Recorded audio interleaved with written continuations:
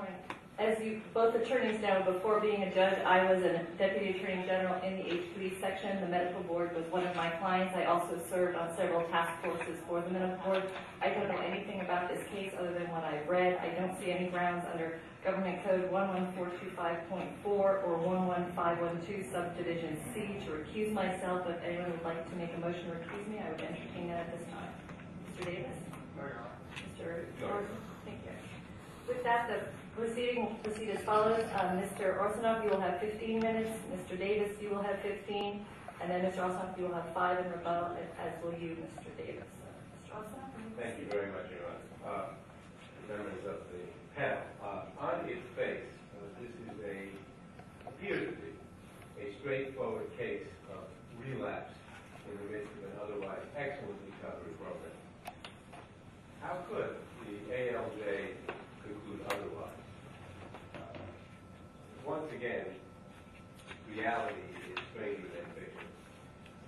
The evidence in this case shows that Dr. Berge was drugged by his own girlfriend. The administrative law judge, Judge Albert, who was presiding administrative law judge at OAH, found that the more persuasive evidence in this case is that Dr. Berge was involuntarily drugged. And while drugged, he may have drank some alcohol while he was involuntarily drugged. If that's the case, then the state didn't prove its case by clear and convincing evidence. If that was proved by persuasive evidence that he was involuntarily drugged, the state certainly didn't prove its case by clear and convincing evidence to command the unhesitating assent of all reasonable minds. Now, the presiding ALJ, Judge Albert, didn't lose his reasonable mind in this case. And I would caution the board not to rewrite the ALJ's decision. As unlikely, incredible as the story sounds on its face, we have hearings in cases like this to decide these matters. Hearings that go on for multiple days so that all the evidence can be presented by both sides, the witnesses can appear, and their testimony is examined, cross-examined. Their demeanors can be observed, and that's very important in a credibility case such as this. And an ALJ who is experienced in determining credibility issues and in evaluating the witnesses and in weighing the evidence can make a recommended decision to the board. Now, the board has wisely delegated the evaluation of witnesses and evidence to ALJ. This board can't spend a week, as happened here, a week was spent on this case, a week with a case. The board may disagree with penalty determinations and with terms and conditions of probation, and sometimes this board does. But it's quite another matter to overturn a decision entirely, especially the credibility determination by an experienced ALJ like Judge Albert, who returned the case for a week. Thus, in the order of non-adoption, what it says there is that the usual statement, oral argument shall be directed only to the question of whether the proposed penalty should be modified.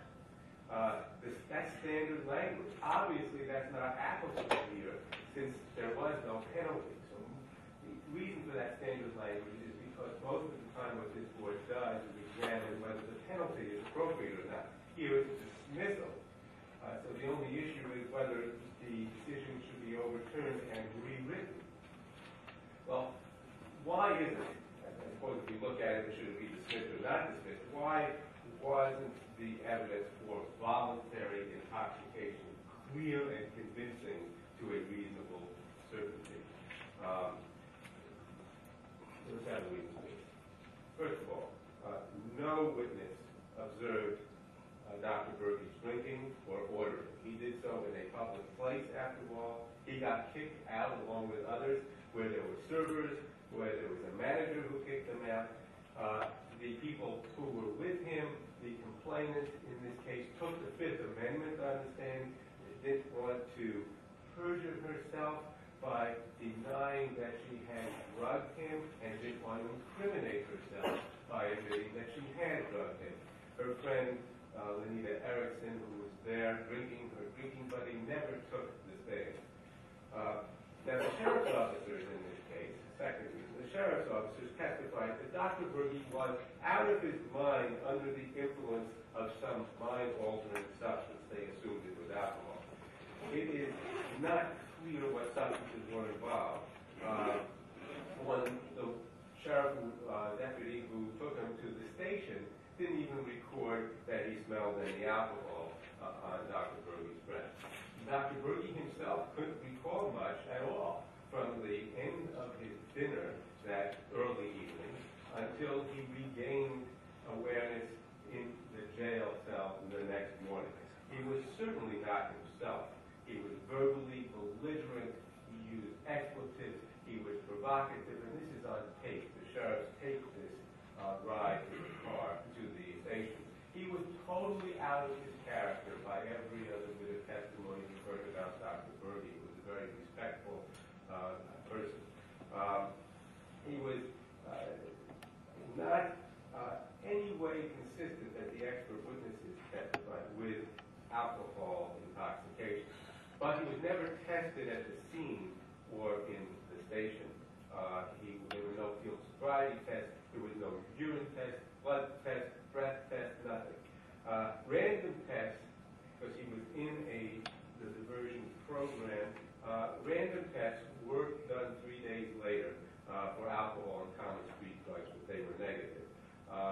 He was arrested at the time for public intoxication, released and not charged. This is not a criminal conviction case where the board can rely upon a criminal conviction and the record of the criminal case. There is no such criminal conviction at issue in this case. And no one is contesting that he was under the influence. The issue is, was it voluntary or involuntary? The officers simply couldn't speak to that issue.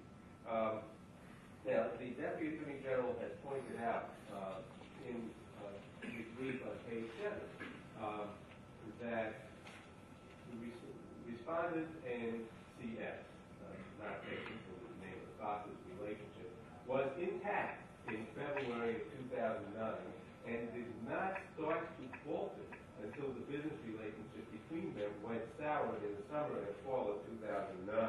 Well, the evidence is to the contrary.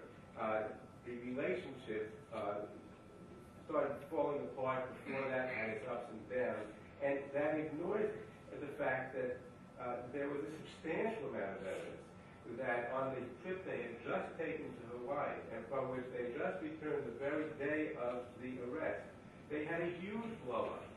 He told her he didn't want the relationship to be on a business level. He had secured a job for her at the hospital. He wanted it to be on a personal level. Their relationship was not to be contingent, he said, on his saving her marketing job at the hospital that he had gotten for her. She was doing nothing on the job, and people were complaining, and they testified about her lack of performance and how difficult she was to deal with at the hospital where Dr. Berge worked. Now, she got very mad at him on the trip to Hawaii. They argued. She kicked him out of the room. He went to the other side of the island, essentially. And she falsely reported him at that time in Hawaii to the Hawaiian police for physically abusing her. The Hawaiian police investigated, they examined her. They didn't even arrest him because there was absolutely no evidence of physical abuse. They met again a few days later on the airplane returning to California. They made up, and they decided to try to have a relationship, at least so Dr. Berge thought. The arrest occurred that very night. She was still upset with him about their fight in Hawaii and that he wouldn't help her keep her job. So she had motivation. She wanted to get rid of him for the evening and have fun with her drinking buddy girlfriend, Lydia Erickson. He had become boring for her. Why? Because he was in a diversion program. He was no longer a drinking buddy, and he was drinking his iced teas and decaffeinated Red Bull. Fourth, she had a history, not just a motive to do this to him. She had a history of drugging him in order to go out with her girlfriend. That's a history that she admitted. Not just to Dr. Berge, who testified that she admitted to him that she had drugged him that evening, but to two women whom she was very friendly with. One is Allison Jordan, who was his on-site monitor in his office, and with whom Dr. Berge worked, who said that she roofied him. That Foss told Allison Jordan that she roofied him. Now that doesn't specify a particular drug. Roofie, I googled this, and it's slang for spiking someone's drink. She admitted to Ms. Jordan, Foss admitted to Ms. Jordan that she was still angry with Dr. Berge and wanted to have it, to just have fun with her girlfriend. But that wasn't the only time that she wanted to leave her teetotaling Dr. Berge behind. Her friend Nicole Durant testified at the hearing also that Foss admitted that she drugged him 3 times. Now, she didn't just admit this to her friends. During the course of discussions with the medical board investigator, Charlene McKenzie, McKenzie testified that, yes, she admitted to me that she had involuntarily drugged him twice in order to have fun with her friends. Now, of course, she didn't admit to McKenzie that she drugged him on February 20th, the occasion about which she complained. That would undermine the complaint with the medical board. It would also get her into worse trouble with her criminal case for assaulting a peace officer that night, physically assaulting a peace officer. Fifthly, supporting the involuntary intoxication case, Dr. Berge himself, shortly thereafter, within days, reported to his group, the diversion group, that he would have been involuntarily drugged. The diversion group said that did not disturb his sobriety date of December 31, 2006. He also told his psychologist, Dr. Sutkin, that he had been drugged by Foss. Now, Dr. Sutkin was counseling both of them, and Dr. Sutkin couldn't state what Foss had told her because that would be a breach of confidentiality, but Dr. Sutkin testified that she had reason to believe Dr. Berge in this case. And she is a very experienced psychologist with over 30 years of experience. Sixthly, Dr. Berge did not commit a crime. He is the victim of a crime. He's not a criminal who is dangerous to himself or others, or a person who is dangerous to himself or others. The only expert testimony in this case, was introduced by Dr. Berge. In fact, the board did consult with an expert, Dr. Breitenstein, who said that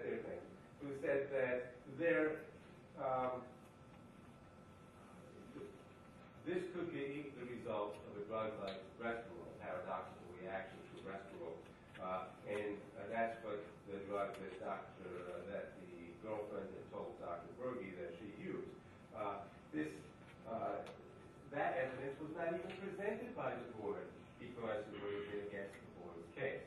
But Charlie McKenzie admitted that she got an expert to support Dr. Berge's position. Dr. Berge presented 2 experts in this case, both of whom supported his position that he had been given a drug, not alcohol, but a drug, by virtue of examining the speech and doing it scientifically, not science. And 7th, finally, he was a poster child for the diversion program. He had been uniformly tested over 200 times, all with negative tests. In fact, there was one other occasion on May 2nd, 2009, a day after she falsely reported him again for drinking while filming a video. She submitted 2 minutes of a video that showed that a beer bottle that she had put in his lap and didn't show him drinking. It said that he had been drinking and he was acting in this video, but that he had been drinking. That was negated by an ECG test, which is extraordinarily sensitive. It goes back 96 hours. That was done the next day. It was negative. So her credibility is nothing in this case. And all of the witnesses who testified supported Dr. Berge's credibility and not the complaining witness's credibility who took the fifth. In fact, when she took the fifth, she made a mockery of the proceedings. She laughed, she smirked. Do not let her make a mockery of this case. Do not overturn the board's decision. And I'm happy to say that he did leave his girlfriend from hell in 2009. She was his fiancée. He was with another very lovely lady since 2009. like 3 kids. He has 4 kids.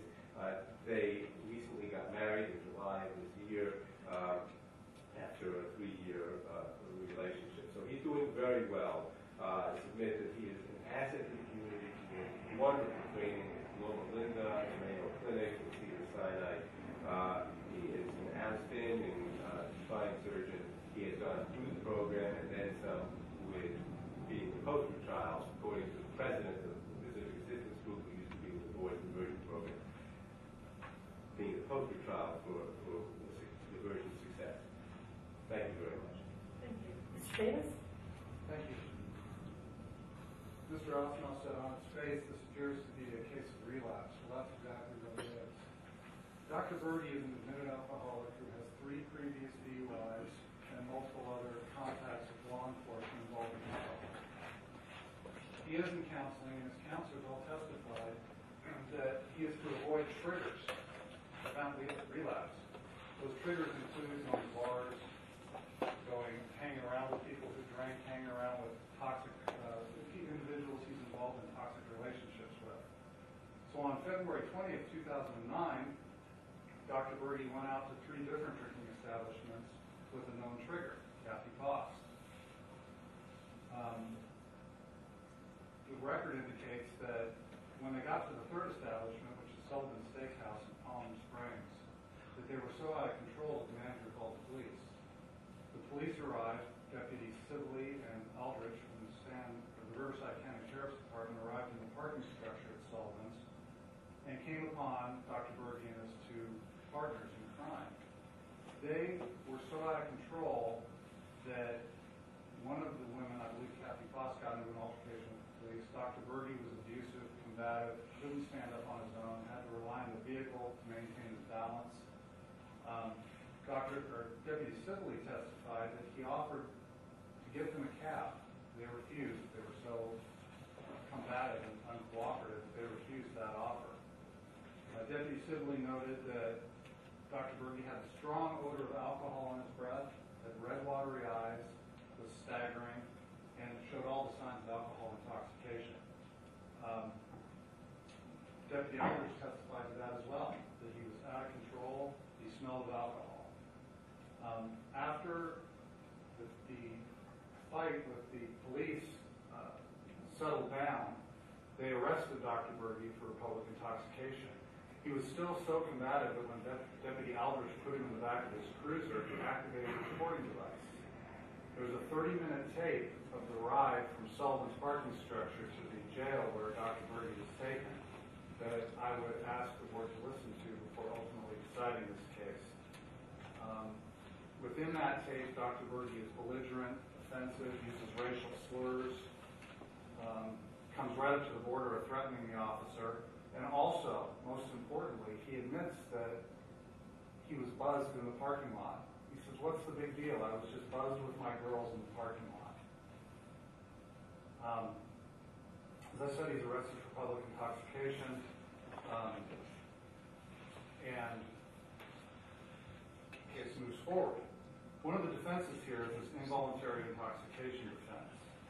At the outset, it's an affirmative defense that requires Dr. Berge to prove it. Now, the evidence that he relies on is the single admission by Kathy Foss that she drugged him one time in the past. She affirmatively denied drugging him on February 20th. One has to ask, why would she ever admit drugging him? If she's going to admit it, she'd admit all of it. If she's not going to admit it, she wouldn't have shared that she drugged him one time previously. The other evidence is the testimony of Allison Jordan, who's an employee of Dr. Berge's, and on cross-examination, she was asked, "Did you tell Dr. Berge that Kathy Foss admitted drugging him?" "No, I didn't." "Did you go to the authorities and say, hey, my employer was slipping Mickey here at a bar?" "No, she didn't." Same with Nicole Durant. She never went to the authorities. She's an attorney, an officer of the court. She didn't take it upon herself after being told that her friend Dr. Berge was drugged to do anything about it. And this is, getting back to the testing, there was no objective test on the night in question because as Deputy Sibley and Aldrich testified, they don't do objective testing in public cases. Those tests, i.e. breath and blood tests, are reserved for DUI cases. Dr. Berge wasn't driving in this case. Interestingly, and it's in the transcripts, the meeting after February 20th, 2009, when Dr. Berge went to his diversion program, he never told them that he was involuntarily intoxicated. He never told them he was slipped a drug, despite his testimony that Kathy Fawcett admitted it the next day. He goes to diversion, the very people that subject him to random drug testing, and he does not say, hey, you should know I was slipped to Mickey on February 20th. No. All he says to them is, I got feisty with the police. Because the story about involuntary intoxication hadn't simmered enough yet. That didn't really percolate until after the medical board filed its accusation. Also, with regard to involuntary intoxication, there's a jury instruction that defines what involuntary intoxication is, and it defines it when the intoxication is produced in a person without his willing and knowing use of intoxicating liquor and without his willing assumption of the risk of possible intoxication. Here, Dr. Berge's own expert, Mr. Kucenek, stated that it's consistent with his opinion that Dr. Berge suffered a period of amnesia due to this mystery drug he was slipped, but that he would still be able to act volitionally while under the influence, or during that period of amnesia. Just because he doesn't remember what happened during this window of time, assuming he was actually drugged, doesn't mean he couldn't act volitionally and drink alcohol, which he did based on the testimony of the sheriff deputies, which all smelled it on it. And second, the second prong of that jury instruction is assuming the risk. He testified that he has a relapse plan, and that relapse plan precludes him from hanging around slippery places, people, and things. Well, going to 3 bars in a night as a known alcoholic with 3 DUIs, an admitted alcoholic, with a known trigger, Kathy Foss, puts him in a position where he assumed the risk. So this involuntary intoxication defense doesn't meet the legal definition and factually doesn't cut it as well. The accusation also charged Dr. Berge with dishonesty. That's based on his statements to the medical board investigators that he was always in compliance with his diversion program and that he didn't drink on February 20th, 2009. There was also a videotape of Dr. Berge in the back of a limo. Dr. Berge testified that this was made on May 1st, 2009, a couple of months after the arrest. I would again encourage and ask the board to view this videotape. In this videotape, Dr. Berge is, to the layperson's eye, clearly drunk. He's fumbling with his cigarette, he's belligerent, he's throwing litter out the window, his eyes are bloodshot, and he's got a bottle of beer between his lap. His testimony is he was acting in a reality show, and that the beer was a prop. I submit to you that that is not credible. Watch the video. It speaks for itself. Again, prior to that making of the video, he also testified that he'd been out of the bar singing with a band as part of the videotape for this reality show. Again, he's subjecting himself to things that are going to lead to relapse. Alcoholism is a horrible disease, and Dr. Berge's question during the hearing as to whether he's ever drank against his will. By the very definition of being an alcoholic, you're powerless over alcohol. When you put yourself in these positions, you're going to drink. It's like the old saying, if you hang around a barbershop long enough, you're going to get a haircut. It's the same for an alcoholic in these drinking establishments. The clear and convincing evidence here, and much of it is circumstantial, but there is nothing in the law that precludes the decision maker and the fact finder for suspending common sense in these cases. Look at the video, listen to the tape, read the testimony of the officers, and consider that this involuntary intoxication defense has holes in it. He never admitted it to his diversion program. The 2 people that say that Kathy Foss admitted it, just hearsay upon hearsay, never reported it, either to Dr. Berge or to the authorities. The just doesn't add up. This was cooked up after the fact to defend against this very case. If the board finds that the allegations contained in the accusation are sustained, including the dishonesty allegation, which would be based on Dr. Berge's dishonest statements to the board and his dishonest testimony under oath at hearing, revocation should be the disciplinary order. But at a minimum, revocation should be ordered with a stay, and 5 years probation should be the disciplinary order with controlled substance, abstain from use term, alcohol abstain from use term, biological fluid testing, an ethics course, and all standard terms and conditions. Thank you very much. Thank you. Mr. Ossoff, you have 5 minutes. All right, thank you. Going to bar. So the evidence in this case on February 20th, 2009 is that he went with his girlfriend and her girlfriend to a Mexican restaurant for an early dinner. They had been on Hawaii time and they went for an early dinner there. By the end of the dinner, he didn't know where he was or recall where he was going. He had absolutely vague recollection from the time that dinner ended to the time he wound up in jail the next morning. Now, he had difficulty withdrawing from relationships. One wonders why he would stay with this young lady for, not so young, but stay with this woman who was drugging him. Well, according to his psychologist, he simply had learned how to withdraw from relationships. That is not an unprofessional conduct. To fail to do so. Unfortunately, he has learned that. He's now in a very good relationship. He's not contesting. We're not contesting that he was out of his mind on the video, on the audio tape in the car, in the sheriff's car. He was completely out of his mind then. He had been involuntarily drugged. Now, the involuntary intoxication defense, that is not an affirmative defense. It doesn't shift the burden. This burden is never shifted to Dr. Berge to prove that. He simply had to raise evidence questioning whether there was clear and convincing evidence that he was voluntarily intoxicated. He has certainly done much more than that. Whether or not the burden of persuasion is met, there is no such burden on Dr. Berge to prove that defense. It's the burden entirely remaining with the Attorney General's office to prove by clear and convincing evidence, which they did not do, that he was voluntarily intoxicated. The other issue, did he act voluntarily while on an intoxicated state? Well, that's like saying someone gets a date rape drug, can't remember what happened, and then whatever happens on the date rape was volitional. That is nonsense.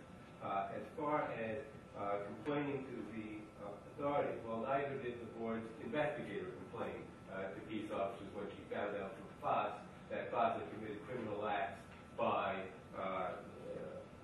on at least 2 occasions admitted to the investigator that she had drugged Dr. Berge involuntarily. So no one reported to the police. On the other hand, he did report to diversion that he was slipped and drugged. They did find that he did not slip out of his sobriety, his continued sobriety. He just didn't tell them who did it. He told his psychologist the next week, Dr. Sutkin, who did it. This is way before any development of such a involuntary intoxication defense. Remember, he was never charged with anything criminal. They released him, they didn't charge him. So that was not a concern at the time of Dr. Berge. And finally, as far as the May 1st, 2009 video, the 2-minute video that the complainant gave the board out of 10 hours of taping when they had been told that they needed to make this production more outrageous. They were told that by the MTV or whoever the equivalent was in London, that they needed to act as outrageous as possible. So they have an outrageous 2 minutes of acting by Dr. Berge. This is not even charged by the board. And of course it isn't charged, because the very next day was the EPD test, which eliminated the possibility of that he would have had any alcohol at that time. That was negative. And so we submit that the complainant was completely lying in her complaint report. She then refuses to testify. Well, she testified to take to every question. There is no evidence that proving this by clear and convincing evidence or reasonable certainty to command the assent of all reasonable minds in this case. Of course not. Do not overrule. Do not reverse the reasonable administrative law judge who heard this case for a week and examined all the many witnesses who were present. Thank you. Thank you. Mr. Davis? Thank you. With regard to his telling his diversion counselor, I would invite the board to read the testimony of Dr. Berge at volume 5 of the reporter's transcript, page 169, lines 22 through 25, as well as, I believe it's page 222, lines 5 through 8.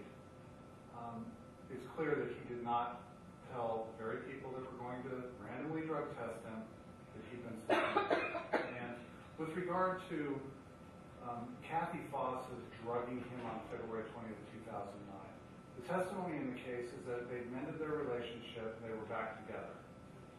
She had a business relationship with Dr. Berge that she valued very much. She also intervened when the police arrived in an effort to protect Dr. Berge. That's why she got into an altercation with the police. She was protecting Dr. Berge. That is completely inconsistent with somebody who's motivated to take him down by slipping him an illicit drug. Furthermore, there was nothing in the police reports that indicated any drugs were being on her at the time. So the story about involuntary intoxication just doesn't hold water based on the reasons I've previously argued. Dr. Berge did call 2 experts, one to address what he believed caused his behavior in the tape and on the video. That was Mr. Kucenik. And he testified that his opinion was based on the rapid onset and rapid end of Dr. Berge's conduct. Well, on cross-examination, it was determined that Mr. Kucenik had no idea how fast the behavior came on or when it ended. The tape ends at the jail. So he's still acting as if he's intoxicated. So Dr. Kucenik has no idea when it ended, which chips away at one of the foundations of his opinions. He did admit that the objective signs, as observed by Deputy Sibley and Aldrich, were consistent with alcohol intoxication. Dr. Berge also had a voice expert, Dr. Yanovitz, listen to the tape in the back of the police car and view the video. And his conclusion was that there was no slurring. So therefore, it was unlikely he was intoxicated by alcohol. On cross-examination, Dr. Yanovitz admitted that he relied on study that stands for the proposition that oftentimes slurring does not appear until one's blood alcohol content is between 0.11 and 0.20, and that 20% of individuals don't slur when they're intoxicated. Again, I invite you to listen to the tape and judge for yourself. With regard to his diversion program, part of the defense here is, well, after the videotape, I took a drug and alcohol test right after and it came up negative. Well, this is the same diversion program that the board stopped utilizing because of its problems. There was testimony at hearing that the urinalysis portion and the drug testing portion of the diversion program was problematic. The Civic Assistance Group is just a continuation of the board's former diversion program, which didn't work. Also, there was testimony from Ramona Drake from Civic Assistance Group about the monitoring program that Dr. Berge was supposed to be adhering to. One of the requirements was that employees not act as a monitor. Well, he's got Allison Jordan, who works for him, acting as his monitor. Also, they're supposed to provide got quarterly reports from the Pacific Assistance Group. There was testimony that Mr. Egg rarely ever called Allison Jordan, and that they didn't supply any kind of quarterly reports. So to rely on a program that is flawed and remains flawed doesn't hold much water. In addition, you would think that even these drugs would have showed up on the tests too, but they didn't either. So to rely on the tests, I would caution against that. I submit that they're unreliable. In essence, Dr. Berge is an admitted alcoholic who surrounded himself with known triggers and went to bars on February 20th, 2009, and ended up drinking. That's what the evidence establishes in this case.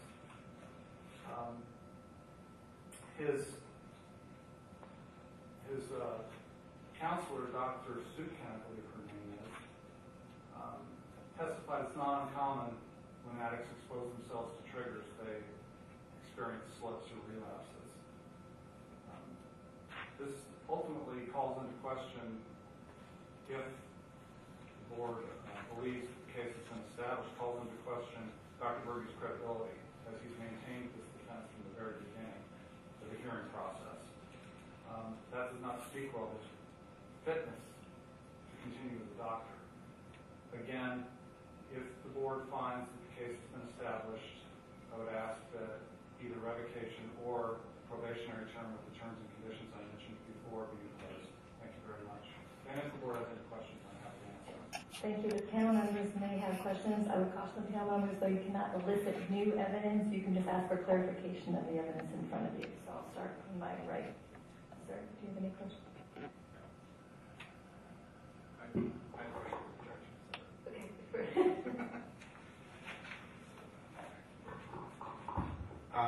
The Assistant Attorney General made reference to a jury instruction.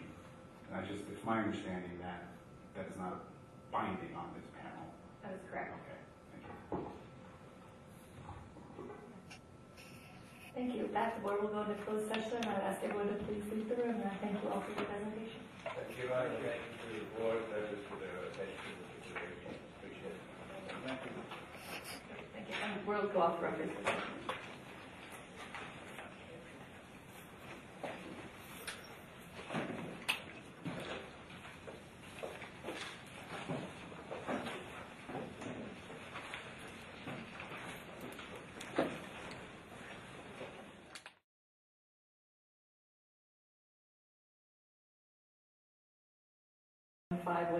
Subdivision C. I don't see any reasons to recuse myself, and if anyone has an objection to my presiding over this matter, I will entertain that at this time. Mr. Spackman? No objection.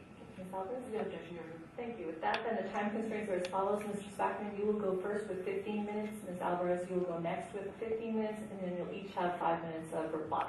Mr. Spackman, go ahead. All right. First of all, Dr. Crowell is not here today. She's actually in the hotel upstairs, but she became violently ill last night, and just cannot be down here. Although she definitely wanted to be here to answer any questions you might have. I'll try to go through this fairly quickly. I don't know if I'll be able to get through all my notes in 15 minutes. I might have to go over and use some of my reply time. Appreciate the opportunity to be here. I'm hoping that after you hear more about the case, you will be inclined to either reduce the discipline to a public letter of reprimand in the record-keeping course or to dismiss the accusation altogether. But PD recommended 2 years probation in the medical record-keeping course. And the reason I think you should be doing this is because the basis for discipline in the PD is not supported by clear and convincing evidence, and because there are legal and factual errors, very significant legal and factual errors in the proposed decision. Further, there are mitigating and rehabilitative factors, which include this is a very unique patient case, as you find out, as you probably know by looking over the PD. It occurred 7 years ago. Dr. Corral has an excellent reputation among her Kaiser patients and colleagues, which is also noted in my brief and also in the proposed decision. And also her acknowledgement at the time of the hearing, today, which you were here, of the medical legal necessity of taking more comprehensive and robust medical records, especially in the era of Kaiser's electronic medical records. Also, I should mention that she was just recertified in family practice within the last year. Now, just very quickly, just for background for the case, so you get an overview. On June 12, 2005, a 47-year-old male lawyer was seen at Kaiser for low back pain and leg pain of 6 to 7 weeks duration. He was examined and treated with Flexeril and muscle relaxant, Relafin, a NSAID for pain. On June 26th, he was seen by his regular doctor for what had become severe pain. He was examined, x-rays were taken, and that doctor at that time, it's not mentioned in the proposed decision, quadrupled the amount of Relafin that the patient was being given for pain. At the same time, he prescribed vitamin ES, 40 tablets to be taken every 4 hours as needed for pain, 1 tablet. There was a mistake in the proposed decision where it mentions that he was only prescribed 30 tablets as opposed to 30 tablets. As you'll find out, that's quite significant, where the case in large measure is hinged on arithmetic to reach a determination that the patient wasn't taking enough pills to be opioid tolerant.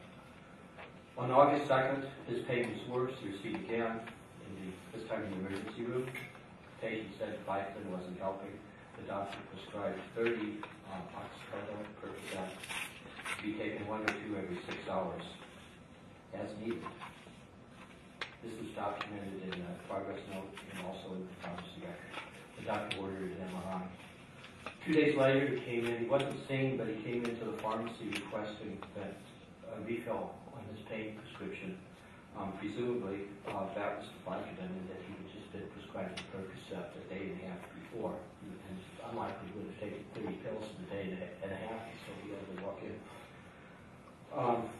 On August 5th, just a little bit after midnight, he came into the emergency department. He said he'd taken all the Percocet that he'd been prescribed on August 2nd. His pain was worsening. What's not mentioned in the proposed decision is that the patient had multiple issues other than pain management. They ruled out an embolus in his leg. He had urinary retention, hypertension. They ruled out quad Aquinas syndrome. He had elevated liver function tests. He had elevated white blood count. He had elevated cholesterol. He was referred at that point to neurosurgery, which is documented in the chart. And he was given more Vicodin, even though the directions were that he was supposed to see the patient that day for his pain problem. Dr. Krause did see the patient 4 hours after he was discharged from the emergency room. I transcribed her note, which is on page 6 of the written argument, so you don't have to read her handwriting. She reviewed the chart, including the pharmacy record and the emergency department record before she saw the patient. She testified that the patient was very frustrated. He was in a lot of pain. He was angry. He threatened to sue Kaiser because he didn't feel that he was being worked out quickly enough. Dr. Corral also noticed in the emergency department note that he'd taken off Percocet in 2 days. She noted that morphine caused vomiting and that the patient was requesting patches. She testified that the patient said he'd been given a fentanyl patch before and that it was effective. She documented his history of low back pain. She mentioned that he had a MRI pending, and that he had one that day outside Kaiser, which showed herniated discs, that the ultrasound was negative for thrombosis, and on physical exam she noted he had edema. She also mentioned that in her note that he had elevated liver function tests, he had a history of alcohol consumption, family history of cardiac disease.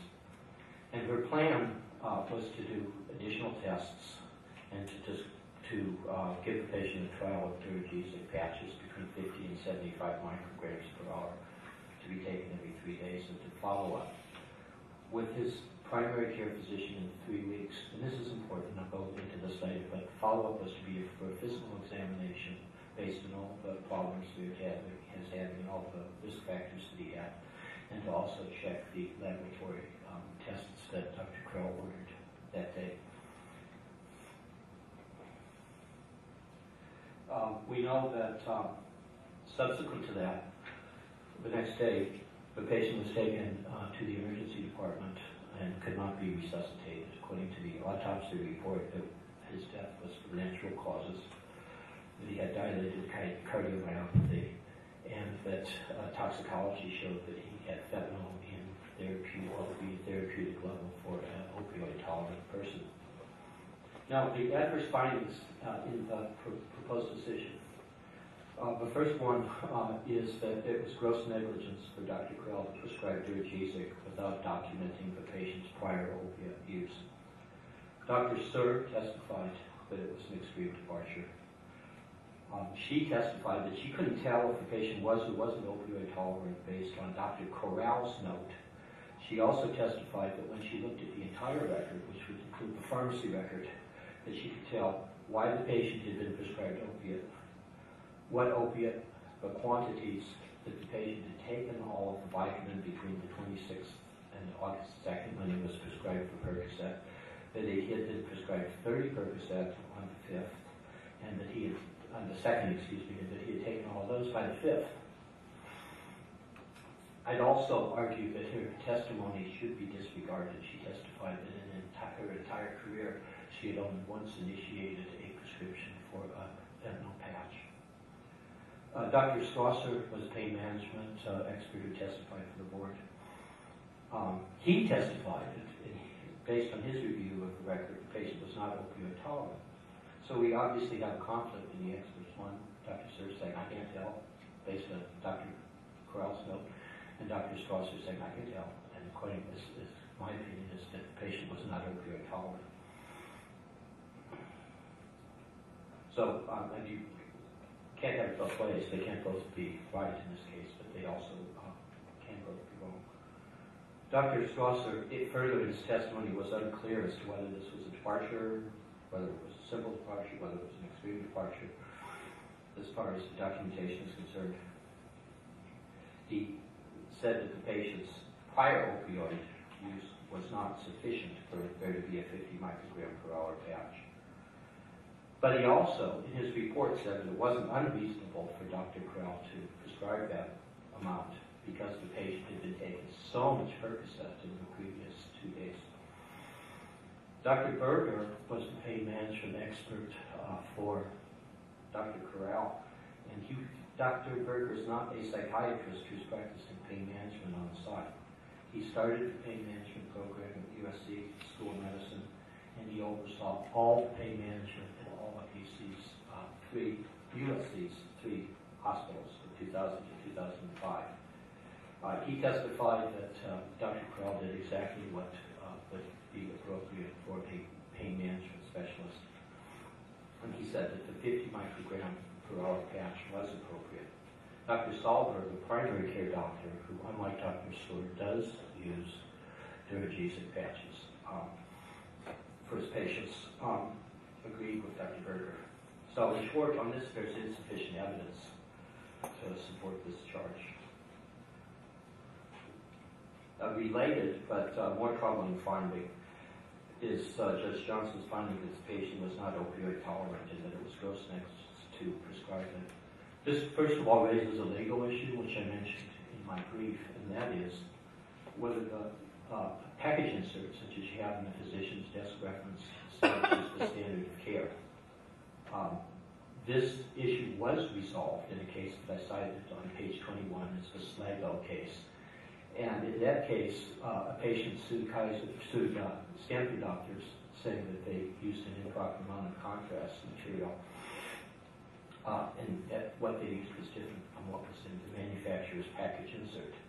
The court held quite clearly that the package inserts, such as you have in the PDR, do not establish the standard of care. So what the problem here is that the PD is legally erroneous. In finding of fact 13, Judge Johnson writes that uses the word standard of care. She says the standard of care requires, and that's followed by a verbatim recitation of what's in the black box warning for Duragesic in the PDR. And that is that opioid tolerance is established by a patient taking 60 milligrams of hydrocodone or 30 milligrams of oxycodone daily for longer than a week. Further, in finding 14, she found that the patient was not opioid tolerant because even though he'd taken more than the amount of Percocet, during the 5 days prior to that, the patient was only taking 30 milligrams, half the amount of the oxycodone. And that as a result, it was gross negligence. So here we have a factual problem as well, because she was using that the patient was taking 30 Vicodin when he was actually taking 40 Vicodin, they prescribed 40. And so instead of taking 30 milligrams a day, here that was actually, according to Dr. Strasser, taking 43 milligrams a day. So he's up over 60% of what the PDR guidelines would be, yet we have a finding of gross negligence and apparently no room for clinical judgment. The other problem is that Dr. Strasser averaged the hydrocodone and Percocet to arrive at his figure, and he averaged them separately. When you average them together over the 9-day period that the patient was being taken them, you end up, according to Dr. Solver, with 67 milligrams, which is well over what the PDR has as a baseline. And according to Dr. Strasser, that was Dr. Solver before, according to Dr. Strasser, using his conversion rate, you would end up with 57 milligrams. So in other words, we're talking about a finding of gross negligence where, even according to the board's expert, we're 3 milligrams short. We have 95% of what even the package insert requires. So I don't think that this finding can stand either.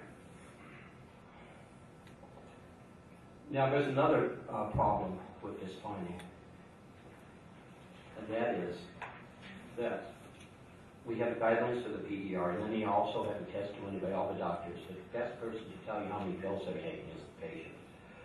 Dr. Corral spoke with the pain management doctor, and he said this patient's got to be taking 8 pills a day for 7 days, whether it's Vicodin or whether it's hydrocodone. She talks to the patient, she points to the calendar, and she said, have you been taking for the last 7 days 8 pills a day? And the patient said, yes, he had. So she instead of doing this averaging, which had already been done by the pain management doctor, she was finding out directly from the patient that he was taking the number of pills.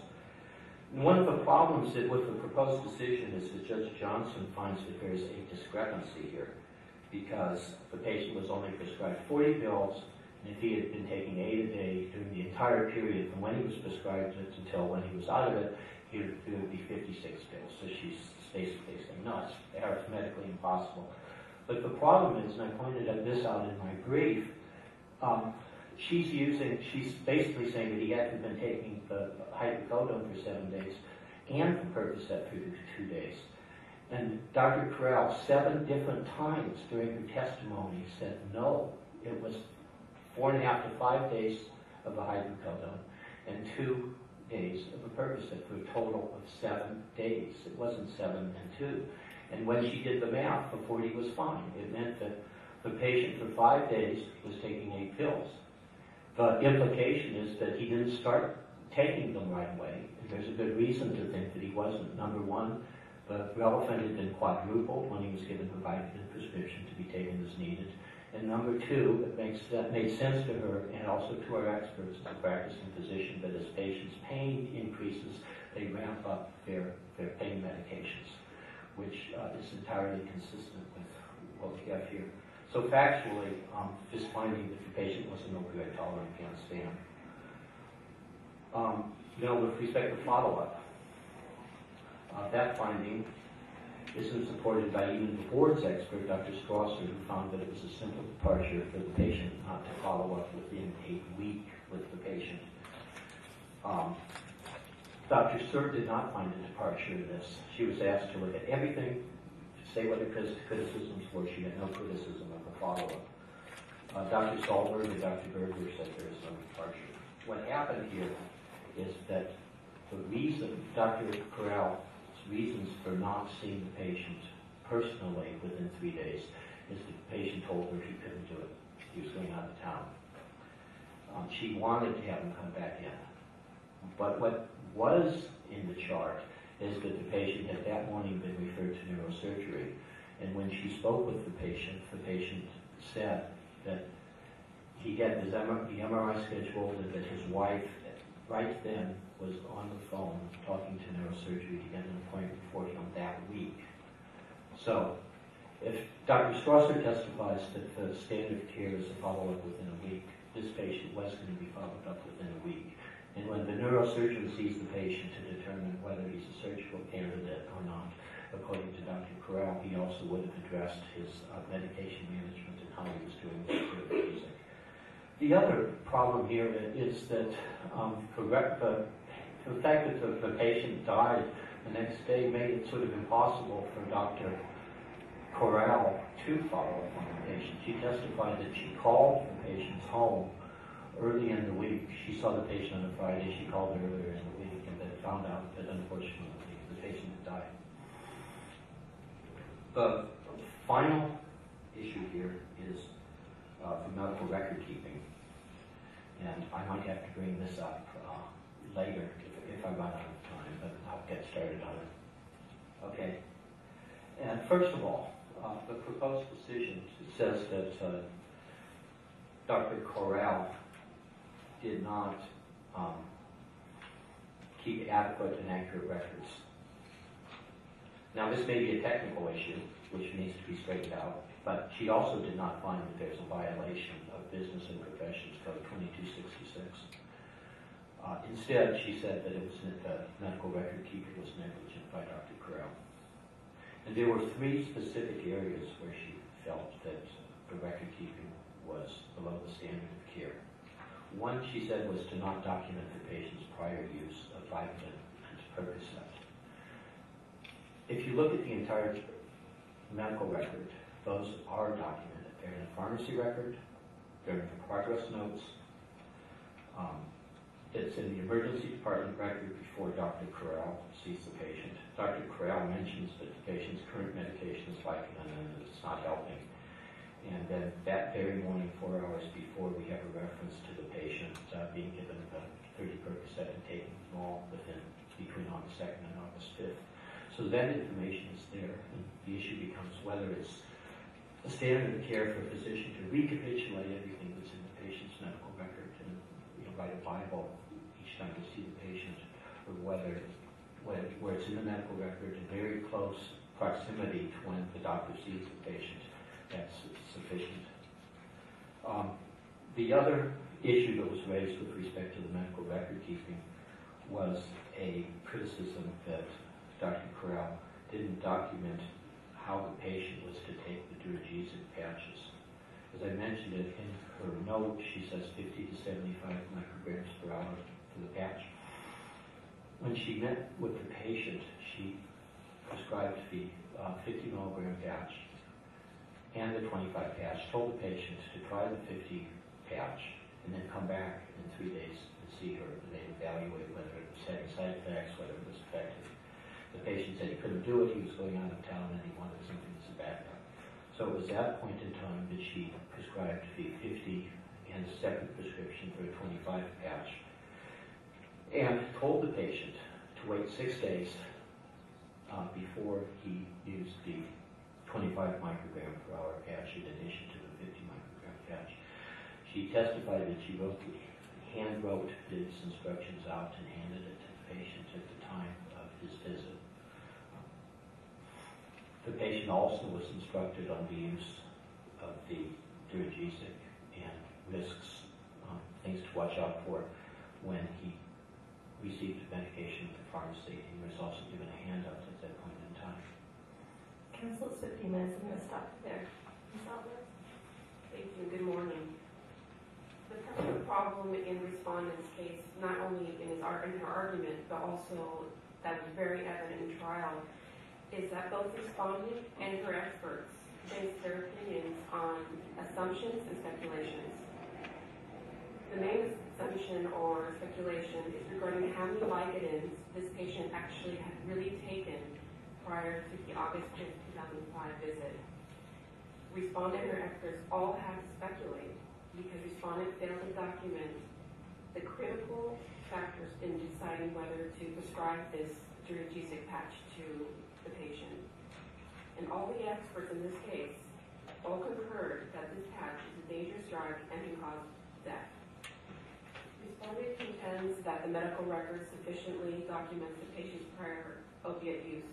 However, nowhere in the medical records, including the pharmacy log, does it detail the amount of Vicodin that this patient was taking.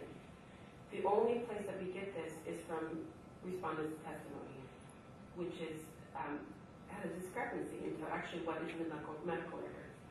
The pharmacy log contains one prescription for Vicodin, and that was for 40 pills, and it was prescribed July 26th.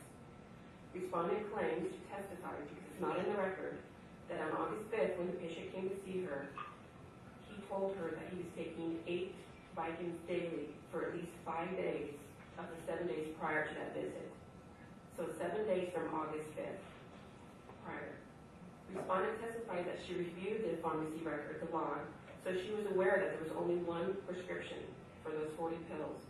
She admitted in her testimony that there was a discrepancy between the patient's July 26th prescription of only 40 pills and the patient's alleged statement that he had taken 8 pills of Vicodin for 5 to 7 days prior to the August 5th visit. She did not document any of her discussion regarding his Vicodin use in her document, her medical record. How could she possibly determine if the patient was opioid tolerant with the discrepancy? She couldn't. What should have happened is she should have asked him about this discrepancy and asked him where he could have possibly gotten the other Vicodin. Respondent testified that she spoke to a pain management specialist. The pain management specialist allegedly asked respondent to verify that the patient had been taking 60 milligrams per day of Vicodin and 30 milligrams of the Percocet for at least 2 days for a total of 7 days in order to establish that the patient was opioid tolerant. She did not document the discussion with the pain management specialist, nor did she remember his name. Again, there's a discrepancy in what the pharmacy record says and what the medical record has and what respondent testified to at trial. The patient only had 40 pills of the prescription of Vicodin, and that was again only on July 26th. 7 days later, he goes to the ER room on August 2nd, and that's where he was prescribed 30 Percocet. That was at 5:15 p.m. on August 2nd. He was given 30 pills at that visit. So between July 26th and August 2nd, there were 7 days. Respondent and her experts want us to believe, to assume, or to speculate that patient waited to take his Vicodin instead of starting on the 22nd of July. That's not believable. This is a person who is in severe pain. He was not going to be waiting to take his Vicodin. Here, the patient presented to his primary care physician on the 26th of July with severe pain. It's documented in the medical record. And he stated that his pain was not relieved by the Flexerol or by the Relapharin. He's also given Percocet, and he takes all of it, 30 tablets, in 3.5 days, not 2 days, as respondent experts keep stating. But respondent experts want us to assume or to speculate that he didn't take the Vicodin starting on July 26th. That does not make sense. Respondent testified that the patient would not necessarily start taking the Vicodin after he saw his primary physician on the 26th, since the patient may, we have to assume this, may have wanted to see if the other drugs would start working. Again, she's speculating. She never asked the patient. As such, respondent's contention that the medical record sufficiently documents the patient's prior opioid use is wrong. Respondent also contends that the patient was opioid tolerant under any methodology. She argues that Dr. Sir and Dr. Strasser, the complainant's experts, were inconsistent with each other. This is not true. Dr. Sir opined that the respondent should have documented whether the patient was, 1, opioid tolerant, and 2, how she determined the patch dosage. She testified that from the respondent's medical record, she could not determine whether the patient was opioid tolerant. This is true. The medical record, that the note that Dr. Corral actually noted, does not have anything that would allow a person to determine whether this patient was organ tolerant. Dr. Strasser did not testify that there was sufficient documentation in the record to make this determination. Respondent argued that Dr. Strasser was able to determine the daily opiate dosage based on the same records by averaging the medications. This is a misstatement of Dr. Strasser's testimony. In volume 1, page 101 of the reporter's transcript, lines 15 to 25, Dr. Strasser was asked, when determining whether Mr. S was opiate tolerant, did in fact you have to assume the quantity he was taking, because it's not anywhere in the record how much he was taking daily? His answer, I had to make an estimate of his daily consumption because it was not reflected in the medical record. And the estimate that I chose to make was an average based on my understanding of the amount of medication he had been prescribed. Respondent's expert, Dr. Salberg, testified that he was able to tell how much opioid medication a patient had been taking just by looking at the entire record. He discounted the discrepancy of the amount of Vicodin, the one prescription, and had once again assumed that the patient probably started taking the Vicodin after July 26th. Dr. Salberg also incorrectly assumed that the patient had taken the Percocet in a little over a 2-day period. This is incorrect. The patient presented to the ER on August 2nd at 5:15 and didn't present to the emergency room again until August 5th at a little bit after midnight, around 12:30.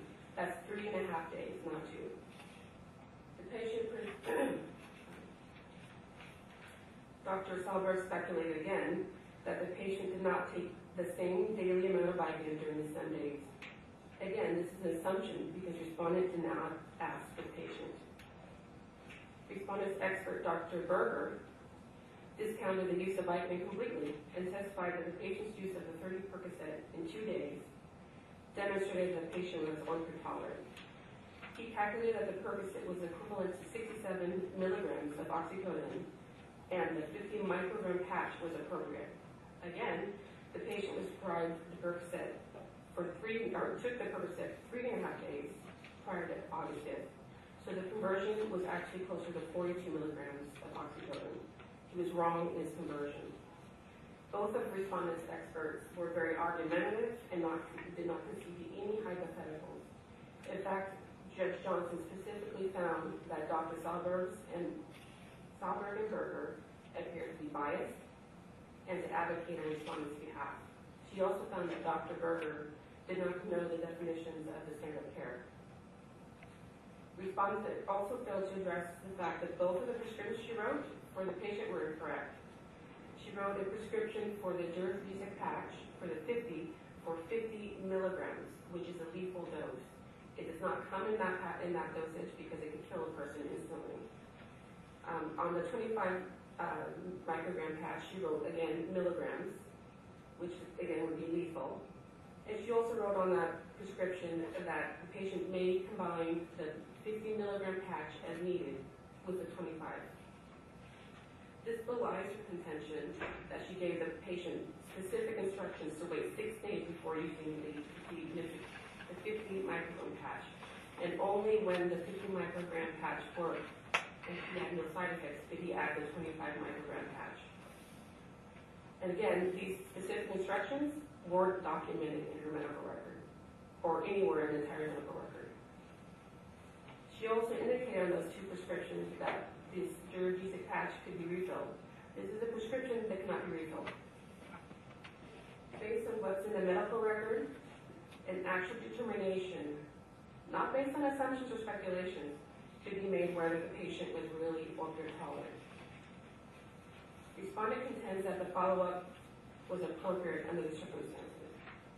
She testified that she knew that the patient was going to see a neurosurgeon in a week, and that she planned that the neurosurgeon would assess the patient's response. Again, this is not documented anywhere. The only indication of the follow-up was a notation saying follow-up in 3 weeks. Dr. Strasser did testify that it was reasonable to follow up within 3 days, 3 to 7 days, not 3 weeks. Again, the respondent wants us to assume that she wanted the neurosurgeon to do the assessment. How would we know this? It's not documented. How would the neurosurgeon know this? It's not documented anywhere. Respondent contends that consultation with the pharmacist and the pain management specialist was not necessary to be documented because they were curbside consults. This is not true. She testified that pain management specialist was the actual physician who determined whether the patient was opioid tolerant and what the dosage should be. Dr. Strausser specifically testified, quote, essentially, she was advocating responsibility for making the dose conversions herself to those other clinicians. So if needed, she was placing so much reliance upon their opinions, and it should have been documented in her notes to clarify her thought processes. Because ultimately, it's the physician's, it's the responsibility of the physician who prescribes the medicine to prescribe the appropriate dose and the safe dose, and in this case, that was not done. Her discussions with the pharmacist and the pain management were critical in her decision making. In fact, the pain management specialist is actually the one who did it. It should have been documented. These were not curbside consults. This was actually the actual decision making process of the physician of what the patient should have received. In regards to penalty, the proposed decision does not comport with the disciplinary guidelines. At trial, it was requested that there be a revocation stay, 5-year probation period. Again, I would request that, along with not only medical records, but an actual prescribing course. Thank you. Thank you. Sir, you have 5 minutes. Okay, just to clear up a couple of things. One is that the patient was taking Percocet for 3 days. Well, that would be fine if that were the case, because that would even give more force to the appropriateness of Dr. Corral's prescription, but the record in the testimony is quite clear that the patient was seen around midnight on the 5th, so that would be 57 hours from 5 p.m. on the 2nd. So the patient was taking the Percocet for 2.25 days, not 3.25 days. The other thing is, she mentioned the testimony of the experts. This is a problem that we have sometimes, and we see these in proposed decisions where the respondents, when respondents have forceful witnesses, they're described as being biased. They were forceful witnesses, especially Dr. Solberg, who was forceful, but he was also analytical. With respect to Dr. Berger, he did definitely know the definition of simple negligence, which is what a prudent physician would do under the same or similar circumstances. And he said that there is no departure from the standard of care. Both of these doctors were shocked by this case, where it basically stands for the proposition that doctors are supposed to be practicing cookbook medicine, where we use guidelines in the physician's desk reference, which are package inserts by the manufacturers, as some sort of a Bible which doctors have to adhere to. They both testified that yes, this is an important consideration when you do any prescribing, but at the same time, you also exercise clinical judgment. And in this case, this patient was so greatly exceeding the amount that he needed to take during those 2.25 days when he was taking twice the amount of Percocet that he needed to take, that in their mind, that combined with the Vicodin made it very obvious that this guy definitely was opioid tolerant and able to take the dose of fentanyl patch that Dr. Corral prescribed. Now, there's also an argument by complainant that our experts were speculative. But, where are you going to decide this case? Are you going to decide the case on the basis of failed second-grade arithmetic, which is what you'd have to do if you go along with this proposed decision? Or are you going to decide it from the proposition that physicians consider guidelines and that they also exercise their clinical judgment, and they also make certain assumptions when they see patients? And one of those assumptions, which from a common sense standpoint seems to be irrefutable, is that patients take more pain medication as their pain increases. So it's entirely consistent that this patient didn't start taking Vicodin, didn't start taking Vicodin in very large doses when he saw the patient on the 26th, but instead he started taking more later on. So there are two ways you can do this if you're not averaging. One is you start at the beginning, which would be the 26th, and you try to figure out, well, what did the patient not take them during those first 2 days? Or you do what Dr. Corral did. You go backwards, which makes more sense because patients are not going to keep a track. Oh, I took 5 pills on the 27th, I took 3 pills on the 28th. But instead you work from when you see the patient during that visit. This is what our experts testified to. And that's then you go backwards for a week and determine if the patient is opioid tolerant or not. Now, the other point with respect to a follow-up, and that is that unfortunately Dr. Corral didn't document her discussions with the pharmacist and with the pain management specialist.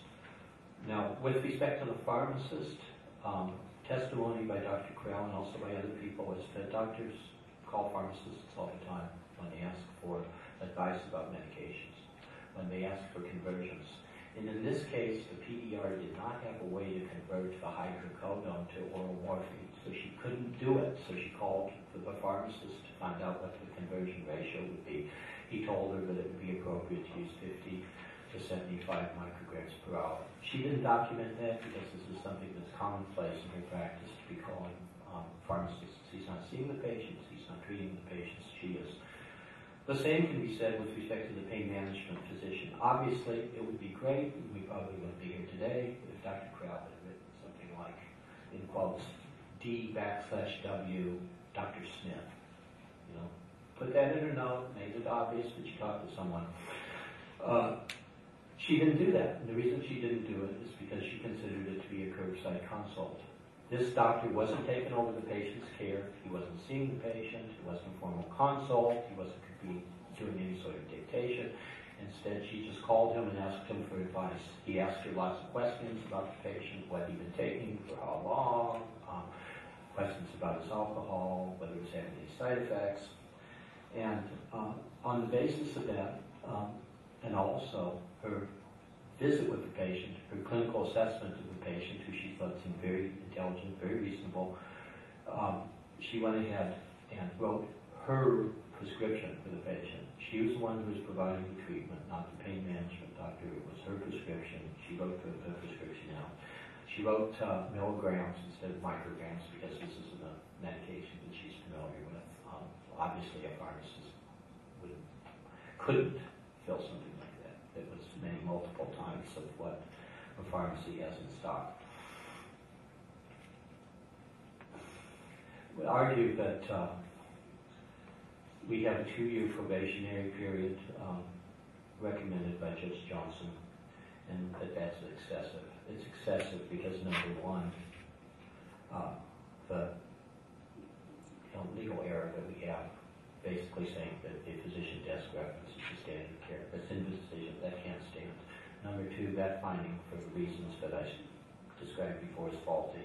Second, with respect to the opioid tolerance issue, as I mentioned before, Dr. Strasser testified that this patient was not opioid tolerant, but now complainant is saying that, well, you know, he had to average to do that. Well, that was an appropriate way to do it, and that's probably how a lot of physicians would do it.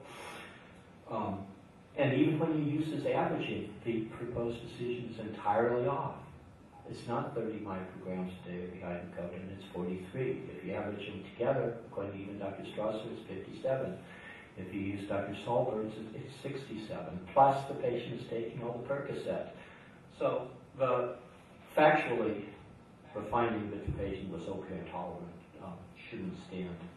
With respect to the follow-up, that also shouldn't stand. It's documented that the patient was referred to neurosurgery, and that was documented 4 hours before when Dr. Corral saw the patient, so she didn't see any reason to repeat that in her note.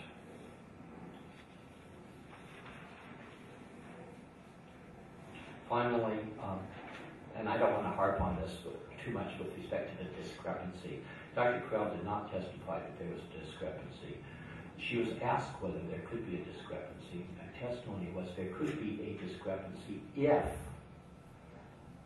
if you're using the 7 days, but then 7 different times, and I have some of the quotes in my written argument, she made it crystal clear there is no discrepancy. If the patient had a prescription for 40 pills, He only had to take 8 a day for 5 days, even 4.5 days. So there isn't a problem with the arithmetic. There isn't a discrepancy. What happened is that the patient simply started taking medications in higher quantity as his pain increased. So again, we'd ask that we have a rewritten proposed decision that comports with the law and the facts, and that at most a public letter of reprimand with a recommendation or an order that Dr. Corral take a medical record, keep in course the maximum penalty here. Thank you, Councilor Schmidt. Thank you. In regards to the discrepancy, there is discrepancy. He was given one prescription. I hate to harp on this, but there was, and this is what happened at the trial. There was one prescription that was done July 26th. 9 days later, August 5th, it said that it was assumed that he didn't start taking his medication until a later time, not July 26th. It was never asked of him. It was an impossibility. There was only 40 pills. If he had taken it starting at July 26th, he would have had to have 56 pills. So yes, there is a discrepancy, and it should have been asked. And regarding the that there was no finding that there was a failure to maintain adequate records, there was. Legal conclusion number 6 of the proposed decision does contain language that respondent did fail to maintain adequate and accurate medical records under her part of this patient's care and treatment. In regards to Dr. Strausser being a psychiatrist who on the side practices pain management, that's not correct. Majority of his patients are pain management patients. A small part of his patient population are psychiatric patients. And I submit that, again, that this is a case that's based on assumptions, and it should have been based on assumptions. It could have been clearly established whether this patient really was opioid tolerant. The prescriptions could have been correctly done, especially if the respondent did not want him to combine the 25 microgram with the 50. It should have been specifically put on the prescription, and it wasn't. It was stated as needed. That's belies her contention that she was very specific in her instructions. I submit that the disciplinary penalty does not comport with the disciplinary guidelines, and I again request that, in the very least, that the respondent also be requested to do a prescribing course. And if you can all have any questions. Thank you. The panel has questions, and I caution them again that we cannot solicit new information, but you can ask for clarification of the evidence. So I'll start with my right, sir. I don't know if I can ask this. You can tell me. If you can just for the court record identify who you are. I'm Dr. Bishop. Why were the pharmacist and pain expert never deposed? We don't take depositions in these, or the board. But I just see they were not, neither one was on a witness list. I saw no testimony from either of them. I can answer that. Is that, I don't possibly do that now. It was part of the deposition. She was deposed, and the respondent was deposed in a civil matter. She could not remember the name of the pharmacist or the pain management specialist. Actually, if I could answer that, I think in her deposition she remembered the first name of the pharmacist, but she didn't remember the name of the pain management person. But we have to realize that the deposition occurred quite a long time after the patient was treated. I asked something additional. It was asked at the trial whether she tried to contact, after the patient passed away, whether she tried to contact the pain management specialist, and she said no, she didn't remember. And to add to that, the reason that she didn't do that is because it was her understanding that the patient's demise was unrelated to the prescription, which is reinforced by the coroner's report.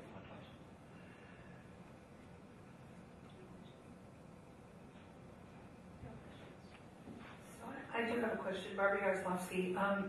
Is this being a Kaiser situation, a Kaiser case, at all an issue, given that there's internal medical records that are totally always shared, and collaborative. I mean, it seems like I was just wanting to make sure that I shouldn't be concerned that this is a situation by which, in this situation, there was no discussions that seemed to be going on between the previous medical personnel, the current medical personnel, in the future.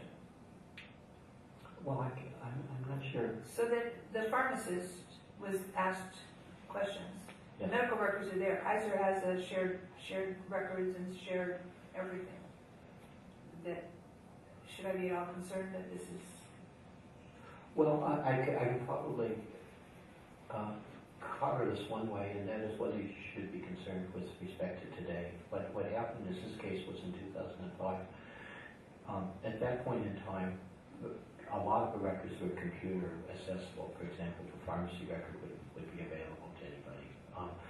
Dictations and things like that would be available. They scanned the emergency department record, so that was available to Dr. Krell. But in 2006, what happened at this particular Kaiser service area is that they switched over to the electronic medical records, so that now So there's this was much more before complete that. information available. Yes. Okay, that's what I didn't. Okay. Okay, so she did testify that she had the pharmacy log and the emergency room department, and then the prior progress reports from the other primary care physicians. I have just one question, Sylvia Daigle. Did you say that the patient said that he wanted Duragesic patches? Yes. Yes, that's documented in Dr. Carell's note that the patient was requesting patches, and she underlined Because he patches had in the used note them as well. Yes. Your final question, because he had used them before? Yeah, well, she didn't put that in her note that he had used it before. The only thing she put in was the quote requesting patches. She discussed the patient's prior use with the patches, and her testimony was that he had used them before for a kidney surgery problem that he had, and that it had been effective.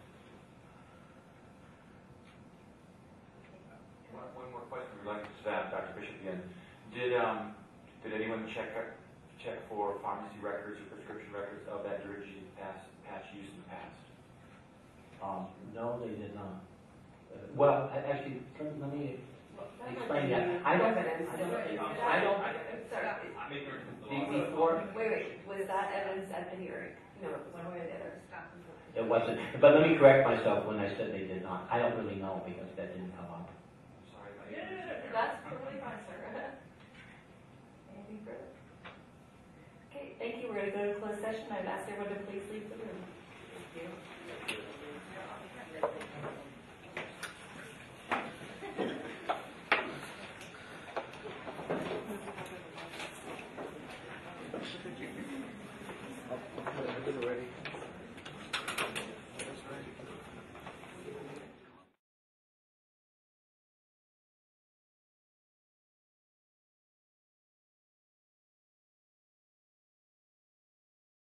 Ready?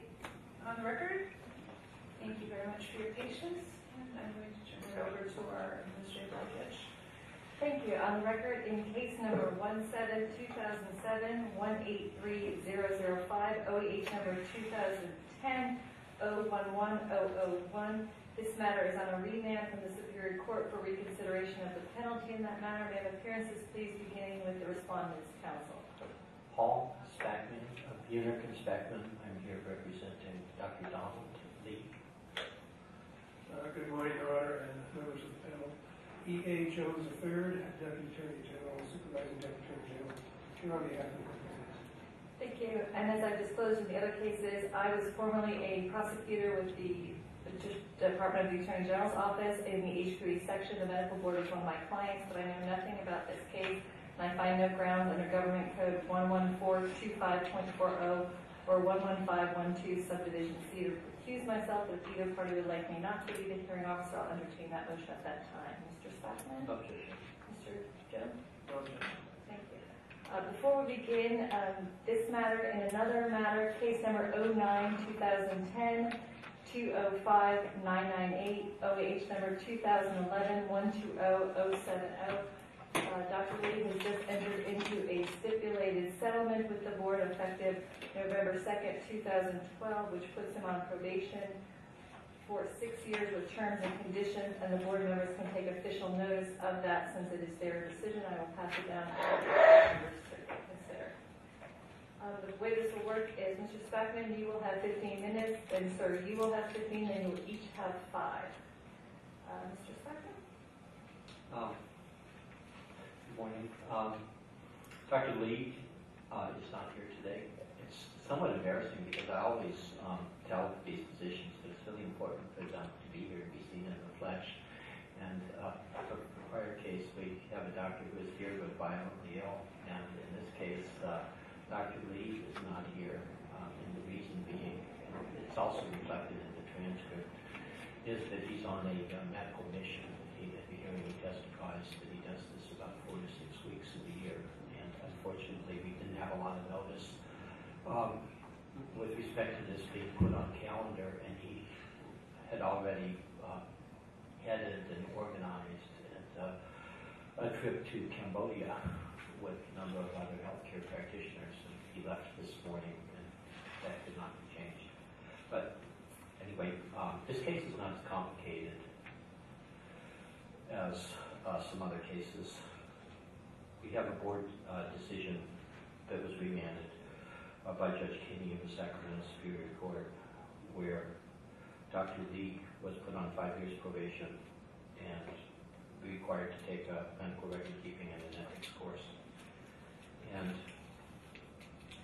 as Judge Matuszewski just mentioned, there's a subsequent case which was settled by stipulation. I was not involved in that case in any respect. I didn't really learn about it until after the stipulation was entered. So I guess you'd say we have 2 issues here. One is, what do we do to have a decision that comports with the findings of Judge Kinney?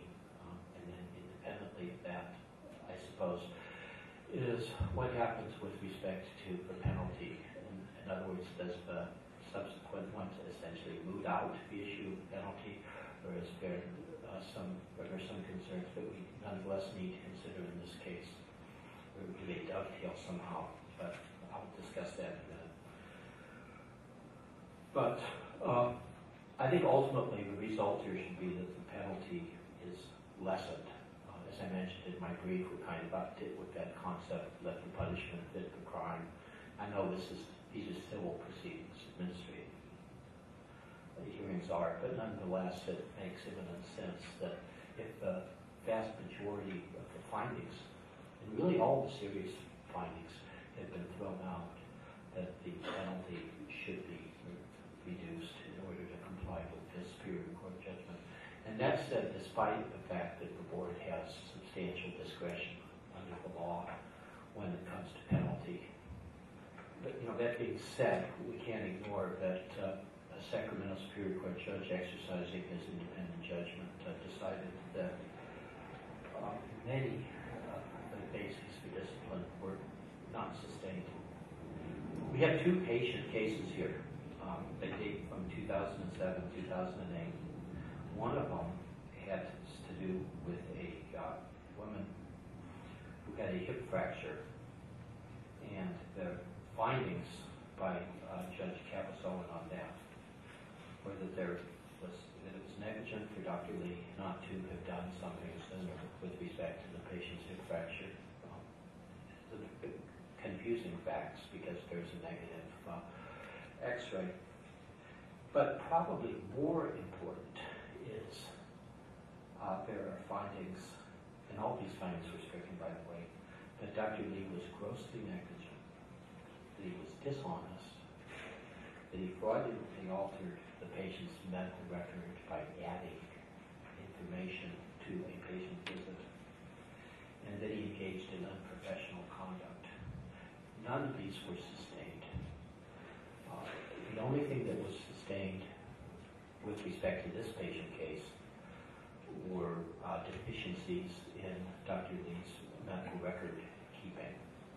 So this was an outpatient, and probably the principal finding with respect to his medical record keeping on this patient is that on some of the patient visits, and again, there were lots of visits because he saw this patient as her primary care physician, her internist, for quite a few years. So there were dozens of visits. But in some of those visits, Dr. Lee's medical assistant wrote down that the patient didn't have any drug allergies. And apparently Dr. Lee didn't catch that. He didn't change it. There's no issue that this resulted in any harm to the patient.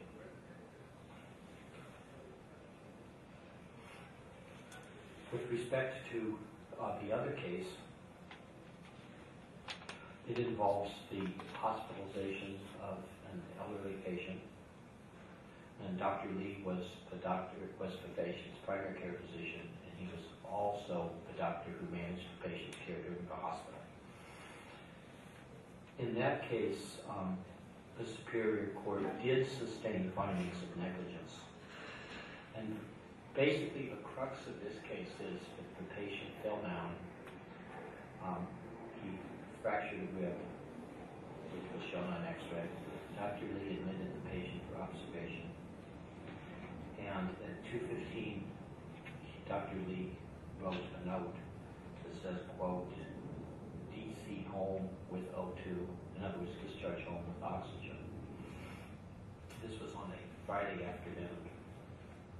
At that time that Dr. Lee wrote that discharge home with O2, the patient's vitals were not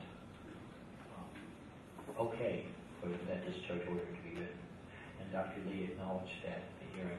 In fact, the patient was even on a non-rebreathing mask at the time as opposed to a nasal cannula.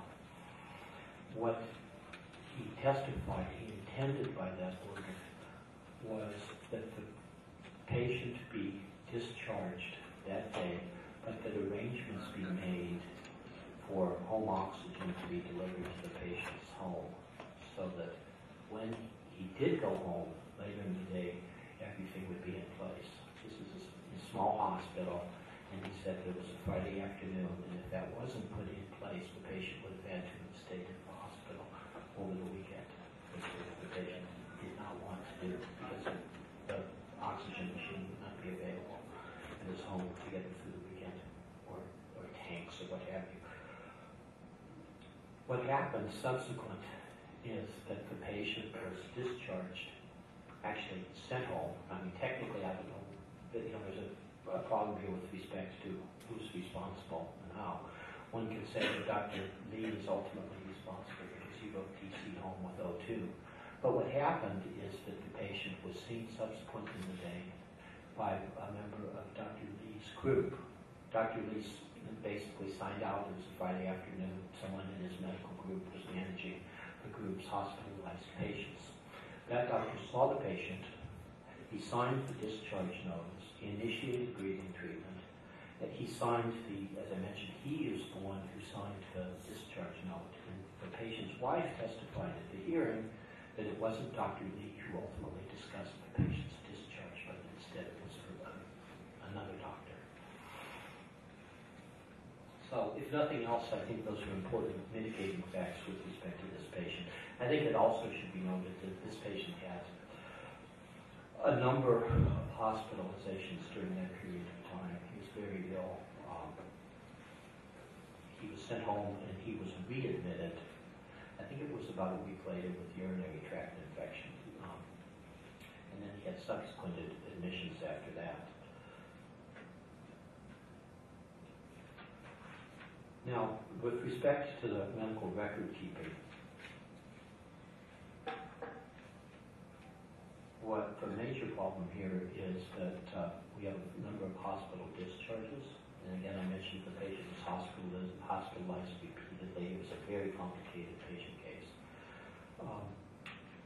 And Dr. Lee's hospital discharge summaries, and I think also a dictated history and physical, came in a bit late. I think they came in at about 4 to 6 weeks. There wasn't a lot of testimony at the hearing with respect to what the standard of care requires for hospital discharge notes, whether it's a week, whether it's 10 days, whether it's a month, whether it's 2 months. There was some variation on that. Dr. Char, who was Dr. Lee's expert, said that the hospital that he works at, the UC Hospital in San Diego, there's considerable leeway when it comes to when you dictate discharge notes. And one of the board's members differed. They felt that these discharge summaries and history and physicals should have been done sooner. So there's a problem with respect to the timeliness of them, and there were also findings that these dictations could have been more complete and could have been more accurate. And I think one needs to consider here what happened is the board's expert was a hospitalist who had not done outpatient medicine for quite a while. He went through hundreds and hundreds of hospital records and found problems, as one would expect one would find when you're looking at that volume of material, problems in some inaccuracies, some notes that were not being done as quickly as they should have been.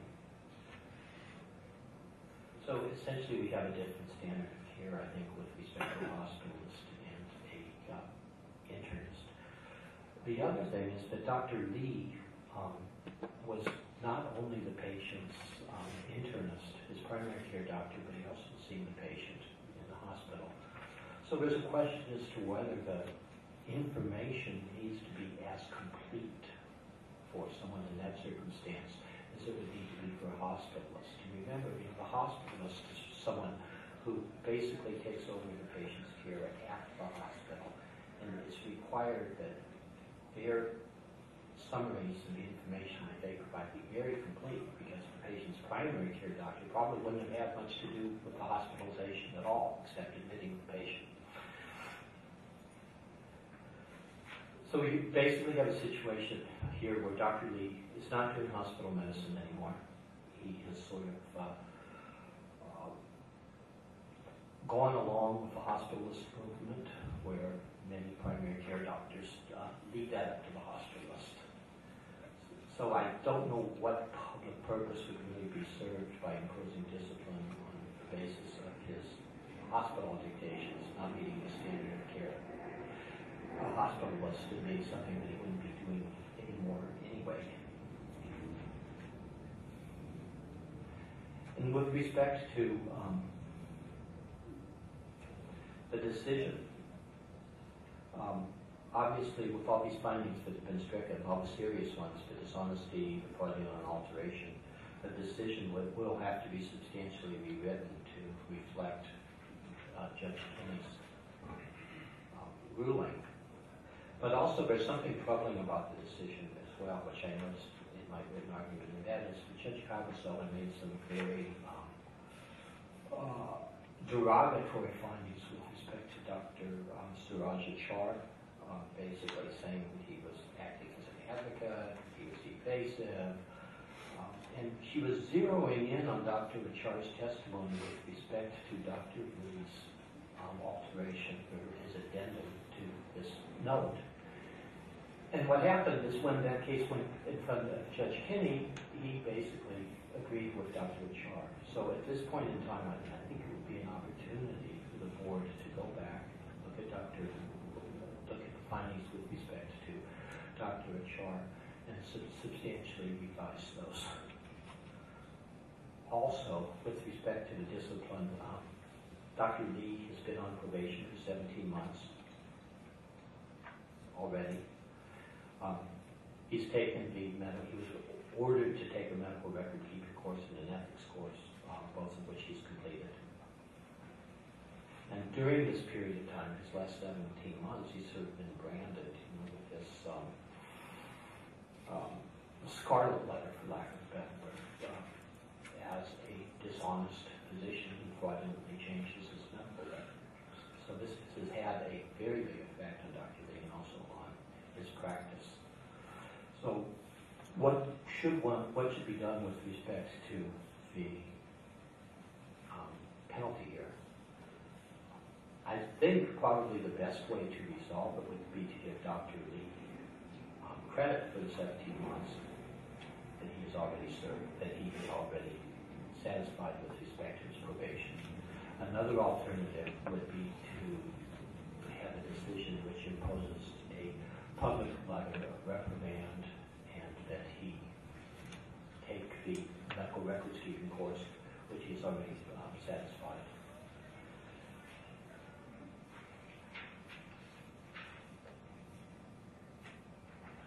And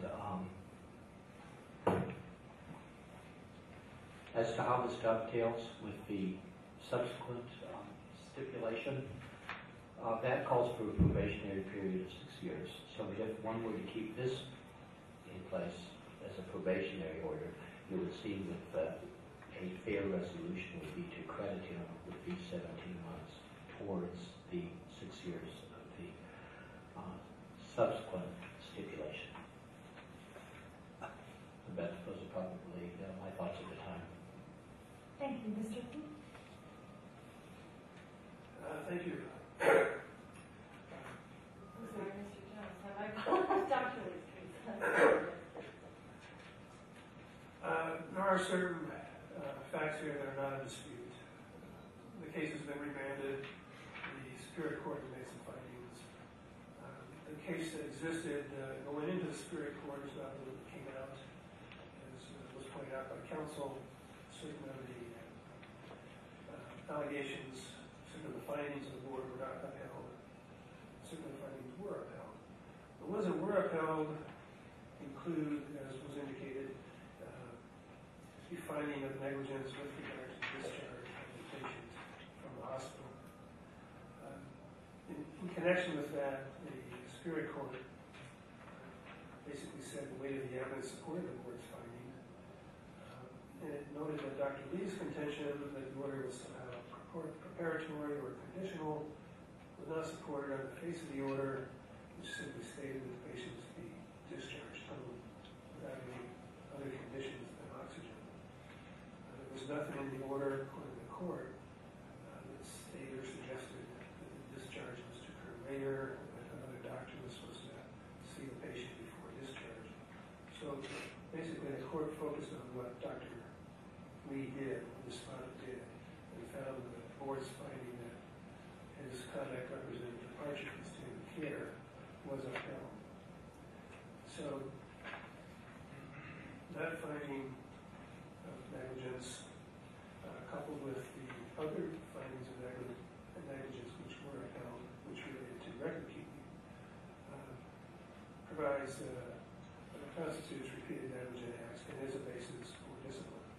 So the board at this juncture has the jurisdiction to discipline Dr. Lee as it deems appropriate for the conduct. With regard to the record-keeping violations that were found,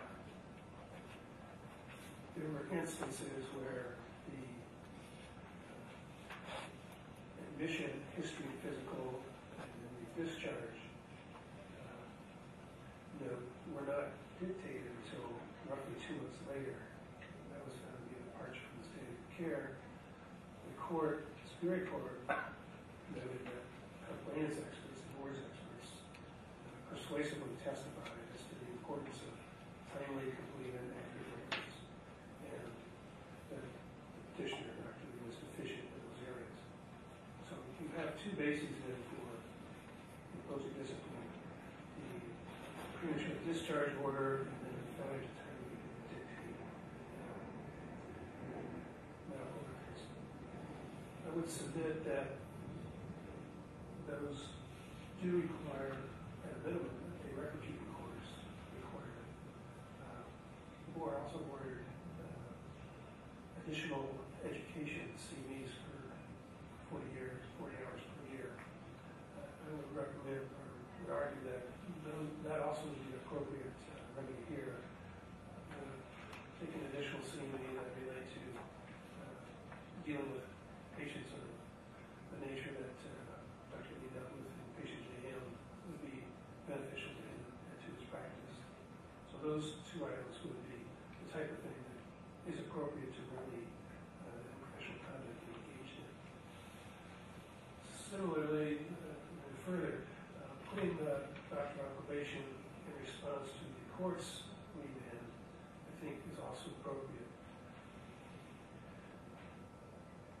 It would permit Dr. Lee to continue to take further educational courses that would relate to the issues raised in this case.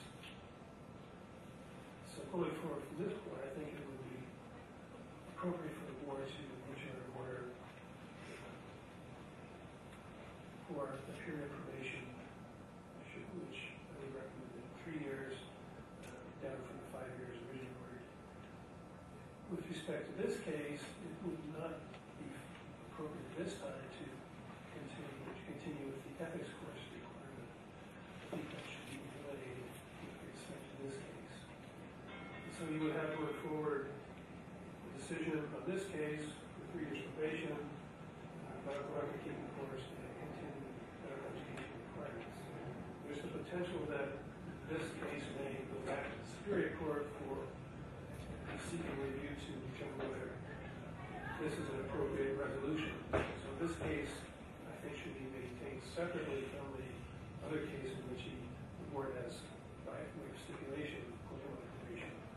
This case should be made separate because it may go again before the Superior Court for further review, and it would complicate things if it were somehow enmeshed in the other case that the board has issued an order on. So to summarize, I believe the board has the jurisdiction here and the basis to lower the probation period to 3 years from 5, to eliminate the ethics course for this case, and to require the medical record keeping course and the continuing medical education course. Thank you.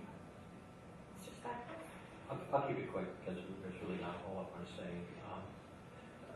I didn't mention the 40 hours CME. I probably should have, but I did slip my mind. But one needs to remember that Dr. Lee has been on probation already for 17 months, and one has to assume that he has complied with the terms and conditions of it, and that would include 40 hours of additional CME. So he's done a lot of that already. Also, with respect to the medical record keeping course, it was ordered that he register for that within 60 days and complete within 6 months. So that's something that has been satisfied as well. The ethics course, unfortunately, he had to take to comply with the order, but it would seem appropriate based on, in retrospect, based on the findings of Judge Kinney. I think there is some merit to the argument that the Superior Court still has jurisdictional this and that it's been remanded, and that it would be cleaner, for lack of a better word, for the Superior Court to deal with the case if this case is kept separate from the subsequent case. But again, the overriding issue here is also fairness, and that was the reason it would seem that it would be within the board's penalty discretion to roll those 17 months that he's already served into the subsequent stipulation and order. Reducing the penalty from 5 years to 3 years, I think, would be inappropriate and would constitute an abuse of discretion given the magnitude of the findings that were not sustained by the Superior Court. I mean, those are the sort of findings that I'm sure the board would agree are ones that usually prompt a stiffer penalty, especially findings of fraudulent alteration of records and dishonesty. And if you look at the guidelines, those are the ones that seem to put these penalties over the top. But with those gone, and with the quality of care findings with respect to the HIP case also gone, it would seem to me that a more appropriate penalty would not be reducing the case from probationary period from 5 years to 3 years, but instead a PLR with no probationary terms at all, or basically a time served 17 months is certainly enough. I mean, after all, a physician can petition for reconsideration after 2 years for a probationary period is 36 months or not. So why then shouldn't the 17 months be sufficient to set and also taking the medical record keeping course and taking what he's going to see, maybe he's already taken, be sufficient in a case where there's very little match with respect to adverse findings now compared to what there was prior to the case going to the Sacramento Superior Court.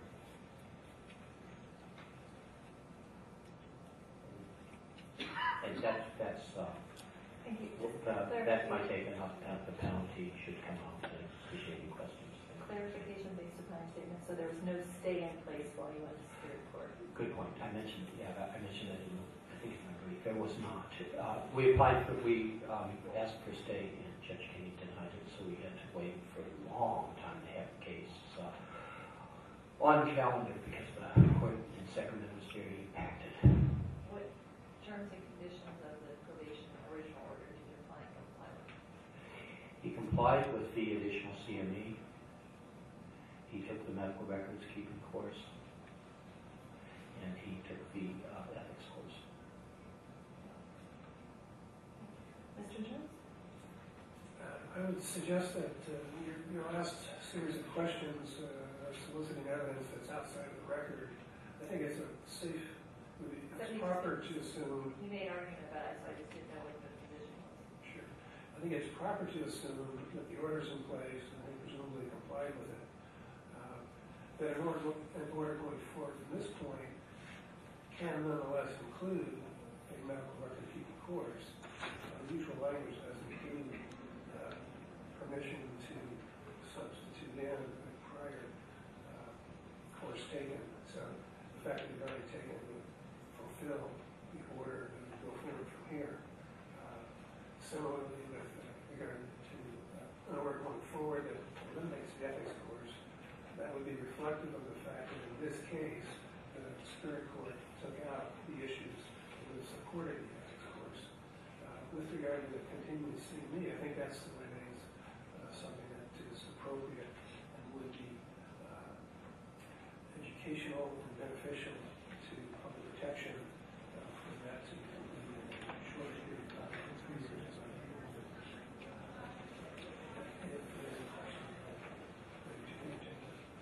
Thank you. And I would again caution the panel that you can solicit, you cannot solicit new information, just clarification of evidence already. I'll start with that. There you go. Okay, with that, thank you for your presentation. We're off the record. We'll go into closed session, and I ask everyone to please leave the room.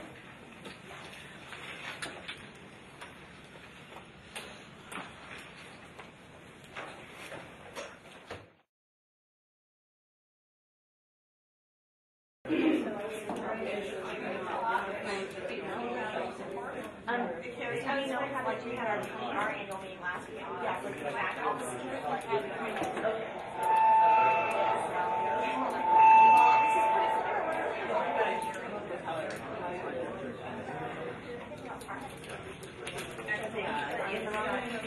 Yeah, I know.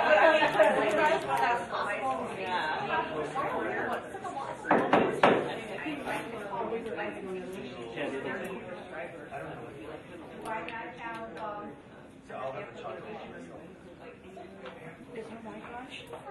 The mic's on. They're the ones being like, and then why isn't the mic on? Do a test. Could you speak in the mic just for a second? We are. Do we? I much closer than that, but. Usually when I tell a joke, I go, is this thing on? No, it's not. All right, well, we'll just talk loud. First one on speak, Mr. Gordy.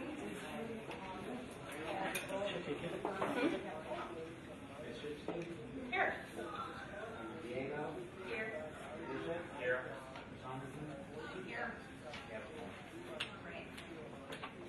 This is an official business meeting of the licensing committee, and there will be time for public comments, and we do have a timer if it looks like we have a lot of public comments.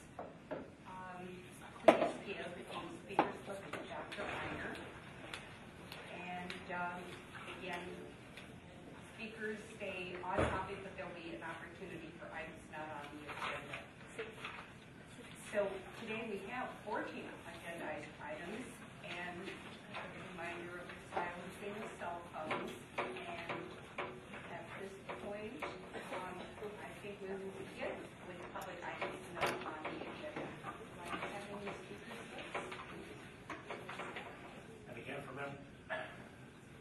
And again, for members of the audience, this is your chance to publicly comment on items not on the agenda. And we don't require a speaker slip, but we do it so that the meeting may be orderly and that we may have the full record when we're transcribing it. So this will be anyone's opportunity to comment on any item that is currently not on the agenda. In that case, speaking of the minutes, let us review the minutes from the May 3rd, 2012 meeting. Are there any additions or corrections to the minutes? Seeing none, may I have a motion to approve the minutes as submitted? Thank you. All in favor of approving the minutes? Any opposed? Minutes are approved. Now, we would like to have an update on licensing staffing, and this will be provided by Mr. Wright. Okay, first off, I'd like to thank the staff for doing an excellent job in the past fiscal year and also currently in this fiscal year. And they've done an excellent job. We currently have only 3 vacancies in licensing, so that's the best we've had in a very long time. So we have 1 OT and 2 MSTs that are in the process. We've interviewed for those OTs and we're in the process of doing our other ones and the work for being possibly interviewed for that. In addition, the managers have completed some interviews for seasonal clerk positions, and these are the positions that we're going to use to replace our senior assistants with. In addition, we were able to retain some of our retired annuitants while we were in the process of being able to hire permanent intermittent employees to take their place. And that concludes my update on the staff. Thank you. Mr. Warden, any committee member comments on the staffing? Any public comments on this topic? Well, then, moving on to item 5, Mr. Warden, please update us on the business process re-engineering recommendations. Staff has completed the revision of the physician surgeon's application and the development of the repeat schedule. And that application just went online yesterday. So the rest of the website has not been updated yet, but the new application is on the web as of yesterday afternoon. That's quite a bit different from the previous application, and it's designed to be a little easier to read and follow. In addition, we plan on changing the website quite a bit, and we will have plan on doing some pop-ups for questions on specific questions that we give the questions on. That will be coming in the future. So once this application will be able to use people who qualify under the new law that is going to go into effect in January under SB 122. So we will have that included in this particular application.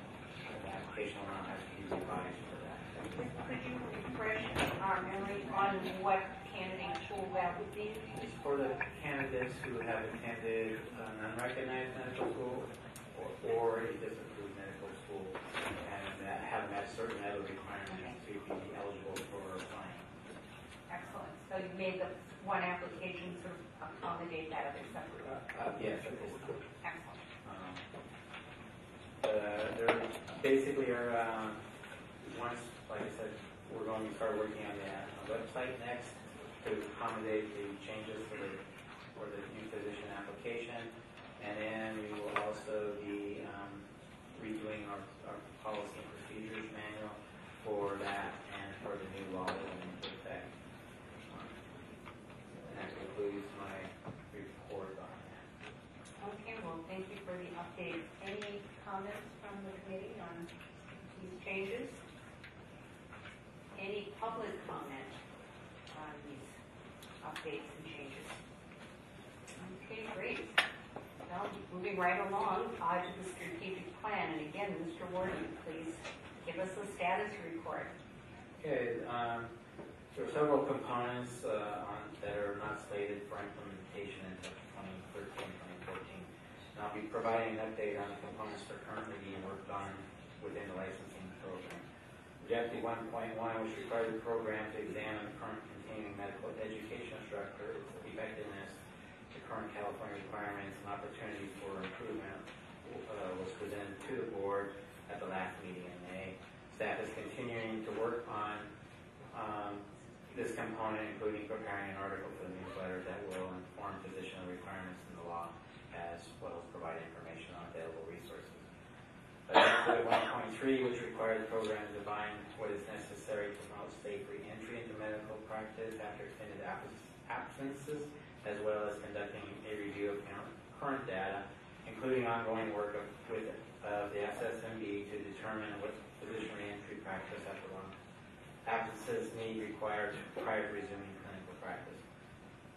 As part of the board sunset review, this task was completed and is actually sort of ongoing. That FSMB is still looking at a lot of that issue.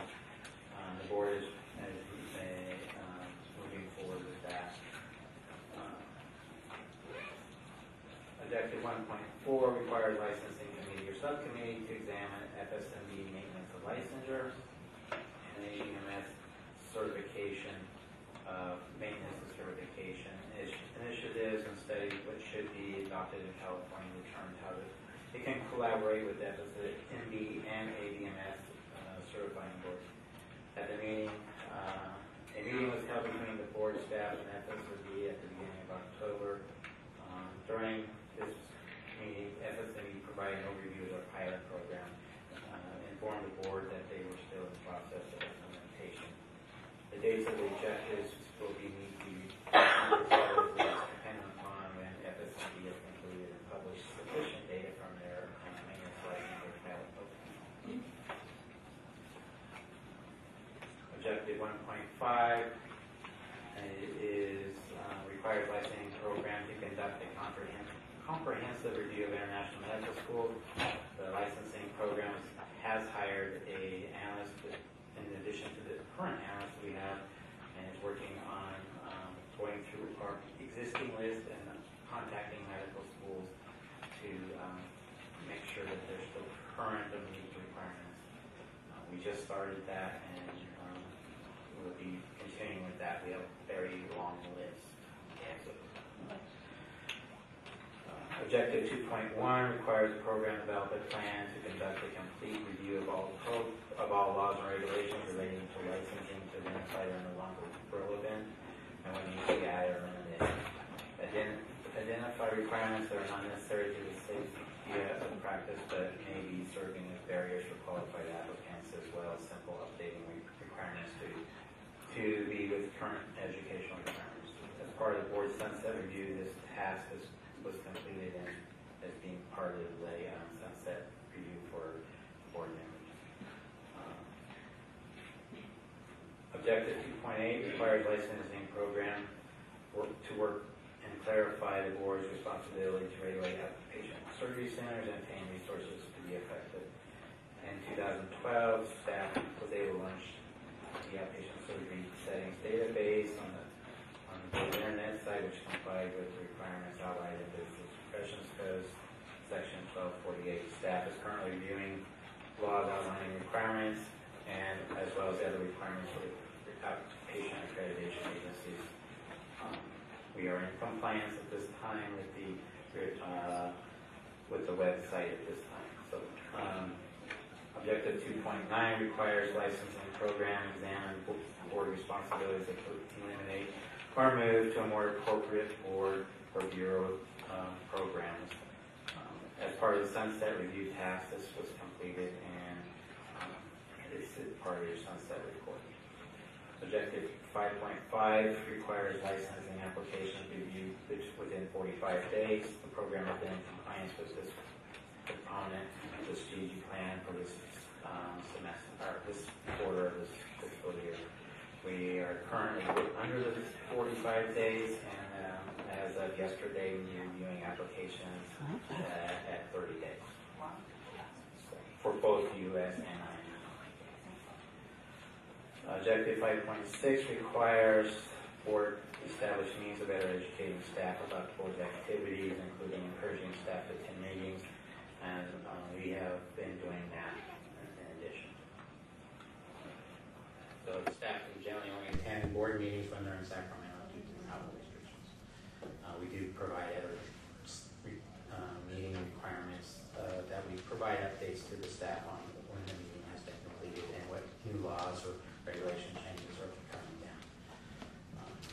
Objective 5.7 requires the board to establish a means of better educating board membership about operational activities, providing tours, and we've been working on that also.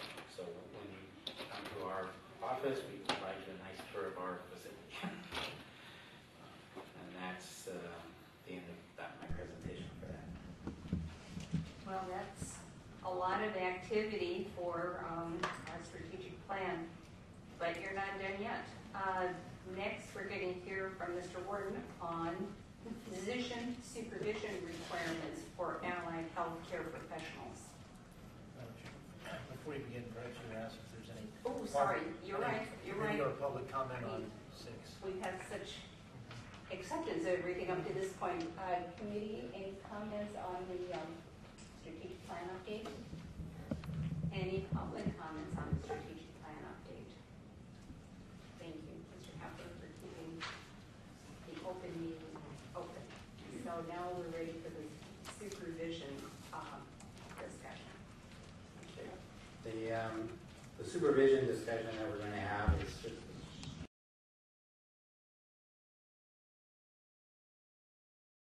what the medical board has, but also some other boards that are medically health related. So some of these supervision requirements the board has no authority to change. So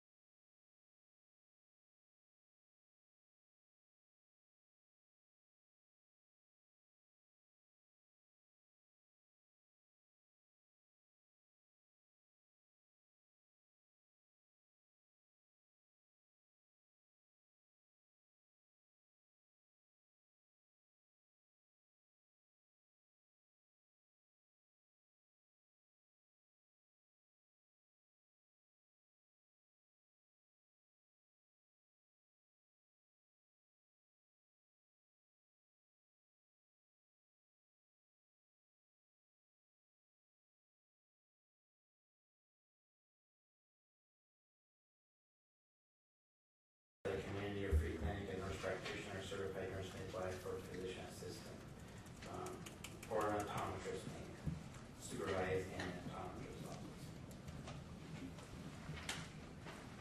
Licensed midwife, supervision requirement is yes, and supervision is provided by a physician and surgeon with current practice or training in OD. And the ratio for that physician and midwife is 4:1. Student midwife is not licensed and does not require registration. They have other requirements to be enrolled in the school. Supervision is required and is provided by a licensed midwife or a physician surgeon with a current practice or training in OB.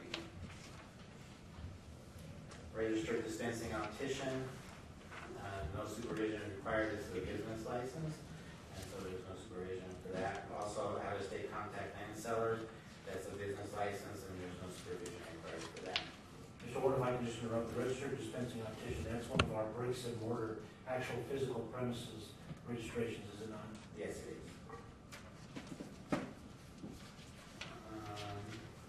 Registered spectacle lens dispenser, there's no supervision required. Registered spectacle lens dispenser training, supervision is required and is provided by the registered spectacle lens dispenser. Registered contact lens dispenser, there's no supervision required. The registered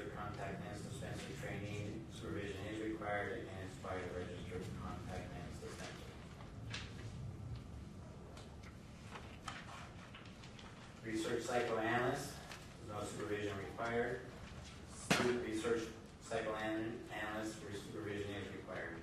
It's provided by a graduate psychoanalyst, licensed physician, surgeon, psychologist, clinical social worker, licensed marriage and family therapist, or a graduate research psychoanalyst with a minimum of 5 years of postgraduate clinical experience in psychoanalysis.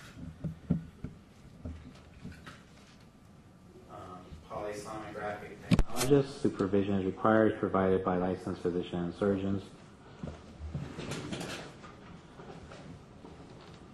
Polysomnographic technician, supervision is required and is provided by physicians and surgeons. Polygraphic technologist, supervising polygraphic technologist, registered nurse, physician assistant, respiratory care practitioner. Registered polysomnographic trainee, supervision is required and is by physicians and surgeons as noted for a polysomnographic technologist, supervising technologist, registered nurse, physician assistant, respiratory care practitioner. Physician assistant committee, physician assistant supervision is required as by physician surgeons, doctor of podiatry medicine, and practicing within a physician's medical group.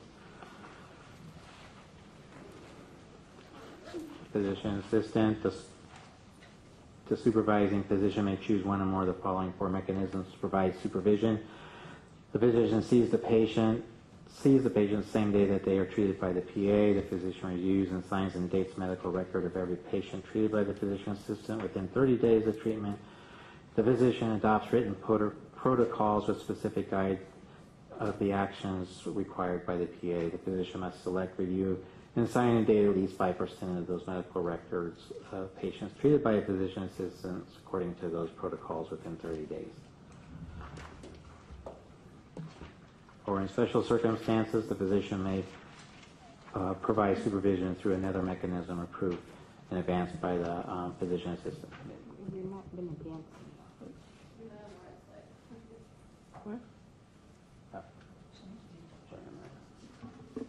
Now I'm sort of behind, but I caught you back up. Okay, Board of Podiatric Medicine, supervision requirement for licensed doctor of podiatric medicine is none. Registered nurse and advanced practice nurses that are listed below. Supervision requirement is yes. Supervision requirement varies depending on the function being performed. If required, supervision by a physician and surgeon, dentist, doctor of podiatry medicine, or clinical psychologist. Okay, Greg, can you go back and read the footnote, because that actually is the crux of this whole discussion. Okay, the footnote on that one is with written standardized protocols, or protocols may be required for some functions, particularly when performing overlapping medical functions. Physical presence of supervisor may or not be required depending upon standardized procedure specifications. Thank you.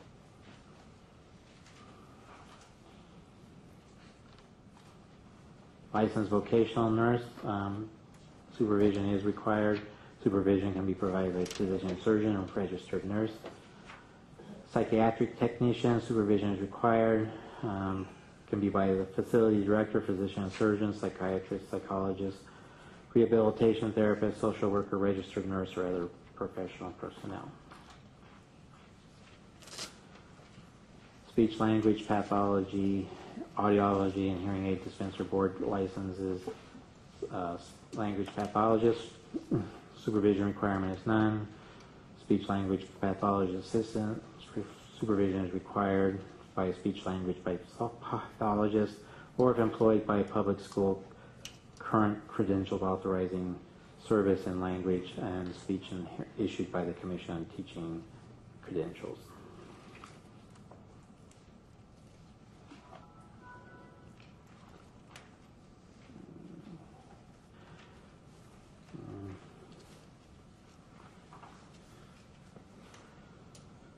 Audiologist is none. Audiologist aid does require it, and it's by an audiologist. Hearing aid dispenser, requirement is none. Hearing aid dispenser trainee is required by, and is by a hearing aid dispenser. An optometrist requires no supervision. Optometric assistant requires supervision by an optometrist or a physician and surgeon, basically an ophthalmology specialty. Licensed occupational therapist requires none. Occupational therapist assistant requires supervision by an occupational therapist. Occupational therapy A requires supervision by an occupational therapist assistant. Dentist requires no supervision. Dental assistant requires supervision by a dentist. Dental auxiliary requires supervision by a dentist. Orthodontic assistant requires supervision by a dentist. Dental sedation assistant requires supervision to be provided by a licensed healthcare provider authorized to administer conscious sedation and general anesthesia in a dental office. Dental hygienist requires supervision by a dentist. Registered dental hygienist in alternative practice requires a dentist supervision, and registered dental hygienist in an extended function requires supervision by a dentist. Pharmacist requires no supervision. Intern pharmacist requires supervision by a pharmacist. Pharmacy technician requires supervision by a pharmacist, and the pharmacist technician trainee requires supervision by a pharmacist.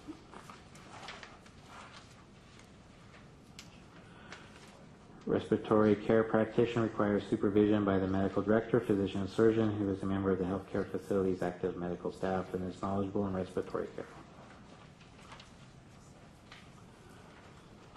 Physical therapist requires no supervision. Physical therapist assistant requires supervision by a physical therapist.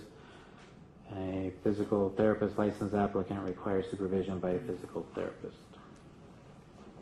Physical therapy A requires supervision by a physical therapist, and physical therapist students and interns require supervision by a physical therapist. A psychologist requires no supervision. A registered psychologist requires supervision by a psychologist. A psychological assistant requires supervision be provided by a psychologist. A physician is certified in psychiatry by the American Board of Psychiatry and Neurology. Psychology intern requires supervision by a psychologist. Licensed marriage and family therapist, licensed clinical social worker can also be delegated supervisor.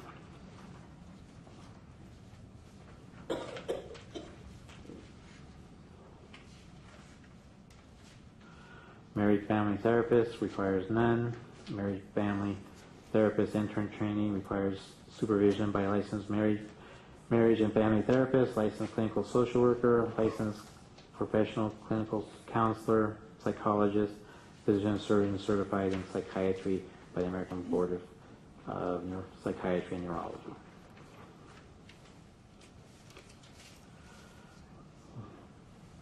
Licensed clinical social worker requires none. Associate clinical social worker requires supervision by a licensed clinical social worker, licensed marriage and family therapist, licensed professional clinical counselor, psychologist, physician and surgeon certified in psychiatry by the American Board of Psychiatry and Neurology.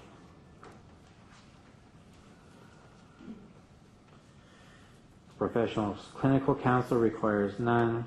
Professional clinical counselor intern requires supervision by a professional clinical counselor, marriage and family therapist, licensed clinical social worker, and psychologist, physician and surgeon certified in psychiatry by the American Board.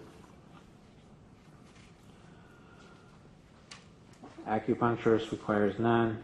Acupuncturist trainee requires supervision by an acupuncturist.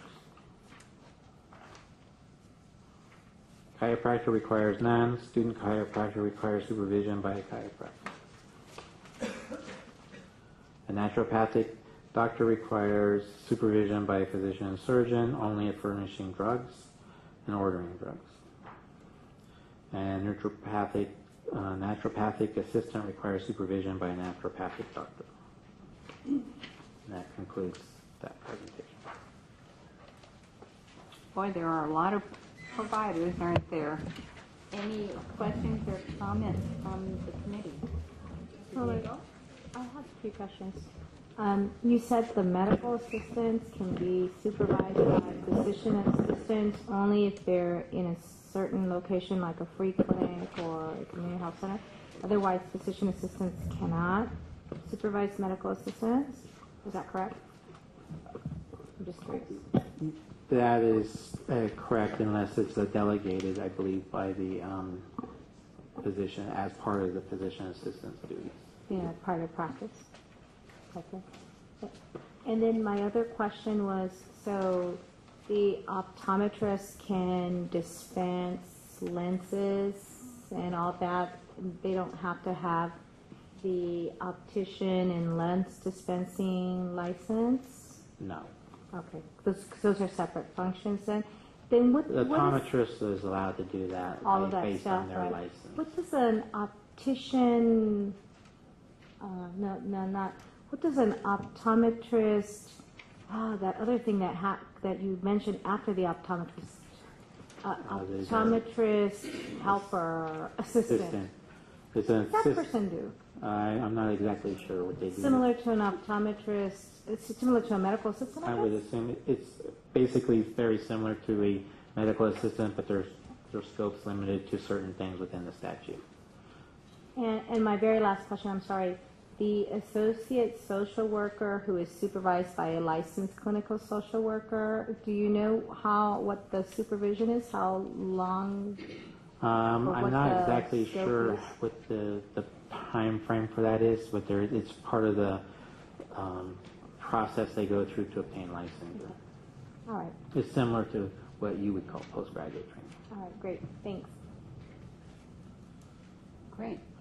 Thank you for the presentation. One of the reasons that I know that we did ask for this was because as we grapple with the issue of the required supervision for those who do Botox and lasering and things, that the issue came up as to whether or not other nurses or other mid-level professionals do work without the direct supervision of physicians, and I think that's why I asked you to read the footnote, because it really, again, gets down to standardized procedures and protocols as to whether or not a nurse can act independently or not have a required physician on site. So that's something, if we're going to grapple with one area of the practice of a different type of medicine in the beauty field, we also would have to look at the other areas as well, because it's a very common practice that as long as there's standard protocols, that nurses are allowed to work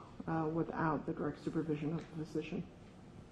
Well, I couldn't help but think it was interesting that even though we always say we don't license to specialty, but in terms of supervision, there were certain areas where who could supervise had to be board certified. For example, in the behavioral science, it couldn't just be any physician. It appropriately had to be somebody, a psychiatrist, And so it's interesting with the other. And that's true for the polysomnia. Yeah, so that was another example. Yeah, so there are times then we do specify, and I don't really know that I want to get into it since Dr. Bishop hasn't raised it, but just out of curiosity, what are the requirements in the dental office with respect to the provision of anesthesia? That went a little bit fast for me. I don't know if we were out of sync on that slide. I honestly am not sure. I haven't practiced there, and I really don't know. But what did it that your slide indicate were the requirements They for anesthesia have to be, provider? Yeah, they have to be. It would have to be an anesthesiologist who's. I don't think so. I think it's there's anesthesiologists can practice in a dental office if they're approved, and there's also dentists who are approved for using the same kind of things. So it can't be any dentist. It would have to be one that's trained in that. Fortunately, that's not in our purview, so I guess we will not worry about that. Any public comments on any of our levels of supervision of the allied professionals? Simonson, on that note, did I miss about anesthesiologist, technician, and perfusionist? Were they listed on there anywhere? Because those are other professionals that do quite invasive work. I did not provide anything on those. Okay. Perfusionists and anesthesiology techs. Any other comments or suggestions? Are you saying we do need more information? Well, no, I would just, if, you don't have to do it at the board meeting, you can just follow up if we can get some more information as to what the responsibility, because those areas are also expanding in terms of their scope. What was that? The Anesthesiology tech and perfusionists.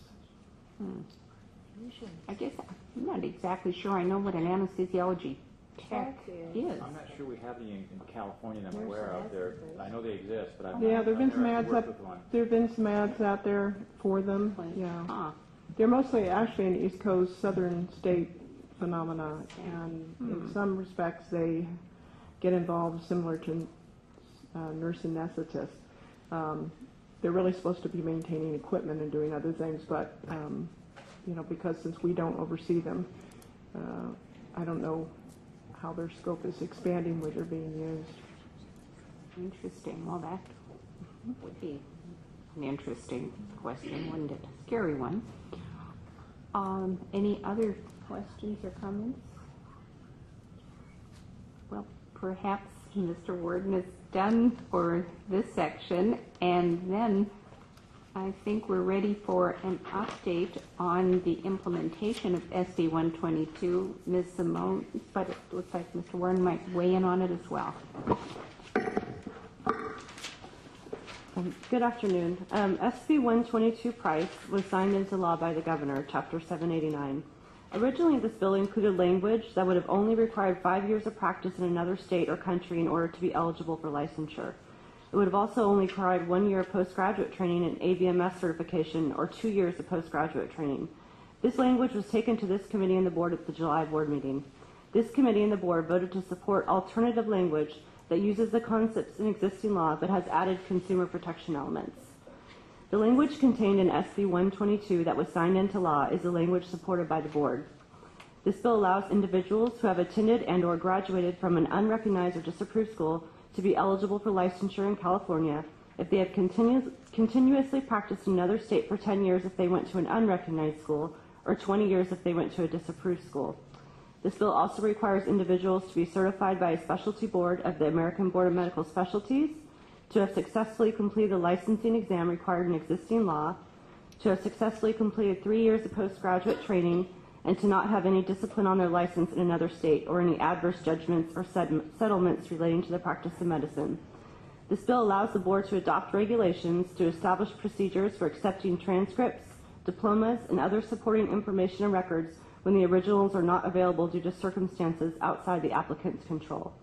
This bill also allows the board to adopt regulations authorizing the substitution of additional specialty board certifications for years of practice or licensure when considering the certification for a physician and surgeon. The board supported this language because requiring 10 and 20 years of continuous practice in another state, among other requirements, are substantial enough to ensure consumer protection. The board's implementation plan for this bill is to include a summary in the board's upcoming newsletter, to notify trained board staff of the new law and the new internal processes and procedures, to update the licensing application and directions. The application, as Mr. Warden reported, is now posted on our website, and information regarding the new law and update of application information will be posted to our website shortly. Once application issues are determined, staff will work on identifying the need for regulations. The need for regulations will most likely be brought to the board at the April-May 2013 board meeting, and then we will also send notifications to those applicants that the licensing program is aware of so they may apply under this new law. So when the board receives a new application and fees from an applicant, our front-end staff will prepare the application file, assign the file to the analyst who's assigned to work those files based on the first letter of last name. Once the analyst receives the file and determines the applicant has attended or graduated from an unrecognized or disapproved medical school, the application file will be transferred to an analyst who is assigned to analyze this type of application file and prepare the file for ARC. This is in order to for us to find everything being worked by one staff member to identify all the needs that we can come up with for possible regulations, because we have no idea of what's actually out there at this time, and it's going to be a controlled process that the licensing managers for international and myself will be overseeing. Once the file is open and completed and the application is presented, then ARC makes a decision at that point, and the staff will follow that decision. We'll be in the process of training all of our staff in licensing about this new process, and that will be starting very shortly. So basically what you're saying was the modification or that longer timeline for consumer protection was accepted, and that's what's in the bill that went through. Okay. Any other questions from the committee? Any public questions or comments on that bill and its implementation? Thank you. Well, could it be that we're open for agenda items for our January / February 2013 meeting, which will be in the San Francisco Bay Area? We will have our updates of our normal active items, but I'd like to take any suggestions for any additional items that members would like to consider for the agenda.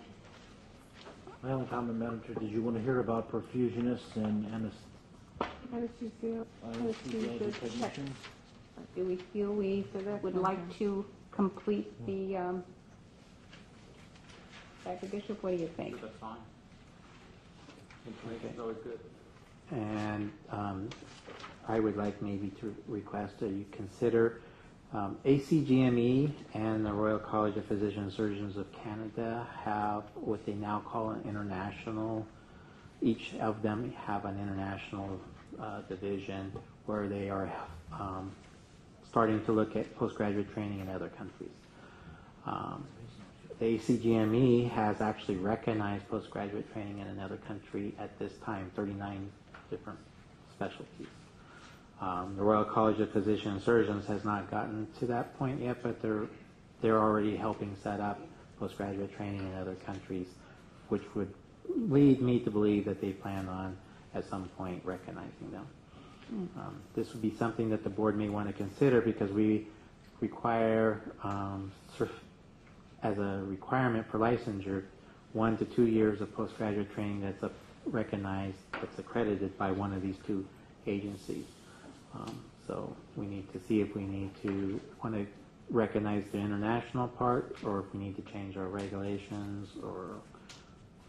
Well, I think it's an intriguing question. How should we phrase that as an agenda item? How can we look at that question? It'll happen. If you'll phrase that in such a way, investigate, illuminate. Yeah, I think we'll call it the International Postgraduate Training. Okay, perfect. All right, I think that would be interesting to know what's going on with our neighbors, absolutely. Any other items? Do we ask for public items? Well, I think then I would be ready to entertain a motion for adjourn. So moved. Do I hear a second? We agree to adjourn? Just adjourn. Adjourn. We're done. Don't have to vote on it. No, make it last longer. Thank you, everybody, and certainly a hearty thank you to Mr. Warden, both for his timelines and his information.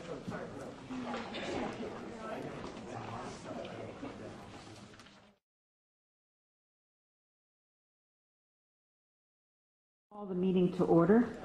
My name is Sharon Levine, and I'm the wet behind the ears president of the medical board. I was elected in July, so I hope you'll all bear with me. This is my first meeting following my mentor and trainer, Ms. Yaroslavsky, and I'm going to call on my fellow board members to pinch me or kick me if I forget to do something. Before we start, I'd like to ask if everyone could put their cell phones on stun so that we're not interrupted during the meeting. On stun. Stun. And board members, iPads are fine on the table and laptops, but BlackBerries do cause some interference with the AV system, so we put them in our pockets. This is an official business meeting of the Medical Board of California, and as you can see from the agenda, we have a really jam-packed agenda. I am going to move some items around so that we can focus our energies this afternoon on the critical issue before us, which is sunset review. And so I'm going to move other items either to after we've completed that this afternoon or to tomorrow morning. We do have designated time on the agenda for public comment, and we'll ask for public comment on each agenda item. We have some 21st century technology with us for the first time today. We have a timer. So we're going to ask speakers to limit their comments to 3 minutes. And when you're at the table, there will be a little signal that designates when you're approaching the end of 3 minutes. And when the red light goes on, we ask you to draw your comments to a close. Mr. Einer, Mr. Tim Einer, Mr. Einer, stand up so folks can see you. For anyone who's going to be speaking either to items not on the agenda or to items on the agenda, I'd ask you to fill out a speaker slip. If you haven't, just raise your hand and I'll call on you, and then I'd ask that you fill out the slip afterwards so we have a complete record of who is speaking at the board. Our intention today is to work until 5:30 and reconvene again tomorrow morning at 9 o'clock. Before we take public comment, I have the pleasure and privilege of introducing to the public and to our board members, our two newest board members who were appointed by Governor Brown on August 29th. And we are delighted to have you with us. Two very talented individuals, Mr. David Serrano-Sewell, who is a deputy city attorney of the city of San Francisco, who has just completed serving 7 years, I believe, on the board of the California Institute for Regenerative Medicine, the state agency responsible for awarding $3 billion for stem cell research. This was the very forward-thinking institute created by the public in California when it appeared that stem cell research was drawing to a halt. Welcome, David. We're delighted to have you with us. And Denise Pines, our new member's bookending the board, who was again appointed to the board in August. Denise is from Los Angeles, and she is responsible for strategic planning and business development for her, I believe, her company, Denise Pines Incorporated. She served as president for the Smiley Group, Tavis Smiley Group, prior to her founding her business, and launched Phase 1 Publications in 1993. We are delighted to have you and David both, and with the skills that you bring to us as a medical board. And we're thrilled we now have 4 public members on the board, doubled our numbers. At this time I'm going to ask one additional introduction. Doretha Johnson, who is with us today, Deputy Director of the Legal Division of the Department of Consumer Affairs, who's with us today as a guest, and we're delighted to have you with us. I have speaker slips for items not on the agenda, and just as a reminder, the board does not discuss items that are brought to our attention or take action on any matters that are brought to our attention during this public comment section, other than perhaps to decide whether or not and when to agendize them for further discussion. So my first slip is Charlene Zettel from Madam President, before we begin, perhaps we could call the roll and establish. Oh, sorry. establish a quorum and kick things off Oh, officially. yeah, thank you. Thanks. Mr. Einer, could you call the roll? Dr. Bishop? Here. Dr. Diego? Here. Dr. Donahan? Here. Dr. Love? Ms. Pines? Here. Dr. Tomlinson? Here. Ms. Shinsky? Here. Mr. Serrano Schultz? Present. Mr. Kozlowski? Present. Dr. Levine? Present. Okay, first comment, Charlene Zettel from Donate Life California. Thank you. Good afternoon. And first of all, I congratulate the new members on appointment and welcome them. And to all of you, though, I want to thank you for your service on the board. I know it's extremely time-consuming, but oh so very important for the California public. My name is Charlene Zettel. I'm CEO of Donate Life California. I manage the state's organ and tissue donor registry. We are the state-authorized nonprofit that works in partnership with the California DMV, and we put that pink dot on your driver's license. The database is a confidential database, and it's also an online one, but it also serves as first-person consent for someone's legally designated desire to become donors upon their death. The reason I am here today is because despite the fact that we have grown in 6 years to a registry of over 9.5 million people, there are today over 21,004 Californians on the organ and tissue donor registry who wait in hope for a life-saving organ. They wake up each day never knowing if today is their last day. But we all can help. First of all, I want to thank you for putting in your newsletter information about organ and tissue donation and how it saves lives. But second of all, I would like to come today to request that you put on the agenda an opportunity that we all have, and that is to create a specialty license plate. 22 other states in the United States have a specialty plate, and we would like California to be one of them. But to do so, we need to have a state agency, board, or commission be our sponsor. So we would like to be your partners and for you to be our sponsor. We pledge to do all of the reports, collect the money. We already have an approved design in these packets. You have all sorts of, here's our plate design, you see it there, some of the other 22 states. It is very interesting to note that the Veterinary Medical Board is a sponsor of the plate. They want to save animal lives. Well, I want you to join me and save human lives. So I would respectfully ask to be placed on your agenda. I know you have a tremendous amount of demands on your time, but I think that there's no more important thing that we can do than work together to save lives. Thank you. Give me 1 second. Let me see if there's anything else. 30 seconds, I think. All the information is here in your packet. I think I pretty much said it all. But what the money will go from this plate, it will help us provide a funding source for educational materials. Right now, most of the people need a kidney, and most of the populations that need kidneys are from underrepresented groups: Latinos, African Americans, Asian Pacific Islanders. So we need to do a lot more to reach out to underserved communities. And one of the things we need to do is to create more educational pieces in language other than English so that people know that they have the opportunity to save lives. Thank you. Thank you very much. Our next speaker, Mr. Jack French from the California Safe Patient Institute.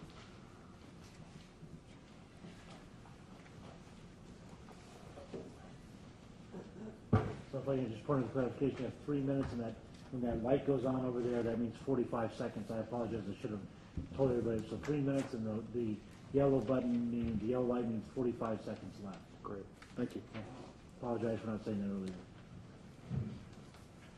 Good afternoon.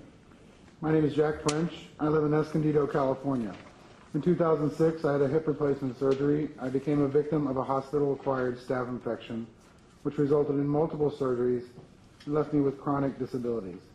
I am here on behalf of the Consumers Union Safe Patient Project.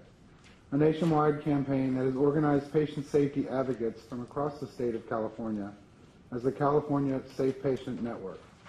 I want to speak with you today about issues related to the medical board's responsibility for physician-owned ambulatory surgery centers. Recently enacted legislation, SB 100, requires the medical board to post information on its website regarding ambulatory surgery centers. We are pleased that the medical board has chosen to include final inspection reports on its website. Also, we recently contacted medical board staff about some concerns we have about the need for access to this web information to be more consumer-friendly. We hope to continue work with staff on this issue. There are two related issues we would like to speak with you about today. First, SB 100 sought, among other things, to make available to consumers ambulatory surgery center accreditation information in an effort to promote patient safety. This is now related information posted on the MBC website as required by the new law. We are concerned that patients who could benefit from this information will have no idea that it's available. We encourage the medical board to undertake a public education campaign to encourage the use of this newly available information. Secondly, SB 100 also required that adverse events that occur at physician-owned ambulatory surgery centers be reported and that fines be levied in the event these reporting requirements are ignored. Adverse events include, among other things, surgeries performed on the wrong body part, retention of a foreign object in the patient after surgery, death or serious disability associated with contaminated drugs, devices, or biologics. We urge the board to notify ambulatory surgery centers and physicians now and periodically of these new reporting requirements and associated fines. As a member of the public, I continue to be uncertain about what will happen under the new law if an adverse event occurs during my care at the physician-owned ambulatory surgery center. To whom will these events be reported? How will the medical board and the California Department of Public Health coordinate the receipt of this information within the legislative timelines, and what are the respective roles of the two agencies? We urge the medical board to ask its staff to report back to them at the next quarterly board meeting on these matters. We look forward to the further implementation of SB 100 by the medical board. Thank you.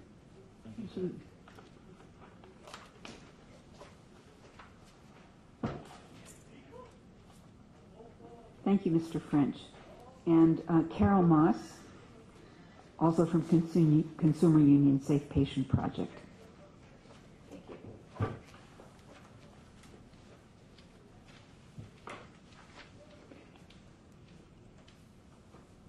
Good afternoon. I'm here today representing not only Consumers Union Patient Safety Project, but the organization that we started, Niles Project, after the death of our son, Niall Moss. Today, I'm going to talk to you about the statute of limitations, but we have a personal experience that I'd like to share to let you understand a little bit more about how important it is that we are clear as to what are the statutes of limitations and how do we follow them. As Jack pointed out earlier, Consumers Union Safe Patient Project is focused on just what it says, patient safety, and we're working very hard to do that across not only California but in the nation. My husband and I know firsthand about harm. Our son Niall Moss contracted MRSA in the top children's hospital in California in Orange County in 2006. We looked at, along the way, how did he get that, first of all, and we found out some answers, and then we looked at how did he die, and how did these things, what happened here? And it was clear that there were mistakes made along the way. And not to dwell on that, I'll say that we worked really closely with the Consumers Union to establish a new law in the state, two new laws, SB 1058, which is called Niles Law, which is now one of the most stringent laws on public awareness and transparency of infection prevention. And we also worked with, that was with Senator Alquist and with Senator Dean Flores, 158, SB 158, to ensure that hospitals have an infection prevention program. The reason I think this is an important issue to us is to this day I've been unable to understand the official process established to report and punish doctors that lack the ability to implement the best practices, and we feel that was one of the big problems that happened to the death of our son. I think that when the statute of limitations in a case runs out, if consumers are not clear of how to run through the process, I'm sure you've seen on the board many times that there are extreme instances that doctors should be reprimanded, but we've passed the deadlines. So what we're asking today is that there is a concerted effort, and we've talked to the board about this many times and staff within the board, that there is a concerted effort to educate the public through any way possible on how to report these kinds of issues that continue to harm patients today. The state law governing the medical board statute of limitations is a little bit convoluted and unfair. However, as long as the law remains in place, it is very important that the medical board communicate clearly and effectively with patients about the impact and statute of limitations that it may have on their complaint. Briefly, with a few exceptions, the statute limitations provides that a complaint must reach accusation within 7 years of the incident. This means that the medical board's investigation must be concluded, the case transmitted to the Attorney General's office, and the accusation filed by the Attorney General's office before the 7th year time limit expires. The average time it takes within the medical board's process to reach accusation in 2011 and 2012 was 450 days. In addition, once the medical board learns of the incidents from anyone, not necessarily from the patient. Can I ask you to wrap up your comments? Oh, certainly. So I will say that we urge the board in effort to better understand the impact of the statute to take a look at how often does the medical board close a complaint because the statute of limitation has run out.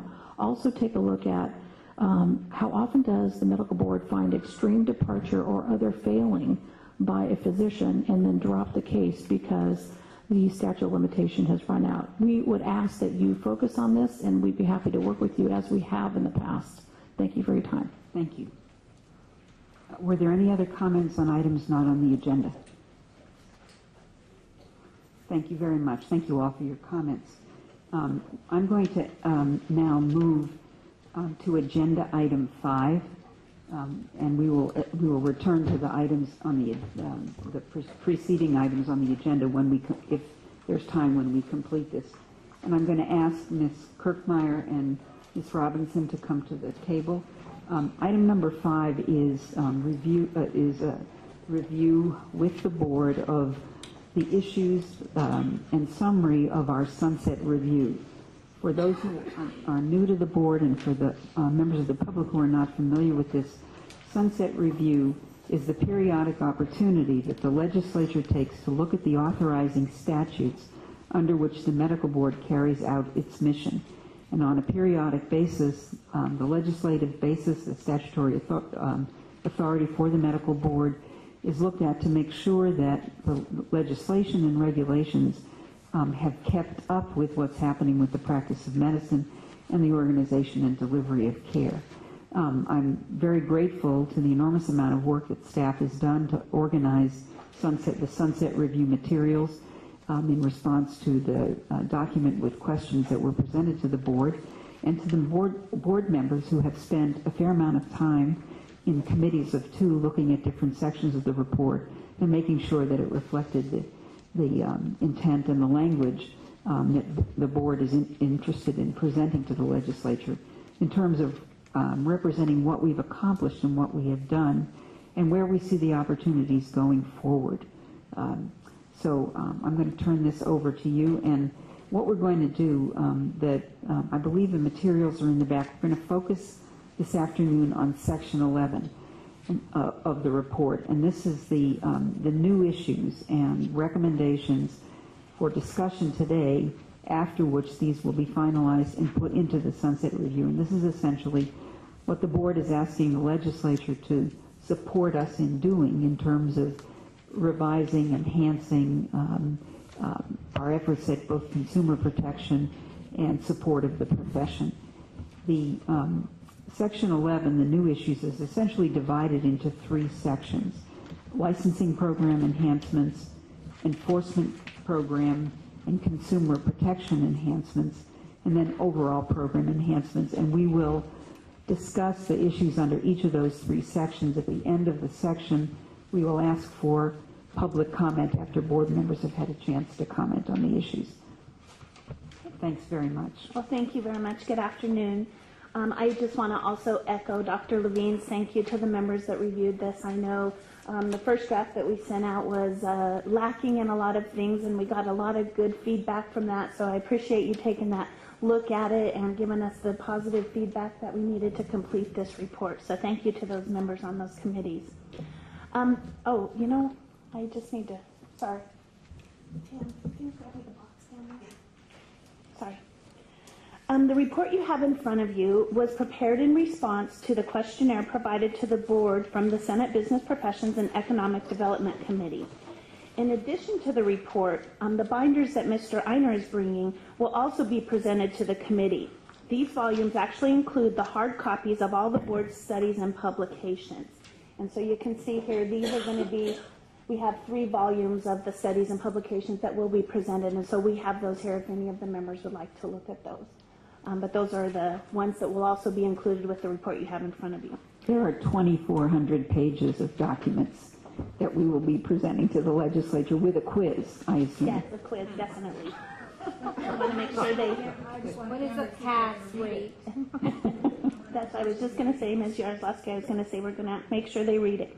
But just to provide a little background, every 4 years the board is supposed to go through a review to determine its effectiveness and if there is a need to extend the sunset date of the board. The medical board statutes state that the board will remain in effect until January 1st, 2014. Therefore, legislation must be introduced in 2013 to extend the board's sunset date in order for the board to continue. The board's last sunset review was actually in 2004. The sunset review process starts with the completion of the report, which must be submitted to the Senate committee by November 1st. The Senate Policy Committee will review the document and provide information back to the board based upon the review. A hearing will be held in spring of 2013, at which time the board will present responses to these findings. This is also the board's opportunity to re-examine the laws of the board and make enhancements in order to make the board more effective and increase consumer protection. The board has identified 22 issues that will improve the licensing, enforcement, and overall board functions. We're going to go through each issue to provide some background and then provide the recommendation that will go forward to the legislature. On page 146 and 147 of the report, or for under those that are online, it's under tab or bookmark section 11, you will see a listing of the issues. We will request a motion at the end of each section, as Dr. Levine said. We will take each section as a group unless the members request an item be pulled out and discussed and voted on separately. We will begin with the licensing program enhancements or changes. So please turn to that tab under section 11, or go to bookmark 11 and proceed to page 148. That's our first one. And Ms. Robinson will discuss this section. Thank you. Good afternoon. I will now go over the 7 new issues for licensing program enhancements that will ensure the laws are written to accommodate the continuing evolution of medical training and testing in the United States and worldwide. Issue number 1. The United States Medical Licensing Examination is a 3-step examination for medical licensure in the United States and is sponsored by the Federation of State Medical Boards and the National Board of Medical Examiners. The exam has 3 steps. The 3rd step is being changed. This part of the exam focuses on the knowledge and understanding of the biomedical and clinical science essential for the unsupervised general practice of medicine. The new Step 3 will administer 2 separate exams, each 1 day in length. The board would recommend to the legislature revising the laws to allow for the changes that will take place in the USMLE step examination process, specifically to address the Step 3 migration into 2 parts with 2 separate examination scores. Are there any questions on this issue? Yes. a comment because I just got back from the Step 3 committee.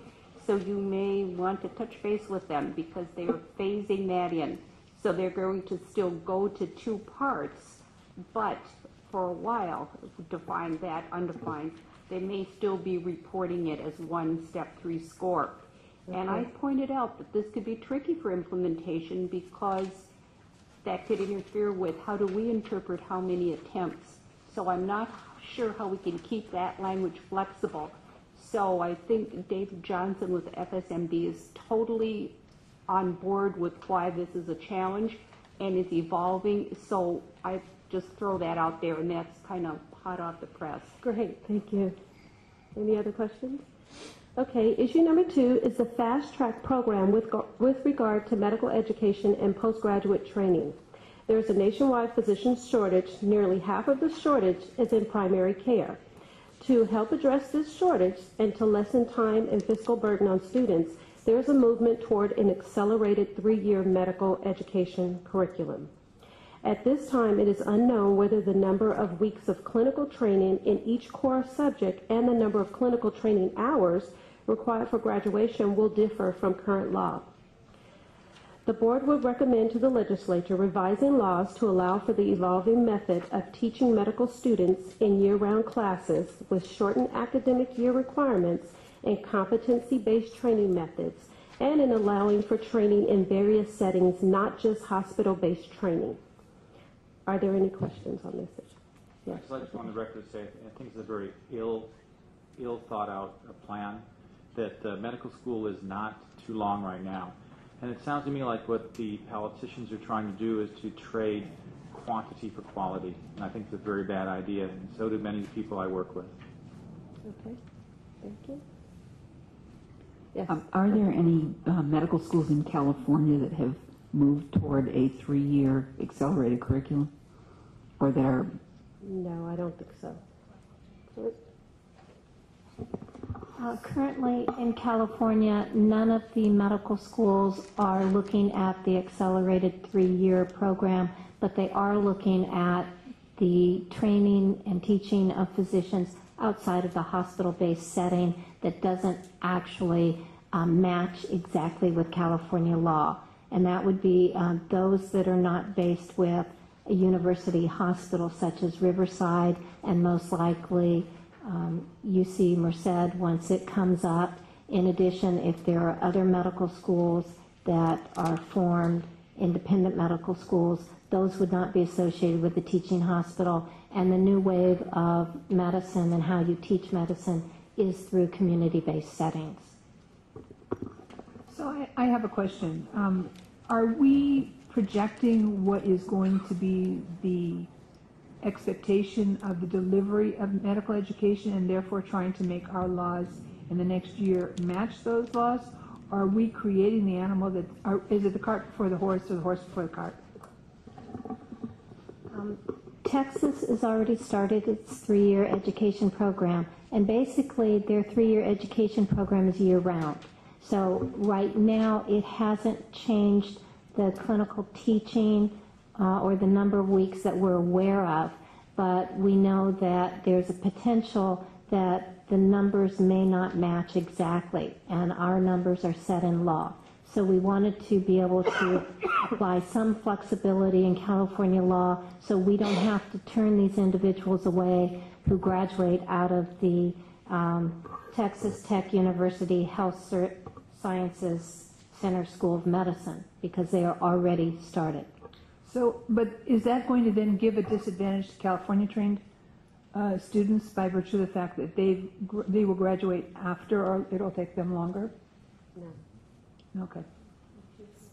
So just to understand or to clarify, it's just that they're going to school in the summer as well? Is that what it is? Versus the other schools that are not going in the summer? That's basically... Most of the time in first and sometimes into your second year, you don't do the year-round. You have a summer break. Right. And this would be a continuous 3-year program. Dr. Salmonson? One paragraph here would suggest a little difference in that the Texas Tech example quoted would issue a degree, but they would have not necessarily passed USMLE Step 2 CS. And so anybody who would, any postgraduate program that would be accepting them would, it's an unequal product, I suppose, because the conventional timetable would have already had Step 2 CS. So obviously if that becomes more common, that difference needs to be well explained, I think, to anybody. Is that if that individual gets that postgraduate training and wants to come to California or is accepted into postgraduate training in California, that that individual could be looked at for licensure in California, because right now the weeks don't exactly match and we would have to reject that application. So this idea, this concept is looking for some flexibility in our law. Well, I mean, the entire concept, I'm not sure it really works. I mean, it will cut down the cost of education, but it will stress these kids out a lot more than what they're already stressed. Medical school is one of the most stressful places you can go. And if you look at the shortage of doctors, it's not about medical schools. The bottleneck is the residency programs. CMS put a hold on, you can't expand, you got to pay your own. So I'm not sure this is a solution. I think what you're trying to do is how that we will not refuse those students into the state. I understand that, but I think the solution is just marginal at best. We agree with that. We do believe that the solution is elsewhere, but in order to be prepared for these students, we do have to have our law. They do go through these other training type of programs. I would argue that by doing that, you're essentially giving face validity to the programs. If California, as a trendsetter, said we won't accept this unless they meet our requirements, that would send a message to the rest of the country. And I think that's what the politicians need to hear.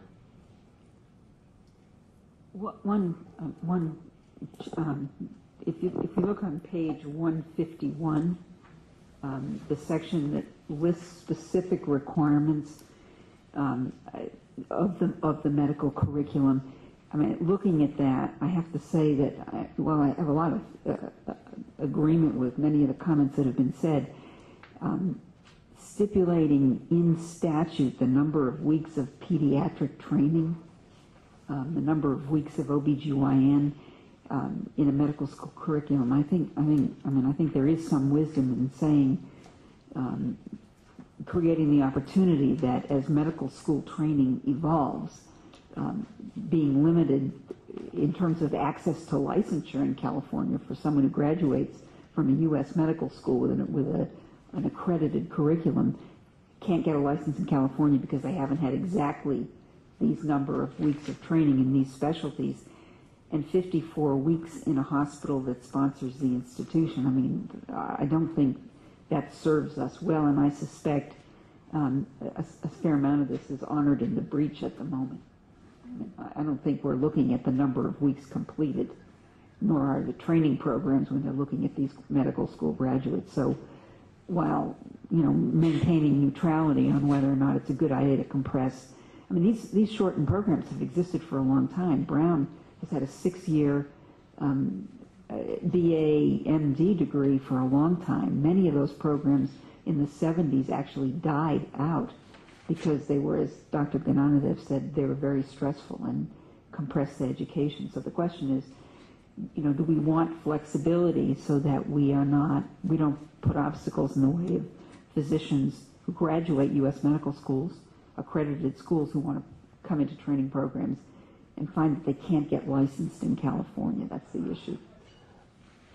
Instead of all these weeks requirement, what if you have LCME approved medical school? That's what the U.S. schools are and the Canadian schools are. So LCME is very tough agency when they accredit medical schools compared to anybody else. So that might be a solution rather than trying to accommodate this special Texas Tech program. So that may be one way you can go. We do have those, I believe, in our regulations, the LCME and the Royal Canadian. So those are already there that we do accept those, but we do have these specific requirements in our law, and the only way that we can get rid of this is to put it forward as a recommendation to the legislature. And just so you know, on all of these recommendations, this all has to go through their process of review and looking at it to determine if that's something that they're willing to carry forward for the board as well. So, Dr. Solomon? If we were to propose that change, would that not make international medical schools say, well, then we think we can do it in 149 weeks also? Would they not be able to make that case? I just think we might then have a whole other list of recs that need to be reevaluated that we might not want to reevaluate. We are currently not accrediting medical schools. The Medical Board of California is not accrediting medical schools, right? We're deeming LCME through our regulations for U.S. medical schools. we do recognize the international schools. With No, I know that. I'm saying in terms of U.S. schools. Right, no. So we're essentially already deeming. Yes, we do deem them if they're LCME or the Royal Canadian. But do we not look at the weeks of training in the different specialties when we consider whether a international medical school is to be recognized? Yes. It's based on, well, Yes. weeks of this and weeks of that, Right. and at what institution. I'm just concerned that we have a double standard, that we say in the United States we can do it this quick, but you can't, that could be looked at as an unequal standard. And we also look at them in equivalency, I believe, to the LCME when we look at those international medical schools. So once we start looking at ratcheting it. down, then we have to say, well, why should any school have X number of weeks if X minus 2 does the job? That's all I'm saying. Absolutely. Any other comments from board members on this section? Okay, issue number 3. For over a decade, the board has been discussing the continuing competence and requalification of its licensees and the reentry process for those who have not been practicing. To date, no viable resolution has been identified. The board would recommend to the legislature that the board continue its study of the Federation of State Medical Boards Maintenance of Licensure program and propose solutions at the next sunset review. Any questions? Yeah. This is not re-entry, right? This is just you're asking. Yeah. This is maintenance of licensure. Okay. Issue number 4. Current law allows a physician to renew a license within 5 years of expiration. If not renewed within the 5 years period, the license is canceled. Currently, there is no requirement for a physician to demonstrate clinical competency when out of practice for a significant period of time during and up to those 5 years of non-renewal.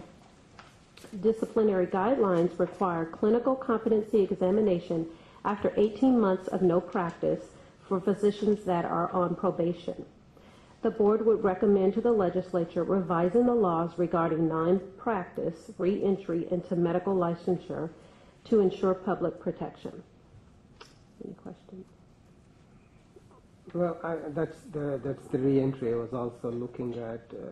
Rather than just that alone, I know we talked about this. It might be difficult to get into a short-term training program because that might be ideal.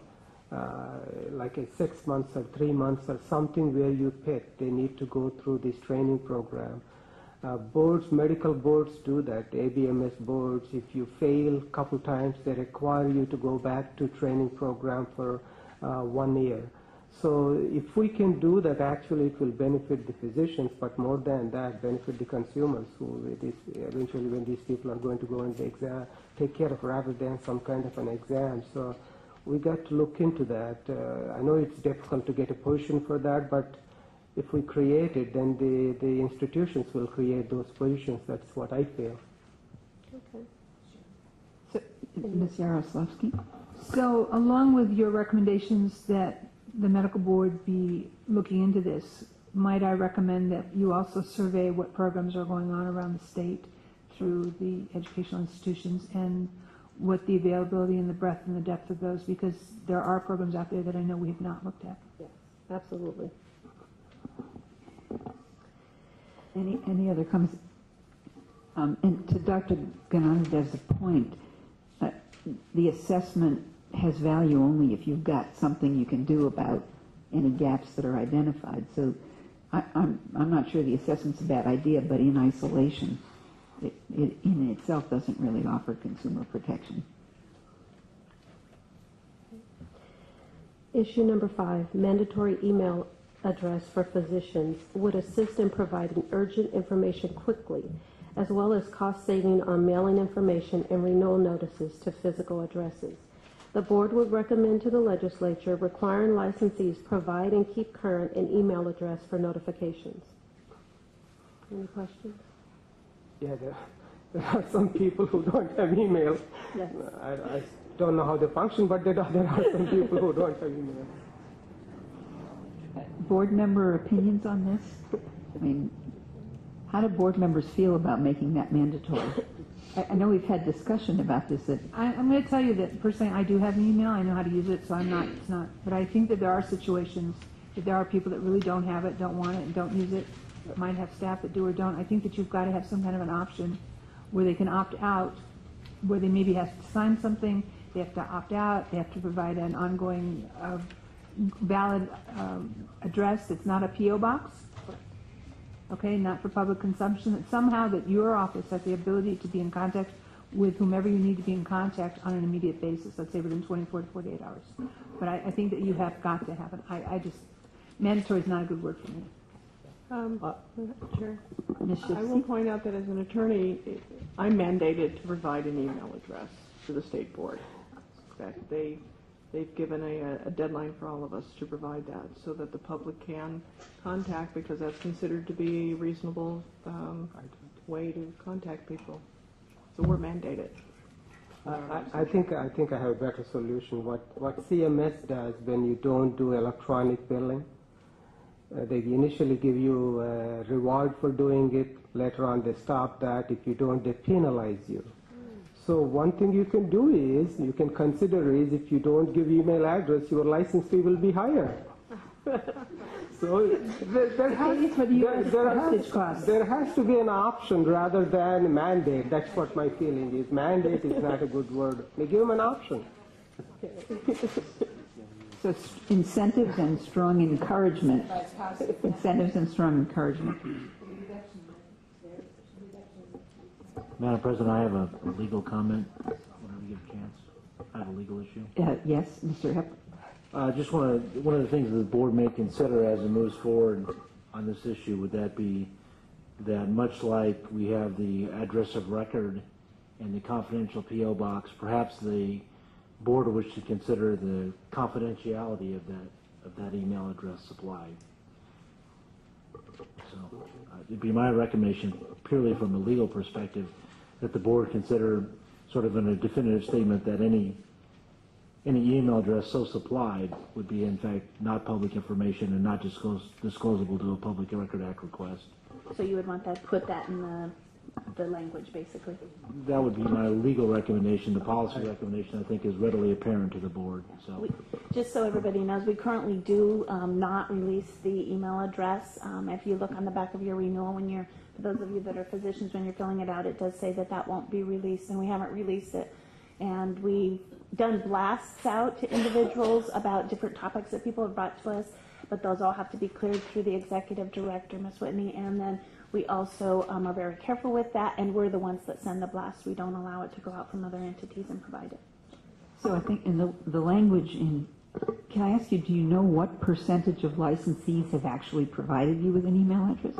I want to say we have probably close to 90%. I think we just sent, out of all of our licensees, the last newsletter, we sent it out to 116,000 licensees out of our 132 around there. Okay. My only comment, members, I'm sorry to hog the conversation, my only comment is it sort of switches gears. This is kind of like ice skating in the Olympics. One of them, you have the compulsory, and then you have the technical interpretation. It seems to me that if you make this, in fact, compulsory, then maybe you want that added protection. Okay, great. Thank you very much. Any other comments? Okay. Issue number 6, postgraduate training posting on the board's website. Statutes require the board to post physicians' approved postgraduate training on its website. Current postgraduate training, that is newly licensed physicians, have not completed postgraduate training at the time the information is gathered when they apply. And sometimes there's multiple programs, up to 4 programs. There's multiple years. Sometimes they switch specialties. Information cannot be easily obtained after that point and may require verification, which could be a costly task. Currently, the board posts number of years completed for physicians that self-report on our survey. The board would recommend to the legislature eliminating the requirement for the board to post on its website postgraduate training information. Any questions? Any comments? You still will have board certification and qualification, is that right? Correct. Yes. Yes, this is the postgraduate training in their specialty, and normally it's not completed when they generally apply. You know, they're in their first or second year, and usually a program is 3, 4, and more years. So what happens to the person that doesn't complete the training and that's had it posted on the website?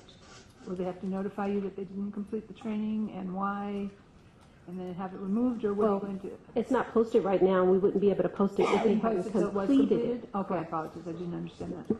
This requirement is that we remove that from the law. Right now, the law tells us that we're supposed to list it. We don't, and that's why we'd like to eliminate it, because we don't really see any consumer benefit. Okay, I apologize, thank you. Okay, our last issue. Just to be sure I understand, the law has created a catch-22 where it requires the posting of information that you can't actually post because you only ask for it at the time of licensure, at which point it's not complete, so you can't post it. It's not complete. So this is to eliminate the catch-22. Thanks. Okay. Last issue, number 7, clarify exemption from the corporate bar for postgraduate training in hospitals. We need to clarify statutes to conform to practice. Some training hospitals work with postgraduates in various ways, as employees and as contractors as part of their training. The board would recommend to the legislature revising laws to clarify that unlicensed residents in accredited resident fellowship programs in California are exempt from corporate practice laws. I thought they were already. Hospitals employ all these residents. Yes, they Whether are. licensed or unlicensed, it doesn't matter because they're in the training program. They are, but we need, we've had questions from different groups asking about this, so we need to make it clear in our postgraduate section of our law that they are exempt from that corporate So bar. it's not currently clear, It's not clear enough that and that's why they're concerned, so we want to make sure that's clear for them. So the training programs and the trainees are concerned that they may be in violation of the Right. bar and the corporate Don't practice of want to medicine. violate the law. Yep. But you said you put it there only unlicensed. There are licensed residents too, because remember after their second or third year, if you come to neurosurgery training program, which is 7 years, so they by second or third year they're licensed and still employed by a hospital for the next 5 years. So it shouldn't matter as long as they're in an accredited training program. They should be exempt from a corporate practice bar. So should it change, or what does it say? Does it say? What we want to do is clarify it. Well- Right now, we need to make sure that they understand that it is not a violation of the corporate practice. Okay, so what you hear are people sitting on this side of the table that are not clear on what it is you're trying to achieve. So I have to assume that if I'm not understanding it, that the legislator reading this is going to maybe have similar kinds of questions, so that I would hope that when this is written, it is written in such a way that maybe what you're trying to fix is noted in such a way so there's no room for questions. If So I that- may, we actually did put unlicensed residents in this recommendation, so it's my understanding that that should be stricken and it should just say residents. Exactly, residents, right. That's the confusion. That's correct. Thank you. Okay, so we have completed Okay. the issues. We have completed the 7 issues. I'd like to, with 2 revisions. Yeah, and I think it would be helpful if you briefly go through what you've heard, so before we have a motion, so we're clear on what you need a motion for. Okay. The revisions are Kurt's motion regarding the confidential email address, to add that in, and to take out unlicensed in our recommendation that we just discussed. Okay. Third one, is there something about mandate email? Can we make it more incentivized to give the email address rather than just mandate it? That's what. The language that's in there is if they have one. If they have that mandate provision of the email license, or the email address, if they have an email address. On page 157, if they possess one. So there would be some kind of opt-out. So what about leaving out the word mandatory? To require. We're already at 90% with a purely voluntary system. Yeah. So. Okay. Okay. Now I would like to entertain a motion to accept these 7 issues to improve the licensing program, and also as revised today to move forward to the legislature as issues for the medical board. So moved. Second. All in favor? No. Oh, public comment, sorry. Public comment on the 7 items related to the first section. As revised? As revised. Teresa Anderson, California Academy of Physician Assistants. Do you have something on these? No, I thought I'll wait my comment. Julie D'Angelo Fellman. Mine are on a different section. Okay. And Yvonne Chung.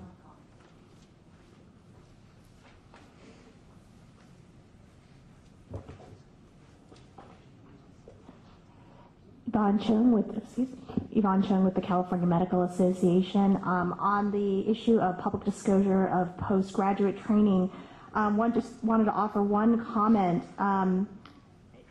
By not posting postgraduate training actually is verified by the medical board. Board certification and specialty is self-reported by the physician. So I just wanted to be clear that you are removing the one thing that you actually do verify and check. And it's our position that there are a lot of things that contribute to the quality of a physician. Board certification is one of them. Postgraduate training is another, and that's something that when patients call us asking for how you evaluate a physician, we say, look at board certification, but also look at their training and other factors, experience. So while we don't oppose it, it's just something to think about that while it may not be the most up to date, it is a key piece of information for many patients. Thank you. The proposal is not to remove the number of years. That would still be something on the survey, but it would be to remove the requirement of what they actually took or where.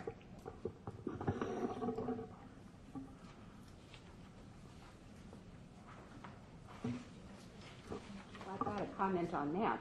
I have to say that almost makes me feel less happy with the change. I think if you're going to put a number down, then it should be in what? Or don't even put the number of years. The number is a self-certification from the physician, and we won't have they could say that we have 7 years in postgraduate. The only thing that we may have is their first 2 years. Okay. So that's the only information we would be able to provide to that individual if they looked on our website.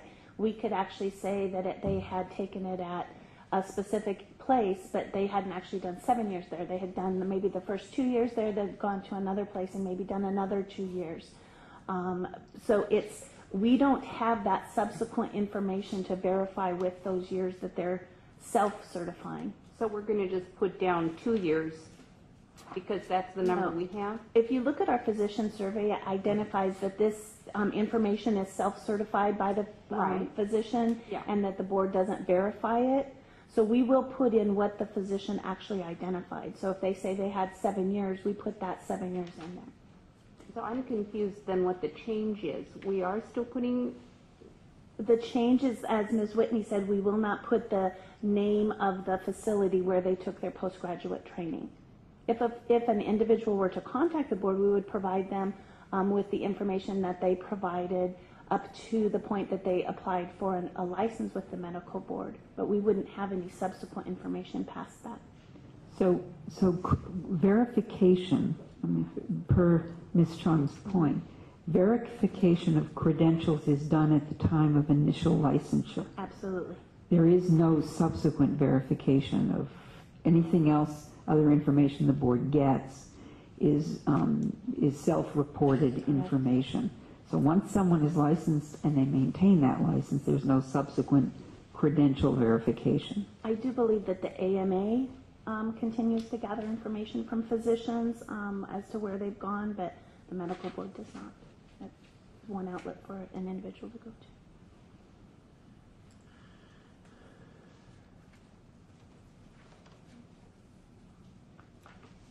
Any other questions from board members? Any other comments from the public that were not submitted? So I'm sorry, just a point of clarification, Ms. Kirkmeyer, on this issue, this is on page 158 of 400 here. The board recommends that the law should be amended to eliminate the requirements for the board to post a physician approved postgraduate training. Are you suggesting that the amendment would just be the location of that training, or I just want to be clear, all the years, or? Well, yes, we can identify that. If you look specifically at the section where this is from, it's from 803.1. Right. It's We're very looking at it right specific now. as to what is being required there. Right, approved, and it says, sub 4, approved postgraduate training. And I guess the issue before us is we have a good snapshot of time of verified data, verified information, because that comes to us in the form of the licensing application and other forms supplied by the institution that offered the training. So once we issue the license, essentially that data window, as I understand it, is closed because we no longer verify it or whatever. It comes to us then again, sort of on the self-reporting through the survey. But And all they report on the survey is the number of years. Correct. The location. And that is self-reported, it's not verified or validated, correct? Yes. Okay. So if the consumer were to want to know if their doctor was board certified, and the doctor had been licensed by the Medical Board of California, and for argument's sake became later, 5 years, 10 years out, board certified, we would not add that to their... Board certification is on there. Yes. And that will remain on there. Right. Regardless of the time in Regardless between. of this whole issue, it will be on there because they post that on their survey and we post that on our website. And students that are doctors that do fellowships, and then, I mean, there's the medical school education, there's a degree, there's the opportunity of doing postdocs, there's fellowships, there's all these other things. That will not be on the website? Not a fellowship, no. Their practice area, their secondary practice area, that will all remain on there from the physician survey. I think what else? Is there anywhere or anyone that would need that information that would be coming to the medical board website to look for it, not find it, and have adverse outcomes? What I can tell you from the calls that I hear come to the medical board in our executive office, the biggest question is, are they board certified? Of course, are they licensed? I guess I should take that back. The biggest question is, are they licensed first? And then the second question is, are they board certified? And we provide that information to them. And then we also have a link that takes them over to our ABMS, to an ABMS website where they can verify that information with ABMS. Okay, so there's someone. Absolutely. And then we also provide the information on the 5 boards that we do, specialty. Okay, so can I have a motion? Oh, and I have a second. All in favor? Aye. Any opposed? Any abstentions? Okay, please move on to the second section. All right. And actually, I'm going to split up the enforcement actually into 2 separate sections. I'm going to take the next 3 issues would actually provide enhanced consumer protection related to prescription drug use. So if you would please turn to pages 162 to 164 for these issues. The board has reason to believe that numerous deaths have occurred in the state that are related to prescription drug overdoses. In the last fiscal year, the board only received 4 coroner reports, and only one of them was due to a drug-related death. Business and Professions Code Section 802.5 requires a coroner to make a report to the board when he or she believes information based on the findings of a pathologist indicating that a death may be the result of a physician's gross negligence or incompetence. The decrease in coroner's reports could be due to the fact that coroners have to make this determination.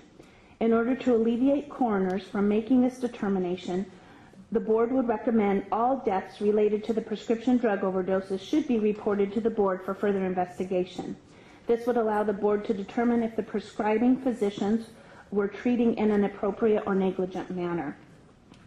This would increase consumer protection and ensure the board is notified of physicians who pose a danger to the public so action can be taken prior to another individual suffering the same outcome.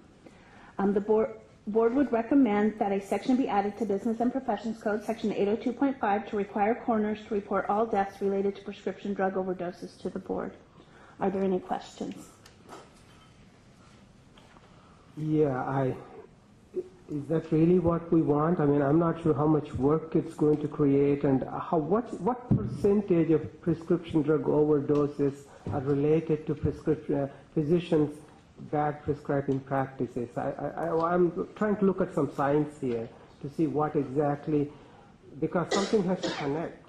The connection is that if many of these overdoses are related to bad prescribing, yes, there is a serious problem. If there is no connection, then we're creating something which I'm not sure. That's why I'm just curious. Do you have any data on that? We don't have data, but I don't believe we have the information to get that data from. If we receive this information from all of the prescribers, then we would be able to look and make that determination as to how many at that point. If I may, the LA Times met with Ms. Mose and myself discussing a report that they were working on, a research study they've been doing over the past couple years on looking at the last 5 years of data for 4 counties in the LA area and the prescription drug deaths. They said there were about 3,000, and half of those were related to the drugs being prescribed to the individual who died. And so based upon that data alone, it's telling us we're not getting very much information about deaths that might be attributed to a physician truly overprescribing versus a patient that is getting legitimate medications but then begins to abuse them unbeknownst to the physician. But those would be the ones that we could then look into. So we would have to look at the numbers. We understand the studies coming out in the next couple months, but based upon that, we feel that that's going on. We know we're not getting coroner reports. We know the prescription drug deaths have risen to a level that there are more deaths from prescription drugs than there are from vehicular accidents, and we feel that this is a time that we should step up and look at what's going on to see if we can address that issue.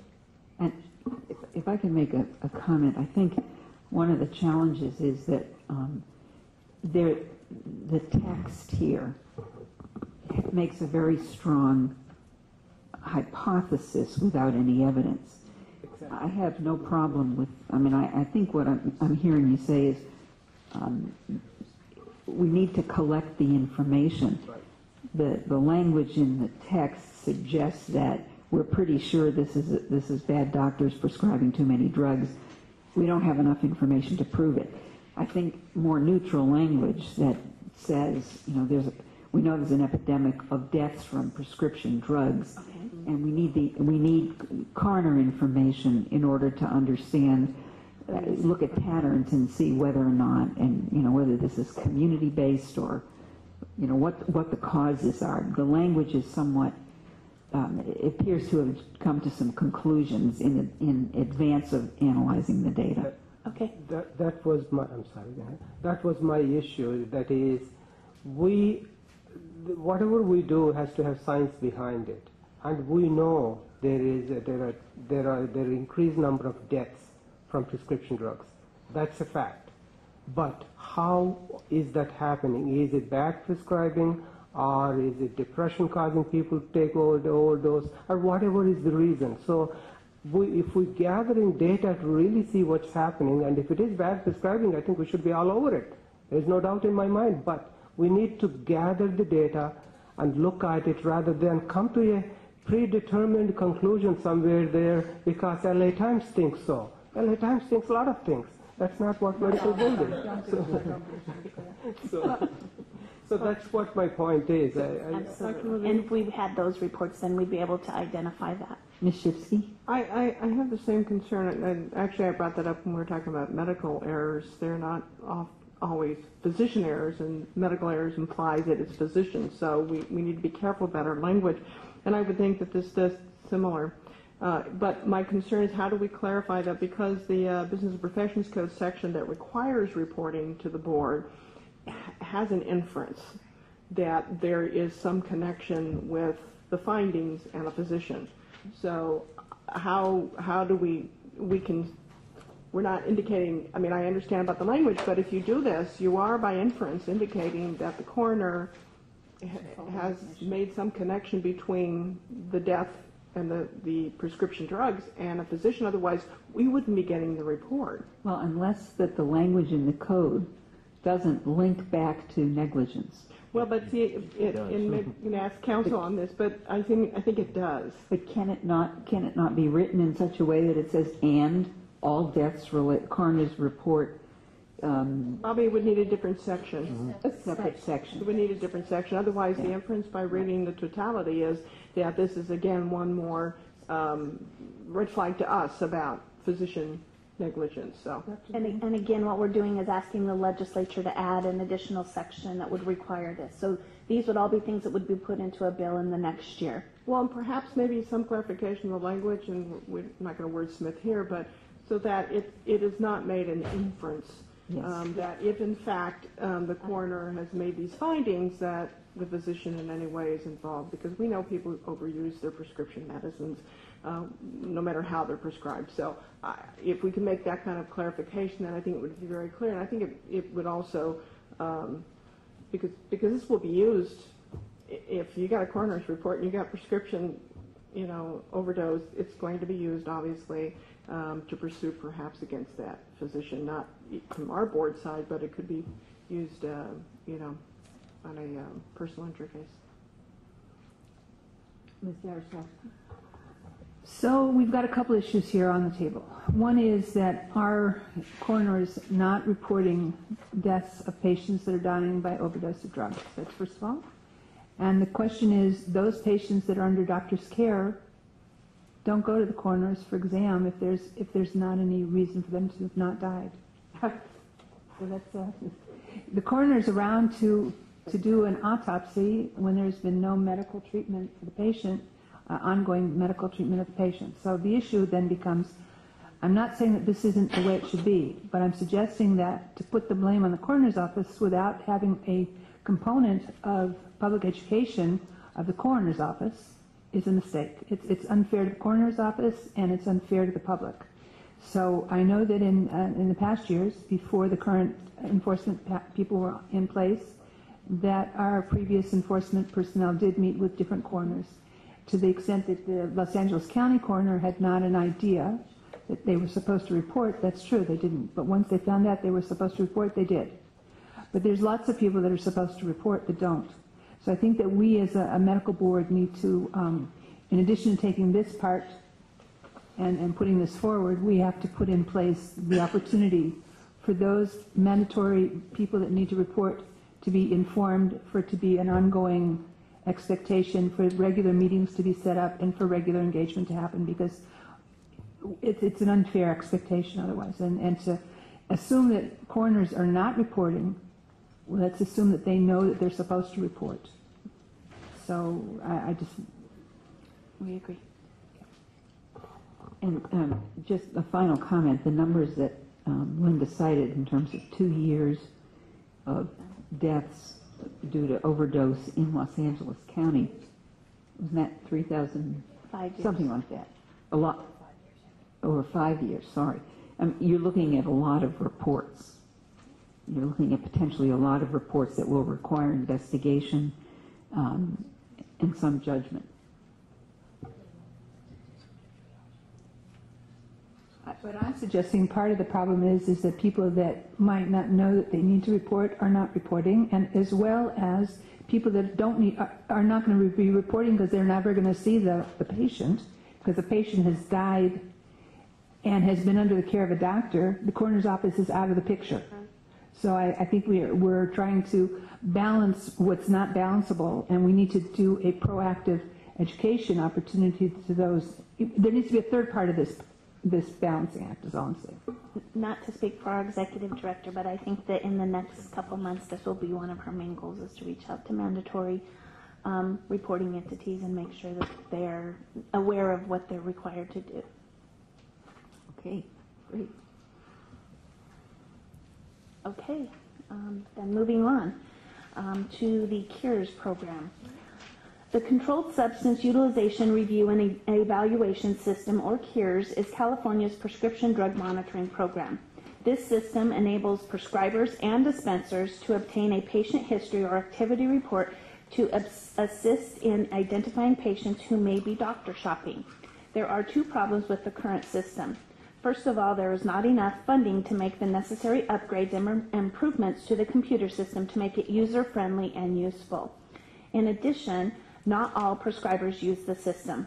In order to improve consumer protection, the board would recommend that all licensees who prescribe or dispense pay an additional minimal fee to support the necessary enhancements to the computer system and staffing to run that system. The board would also recommend that once the system is, well, the enhanced system actually is operational, all prescribers would be required to perform a CURES lookup prior to all Schedule 2 and 3 prescriptions. Are there any questions or comments on that section? So you're going to ask for increased fee from doctors that do prescribing. Is this being done in coordination all with any other of the practitioners statewide that also prescribe? Yes, if you look, it would also recommend that legislation be considered for all prescribers and dispensers. And if you look, there's a list on page 164. So it'd be physicians, dentists, pharmacists, veterinarians. It's the next to the last paragraph there. See that? And I'm sorry, and what's the fee? We would have to look at what amount of money was needed over the number of licensees that would be coming from. I mean, because the only reason the legislature would look at that. And I mean, because the only reason that you would want to use it is for the protection of the public, but now you're saying that it's going to cost me to deliver the care. You can put it on your body. For a system that might not even work. We currently have that. We currently have the system that is on its last legs. There was a bill in the legislature this year in an attempt to provide some funding for cures and it did not pass. This is a really important public health issue and one that physicians in general and other prescribers are eager to have up and operating. Have we considered requesting from the drug companies that need prescriptions written to take their medications that they might want to participate in making their use of their medication safe? Yeah. Yeah, and the crafting of the piece of legislation, the question is the board comfortable recommending that the legislature produce a bill that actually will establish a secure and stable funding source for a 21st century rapid response? Well, Dr. Levine, the County of Alameda did a similar approach, which I think we talked about last word, and we need to look at too as well. They actually are fining the pharmaceutical companies for the costs related to the return and disposal of prescribed medications, and I think this seems to be in the realm, this seems to be a legitimate request and suggestion to the legislature that since we do have this serious problem and the state does need the funding to be able to track monitor and also report on this type of use, that this would be a reasonable thing to make some kind of assessment on prescription medicine. There are two issues here. One is the user fee. I can see that there. It's like my tax bill. This school district this water district this, even though Prop 13 limits something there. But the second issue is bigger one. Unless you have a you're significantly progressed in your electronic health or medical records, it's not that easy for a physician to look up Q's database in a solo practice that often. Let me qualify my comment that Q's database is probably one of the best we have, and it needs to go much further because it is one of the best things for public protection. We know that, but we've got to get there. So I think, like Mr. Yaslowski said, you've got to look at some other way and also work with the physician organizations, the dental organizations, the osteopathic docs up there, and nurse practitioners. See how can we get them there, where we want to get them, and then put something together, because the importance of this is significant, because without knowing, you can prescribe something else that patient was on. Without knowing that somebody else gave this dose, you can do the same thing. So this is a serious issue. We talked about the overdose. So the doctor shopping. So all these issues comes through Q's database, but we need a lot more work than just us trying to do something by raising doctor's fee by $5 to $10 and come on with some mandated requirements. So. Well, can we correct that, though? The CURE system isn't an electronic prescribing. The CURE system allows the Department of Justice and the Department of Pharmacy that when a prescription is brought in, they can start running, they can monitor, and they can track the prescribing practices of it. So this does not require the physician to have any electronic records or any costs related to that. This is simply the state monitoring system. I would just like to recommend that as part of this discussion, maybe put in here that there needs to be some shared responsibility. I'm serious now. So shared responsibility between those that are writing prescriptions, shared responsibility between those that are giving that are the drug companies, and those that are selling so maybe it's the pharmaceutical companies. It could be the drugstore companies. It could be let's take a look at it. We're not going to say you're going to spend $5. We're not going to say you're going to spend 25 cents. But let's say that we know that there needs to be money, and we support this. Like you've got here, we recommend that legislation be considered. We don't know where the fee is going to come from. Maybe there needs to be additional money, because on all of our bills for public services in the cities that we live in, everybody tacks on something in the city to something that has nothing to do with anything. So I'm not suggesting you tax apples here, but I am suggesting that there has to be some shared responsibility. And I agree with Dr. Conradab. You cannot, and Dr. Diego, you can't always be asking doctors, as a result of their licensing fee, to cough up some more money. But I think that maybe we can. Some shared responsibility would be a good idea. And that's why we do have all of the other individuals listed. Anybody that would be missing OxyContin and Pharma, right, and so you're looking at, and we could add a sentence in there and looking at other funding sources as well. Dr. Bishop? I know this is political suicide, but I'm not for elections. This is fine. I think that the public needs to help fund this as well. I think that they should pay perhaps 5 cents a prescription. Yeah. There's hundreds of thousands of prescriptions.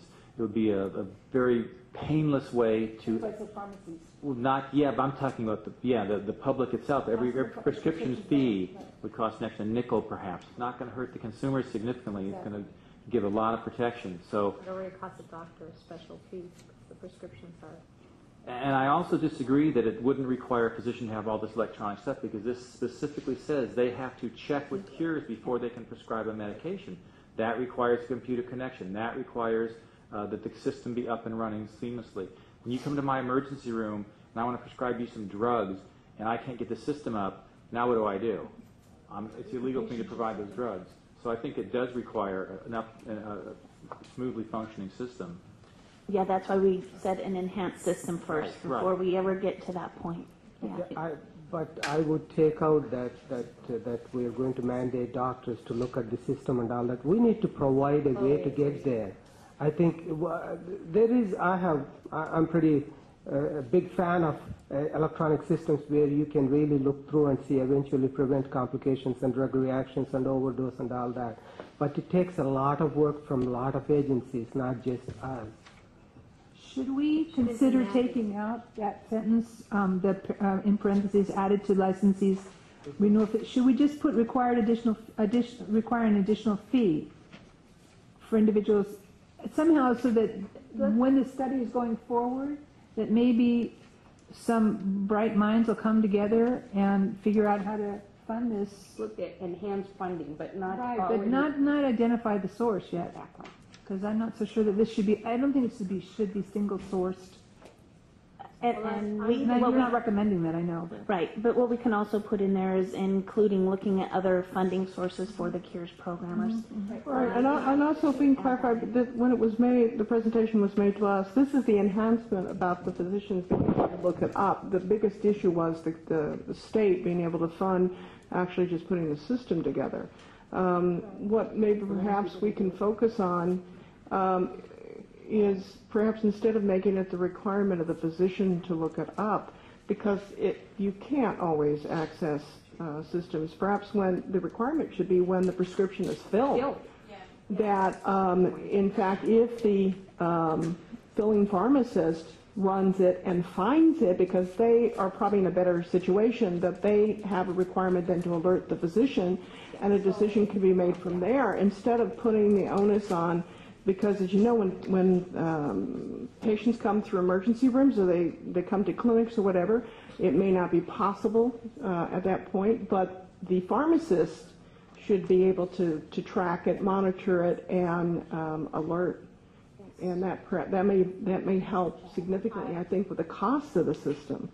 I totally agree with that the medication should not be dispensed until it's checked. Right, and the I was onus looking should for be that on. where it said that, but that's my biggest concern is all sorts of things can happen. The writing the prescription is the easiest thing, but when the pills are actually handed to the patient, that's when something should have been, by that point, something should have been checked. Well, and quite And I honestly, would rather pay. Yeah, the state I would is- rather pay than have to be absolutely. responsible for checking. And Like, absolutely, that's the bigger the pharmacists have had an expansion of their scope of practice over the past couple of years, and I think this should follow their obligation because of the responsibility for counseling. Once they find this person on there as a drug seeker, I think they should have the responsibility not to dispense the medication and to alert the prescribing physician.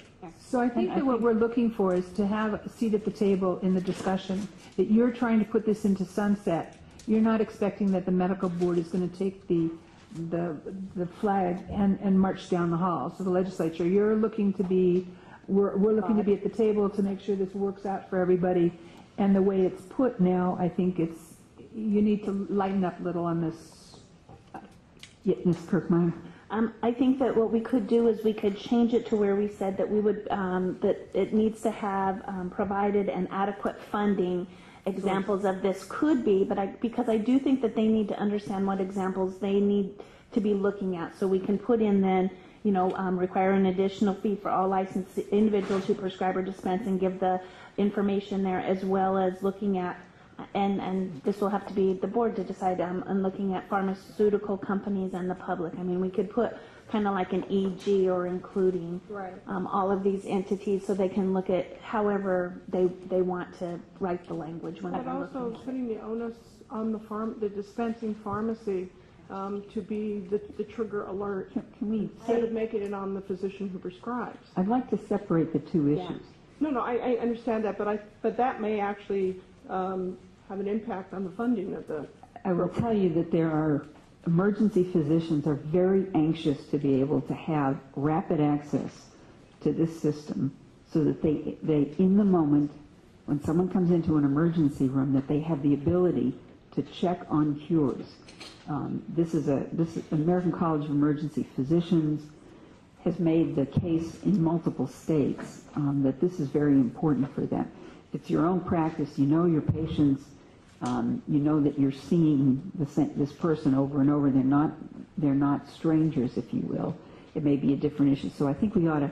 I think the first issue that's called out here is for both the protection of prescribing physicians as well as protection of the public, quite honestly, a rapid response, accurate cures system will enable both dispensing pharmacists and prescribing physicians to have the information they need to ensure that they aren't facilitating drug-seeking behavior or Right. Yeah, I want to have the information, and I want to be able to look it up. I just don't want to come back and be penalized if I was not able to access it for whatever reason. The internet was down, Cures wasn't working, etc. I don't want to be responsible for that, but I want to have access. But at some point, someone has to be responsible, just like Ms. And for physicians who cannot afford whatever until they can, you know, this might be an opportunity, particularly as a backstop, where you require the pharmacist, dispensing pharmacist, that's one more protection to catch something in the event that a physician can't afford the access to the system. So have you gotten enough information on this? Yeah, I think so.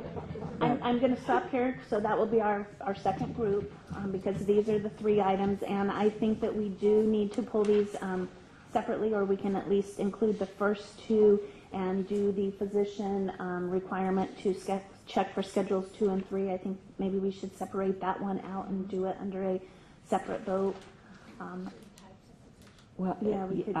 I think what you're hearing is a big pushback at this point on mandating physicians. Yes, so that's why I think we should pull that one until, separate from the other 2 moving forward. Okay. If you're okay with that. All right, so Okay, so at this point then, I'm going to try to say this. I think Letitia's taking notes for me. So at this point then, I would like to entertain a motion that the board move forward with coroner reporting and changing the layout on that one to make it more neutral wording, and moving that forward with changing it from the way it's written right now in kind of making a lot of assumptions to more neutral wording, and moving that one forward.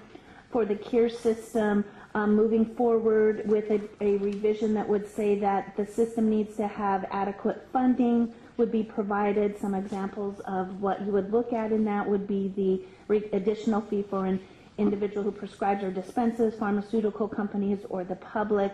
We would rewrite that one to say that, and I would like to entertain that motion first and then separate out the second one, if that's okay with do I have a the second? President. Second.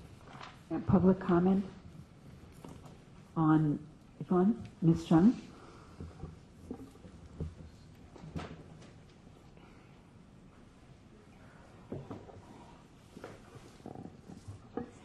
Yvonne Chung with the California Medical Association.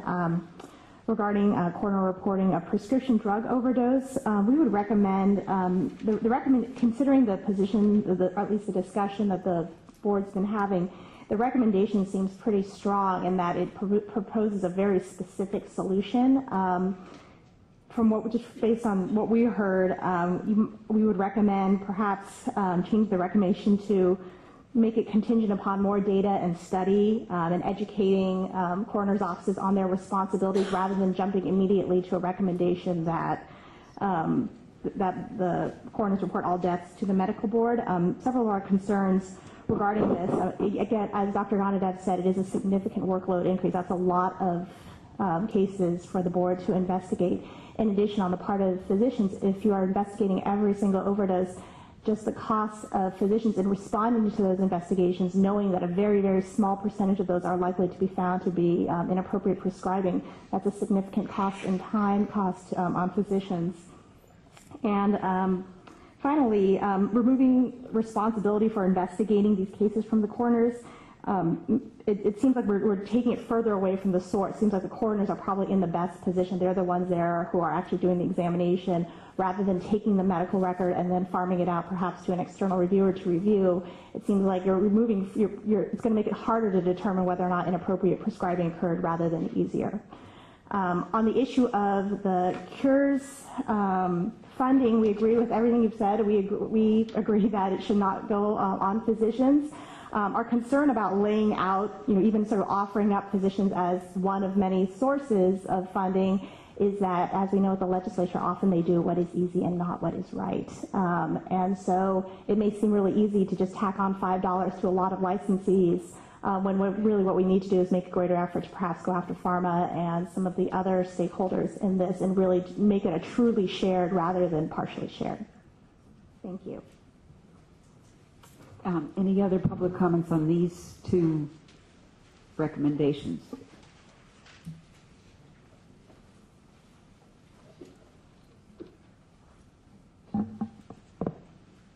Good afternoon. I'm Lisa McGifford. I'm with Consumers Union's Safe Patient Project. And regarding the recommendation on the coroner's reports, our feeling is that the board needs as many tools as they can to oversee physicians, and we think that this is a good idea to get this kind of information to help identify if there are some trends or some commonality, if there's perhaps a physician whose name keeps coming up.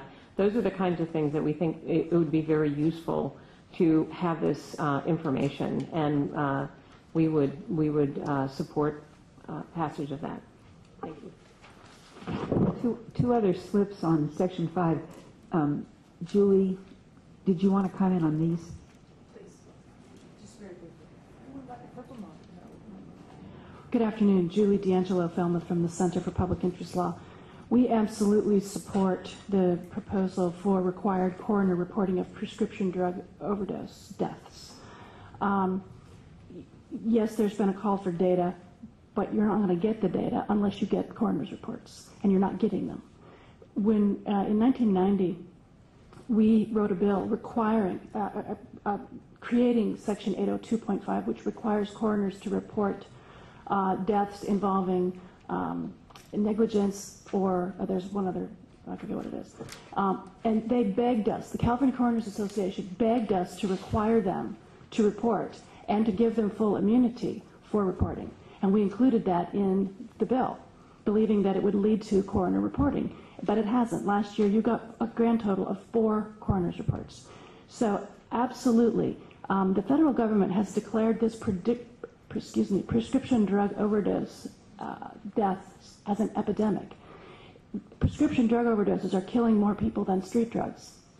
And that may be anecdotal, but that's what I'm hearing from the federal government. And you're not going to get this data unless you get coroner's reports on prescription drug overdose deaths. Thank you. And Teresa Anderson? I don't want to overlook anyone. Okay. So, we have a motion. I'll call the question. All in favor? Aye. Aye. Opposed? Abstentions? That was weak ayes, guys. Aye. Without objection. Okay. Okay, great. And then the second issue would be whether we want to move forward with considering the physicians be required to check the cures, and I think I'm hearing that there's not a decision to move forward with that, so I don't know if, Diane, do I need a vote for that, or do we just, can I just remove it? No, you can remove it. Okay. They haven't made a decision on it. we haven't, you have no motion Okay. And then I would entertain a motion if there were one to remove. I'll Second. second that. Public comment? All in favor? Aye. Okay. Okay. All right. Figure out where we are. Okay. Then now I would like to move on to the enforcement and consumer protection enhancements. If you look on page 165 of 400, this is the public disclosure of malpractice settlements. Currently, the law requires the posting of malpractice settlements if a physician has 3 settlements in a 10-year period and he is in a low-risk specialty, or 4 settlements in a 10-year period in a high-risk specialty. The public would be better informed if all malpractice settlements over $30,000 reported to the board were posted. The recommendation is to post all malpractice settlements. And it's there before you. Are there any questions? Yes, Ms. Yaroslavsky. The 30,000 originally was a trade-off for something. 250. It was we put that number 30,000, and we got something in return about something. I think you're thinking of micro, but I don't know if right, that there you was go. part of Micro that. is the $250,000 cap on. So we got the $250,000 cap No, as a micro's result not. for having 30,000, right? No. No, micro is not a function of. Micro is a function of civil litigation, and this is an administrative realm. So, I would respectfully say micro is not in play here. This number was a negotiated number, and it had to do with the fact that there are often small settlements in the absence of fault finding, and that the feeling was that the $10,000 award essentially where there's been no fault found, but there is compensation, if you will. Frivolous, I believe. Right. Frivolous. But where I was going was, is that number too low, and should that number be higher now, given that 10 years ago, the value of $30,000, are we, I'm suggesting that maybe that number should be higher. It's not just about the number. I think this is, if you look at, I'm the medical director of a public hospital. I do get any malpractice suit in the hospital where I attend the board of supervisors meeting on behalf of all the physicians at the hospital. There's so many settlements are nuisance settlements. And so what are we trying to do? I think it's just because the cost of litigating often is anywhere from $30,000 to $150,000, depends upon the case. Just to get expert witness testimony alone costs that much. So what the liability companies will ask you is pay at some nuisance value and move on. So just putting that all on that website, it just scares me to death. I don't think we are providing consumers, we are giving information which is not totally accurate, because there are some settlements where it shows how negligent the physician is, and we should provide that information. But there are some things which is just so nuisance. Actually the insurer almost forces the physician to settle because it will cost more. So if that is so, how is the consumer going to differentiate? So I don't think it's a good idea. Dr. Salmonson? Well, I just would support that, because the concept is we presumably will have investigated those reports, right? So we're going to be getting that, and then if there was cause for discipline, we would have proceeded with that. So it's not like we're suggesting that the board not be informed of all, but to put that, I don't think adds additional public protection, because they can't differentiate the nonsense suit. And quite honestly, the latest strategy, and thank God I haven't been subjected to it, but colleagues that I highly respect have, so I say I'm the lucky doctor at this point rather than the better than they are. But the strategy now is that malpractice attorneys is don't even charge malpractice, charge a criminal offense like assault, so that then you will extend to the malpractice settlement, so you'll get coverage. And so more people are being forced to beg their carrier now, okay, rather than fighting it, because the threat is that it's going to be a criminal offense instead of a malpractice case, which they won't have insurance against. So they are even increasingly accepting payments. So it's even less accurate that a payout was anything other than just a way to, frankly, move on with your life.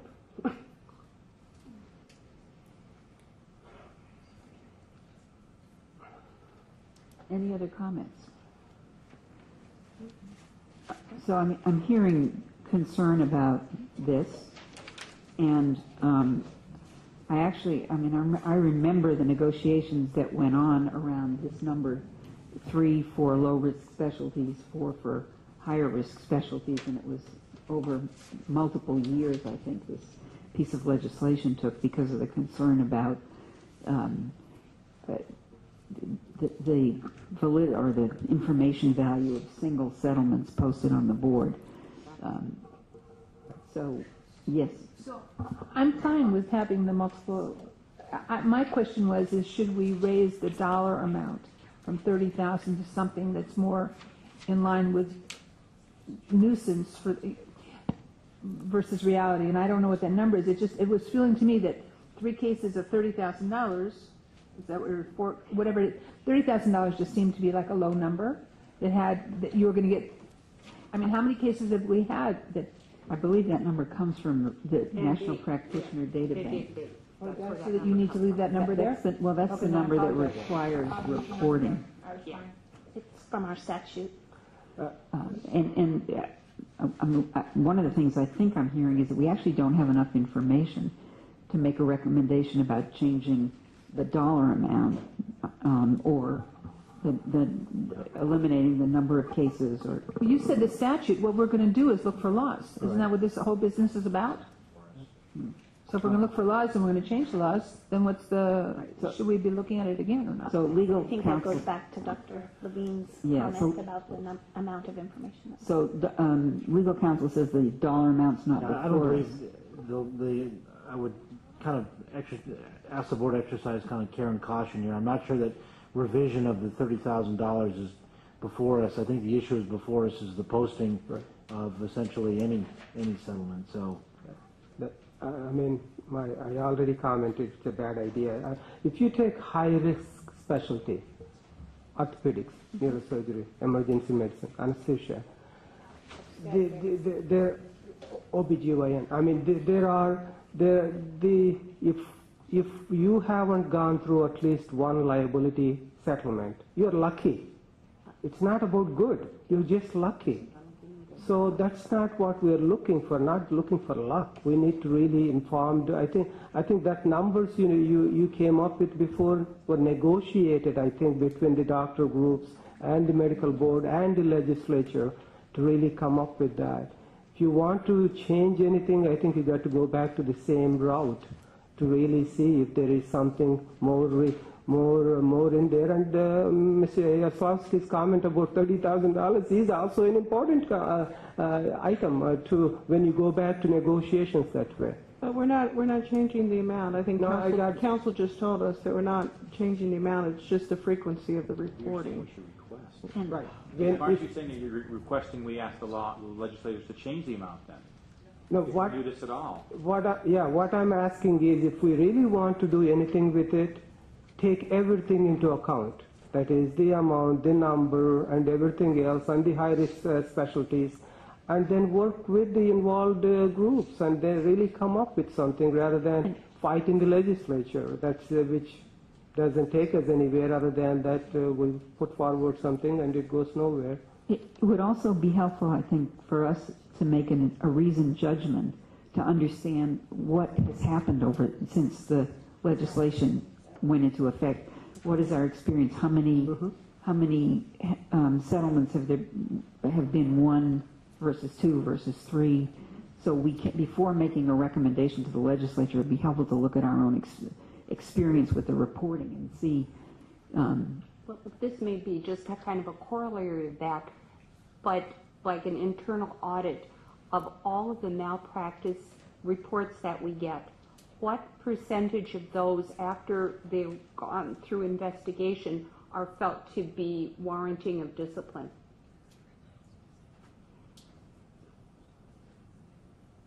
June, did you have a comment? Thanks.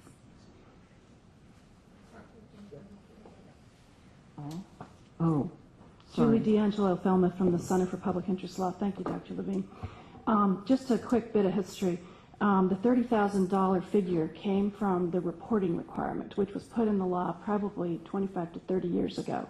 Insurers that pay out on malpractice claims, settlements, physicians themselves or physicians' counsel must report to the board all malpractice settlements in excess of $30,000. So that's where the $30,000 came up. And what it resulted in was a whole lot of settlements for $29,999, which you never will know about.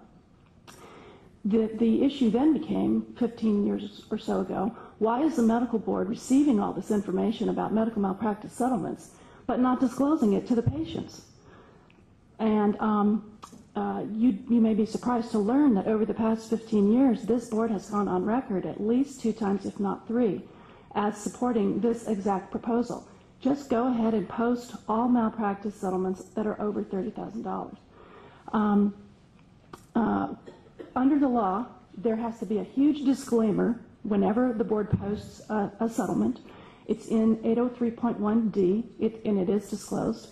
Under the law, the board can't report the exact amount of the settlement. Instead, it has to do this complicated computation of whether it's above or below the average amount paid by physicians in that same specialty.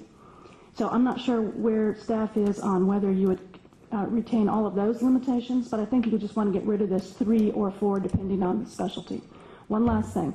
After the Enforcement Monitor project was over, the California Research Bureau, which is part of the California State Library System, did a study on the public disclosure policy of this board and whether it's adequate to protect the public. And the guy who did the study found that, particularly in this area of disclosing malpractice settlements, that the board could and should do more to disclose more settlements. So I think that study probably supports this particular proposal. Thank you.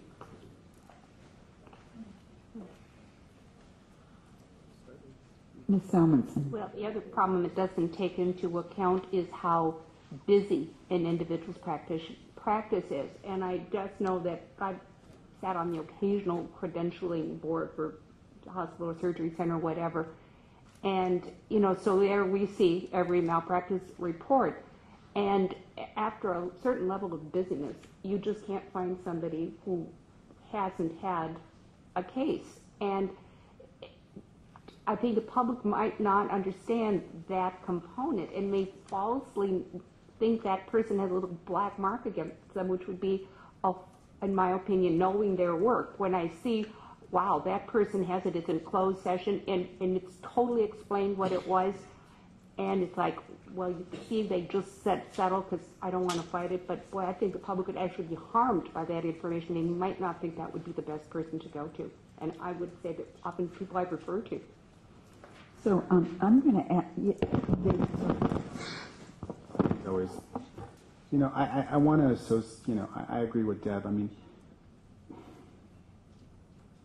as a municipal lawyer, we see a lot of settlements, and you know, there is a push for that at times, just because of the nuisance aspect of it. And given the issues involved here, I would agree.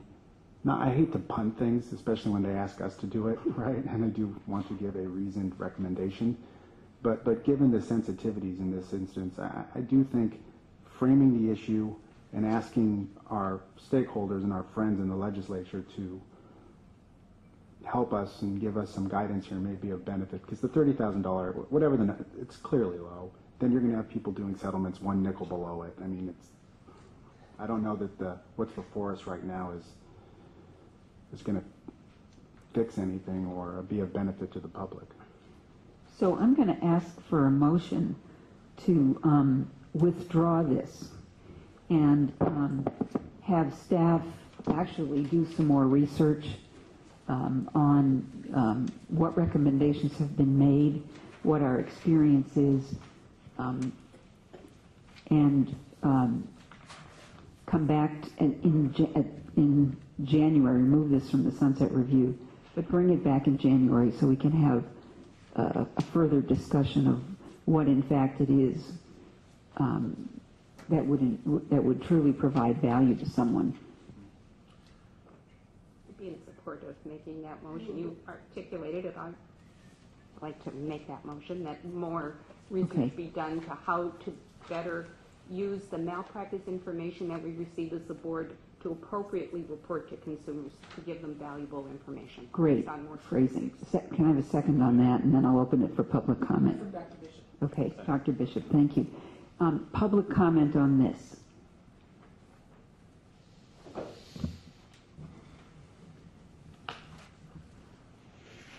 Lisa McGiffert with Consumers Union Safe Patient Project, and we'd like to speak in support of this, and we understand you've just moved to bring it up next meeting, and we'll try to be present for that. But this is, this is generally public information. It's just not gathered in a place where consumers can find it. And consumers are going to come to the medical board for information about doctors. And we believe that this is pertinent information. I think the public is smart enough to figure out the doctor that has one of these cases against them versus the doctor that has 20 or 10. And that's what's being hidden from the public view. So we would definitely encourage you to consider to move this forward and look forward to more discussion about it. Thank you. Any other comments? So, Madam President, just so I understand the motion, I apologize, is to withdraw this from the sunset for the conclusion of the sunset report and then bring it back before the board with a comprehensive discussion about how it could be made more informative to consumers. Yes, sort of thing. Okay. That's correct. Yvonne Schoen with the California Medical Association. We are in support of the board's motion to bring this back. We agree there is not enough information at this time, and it makes a lot of sense to really take a close look at how many of these malpractices actually do result in some kind of discipline by the board. Thank you. Thanks. Yeah, Chair, can I ask a question? A statement I think was made, but I don't think that's accurate. This is not readily accessible public information. You cannot access a National Practitioner Data Bank as an individual, and there's no real way to access settlement information because most of the time they're made confidential unless a regulatory agency requires them to be reported. So, I was referring to it like the county, at the county level. In most places it's available. You can go and look up the case and read about it in the county, but you just can't get it. You can look at the case, but the settlement may not be disclosed. Court involved. Some settlements are very confidential. Yeah. Isn't there mandatory reporting of settlements over $30,000? Just to the medical board, Just the but we medical keep board. those confidential unless we take disciplinary action. So the public can't get them. So. But they may be able to get some information from the court. Okay. Okay, then moving on, the next one. Oh, whoop, forgot to vote. Oh, sorry. Okay. All in favor of the motion? Aye. Any opposed? Any abstentions? Okay, thank you. Okay. Moving on to medical malpractice cases for no upfront review, and that would be page 166. The board is required by law to submit all quality of care cases to an upfront medical reviewer prior to the case going to the field for investigation. There are a few exceptions to this. The exceptions are that if there is an 805 filed, if a physician is subject to a pending accusation or ongoing investigation, and those are the exceptions that we currently have in statute. The malpractice cases have already been reviewed by a number of experts. Additionally, if the board needs to subpoena the records, which happens on these cases, the case is sent to the field, but it must then be sent back to the central complaint unit for an upfront review to comply with the law. This is not efficient and wastes time. The board would recommend an exemption for malpractice cases from the upfront review required pursuant to Business and Professions Code 2220.08. So could you explain before we take comments exactly what would be different? So what would happen if this goes away? So right now, if we have an 801 case and we determine that we would need to subpoena the records because for one reason or another we can't get a patient release, if that case were to go out to the field for investigation on that subpoena or to obtain those records, once they get those records, then that case would be able to remain in the district office for then further review of that and determining whether there was a violation of the law. We would still conduct our normal triage on these cases and look at them before we would send them to the field, but this would actually not require that upfront review at the central complaint unit as we're required right now. We have that expert review, so those cases basically right now would be able to gather all the information and send those to the field if there was a violation that they found. So you're not eliminating expert review, you're eliminating redundant expert review. We're eliminating two of them. Okay. Does anybody have any questions about the process? Yeah, I just have one. How many of those cases after our experts review were not pursuing investigation compared to if you send them all? So what percentage are going out for investigation of the current malpractice cases? I would have to ask our chief of enforcement if she has an idea about that. Off the top of her head, I don't know if we've. Off the top of my head, I don't have a number. For the number of cases that result in being referred to the Renee, could you? the complaint unit, from the complaint unit to the field. Could, Come sit down, then talk. were you clear on Dr. Gananadev's question? Well, I'll ask him to repeat it just to give me time to think. Okay. Could you repeat the question? Yes. Yes, Ms. Threadgill. Out of my mom is telling me.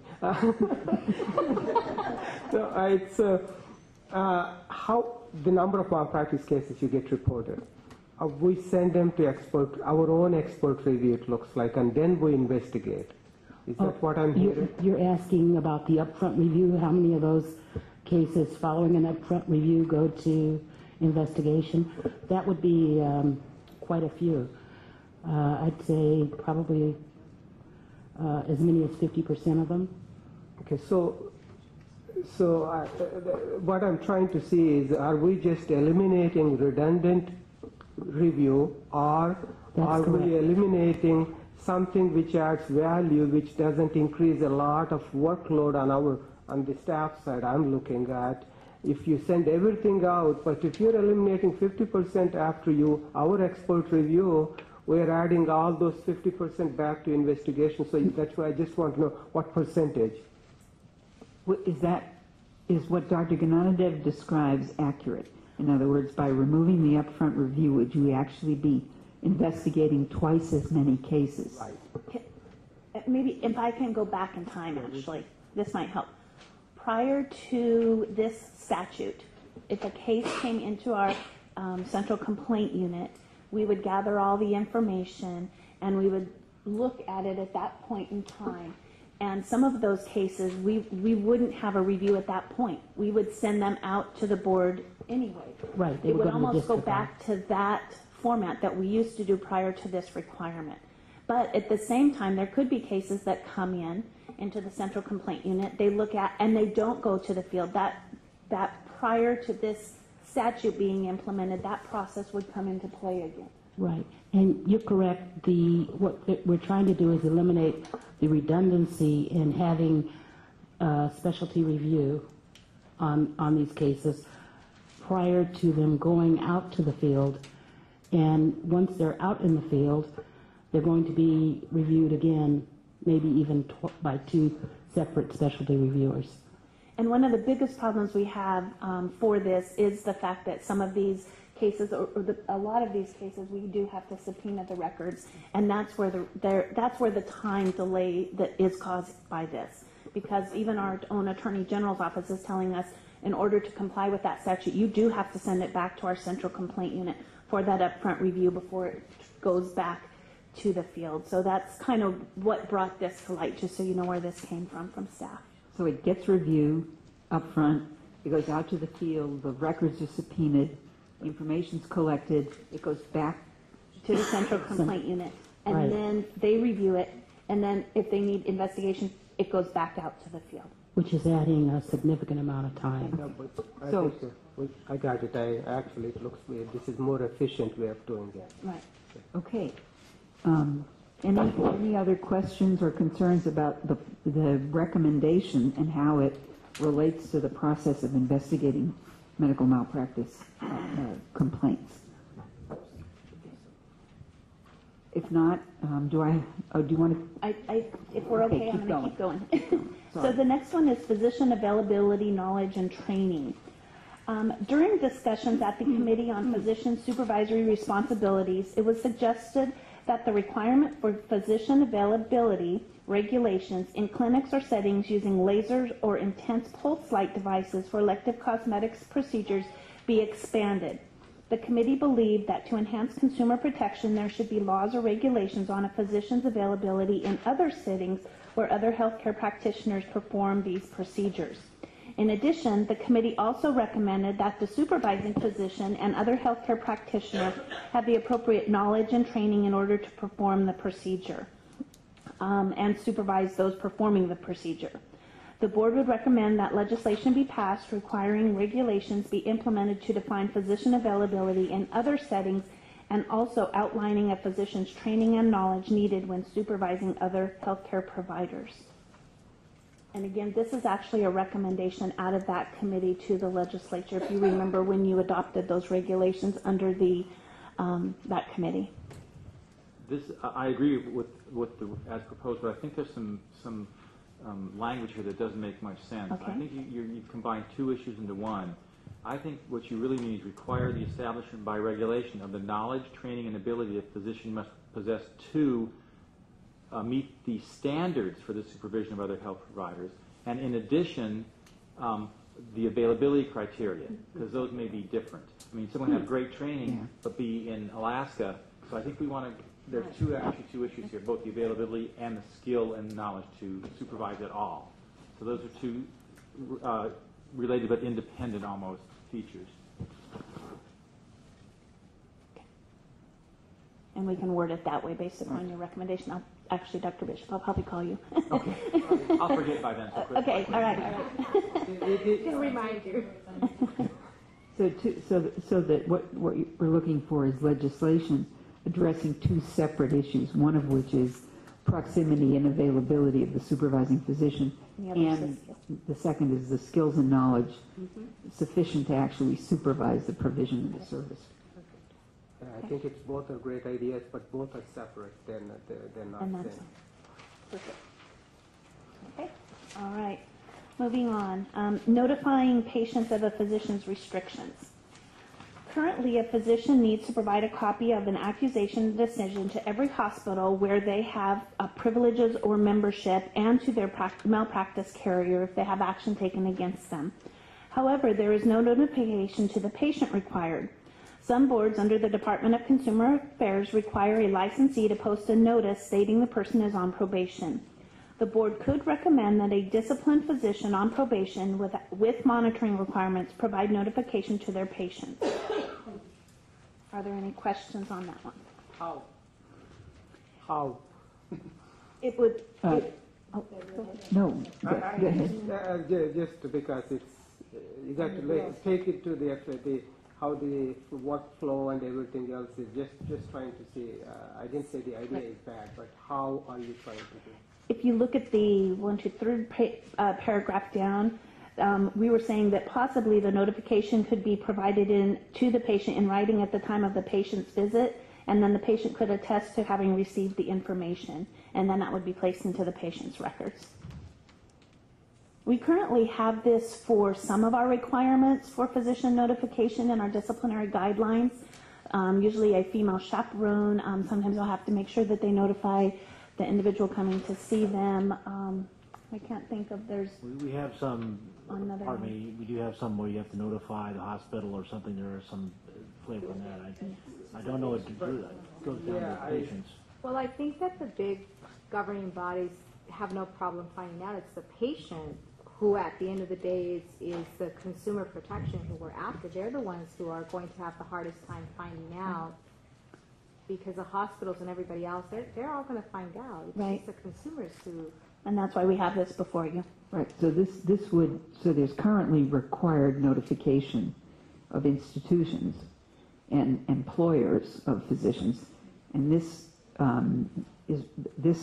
would be a recommendation that we explore the option of under what circumstances would a physician who's being disciplined and with a monitoring requirement, which is what you've written here specifically, on probation with a monitoring requirement. So it's only doctors that are being monitored? No, it's yes. But anything. So this is a subset of physicians who are being disciplined. Is that correct? Yes, and I understand what Ms. Yaroslavsky, it almost needs an and in there, on probation and with, so you want him to notify. So we're not going to have all doctors that are on and they also have a probation. monitoring. So if they had probation and no monitoring, you would want them to be notified as well. So we tend to monitor things like charts and billing. I'm feeling real uncomfortable with this. I have to tell you, I'm not sure where I'm going, but I'm feeling very uncomfortable. I would feel more comfortable with a notification. I can't speak. No. I just wanted to alert her that I wanted to say something when you get a chance. So I'm feeling very uncomfortable with this. Somehow it's feeling inappropriate information. I think consumers have to have information. I think educating consumers of how to get that information, doing a better job of media relations with local press and religious faith-based organizations and PTAs and people that chit-chat and gossip, I think it's a good idea. Seriously, I'm making light of it, but I'm serious.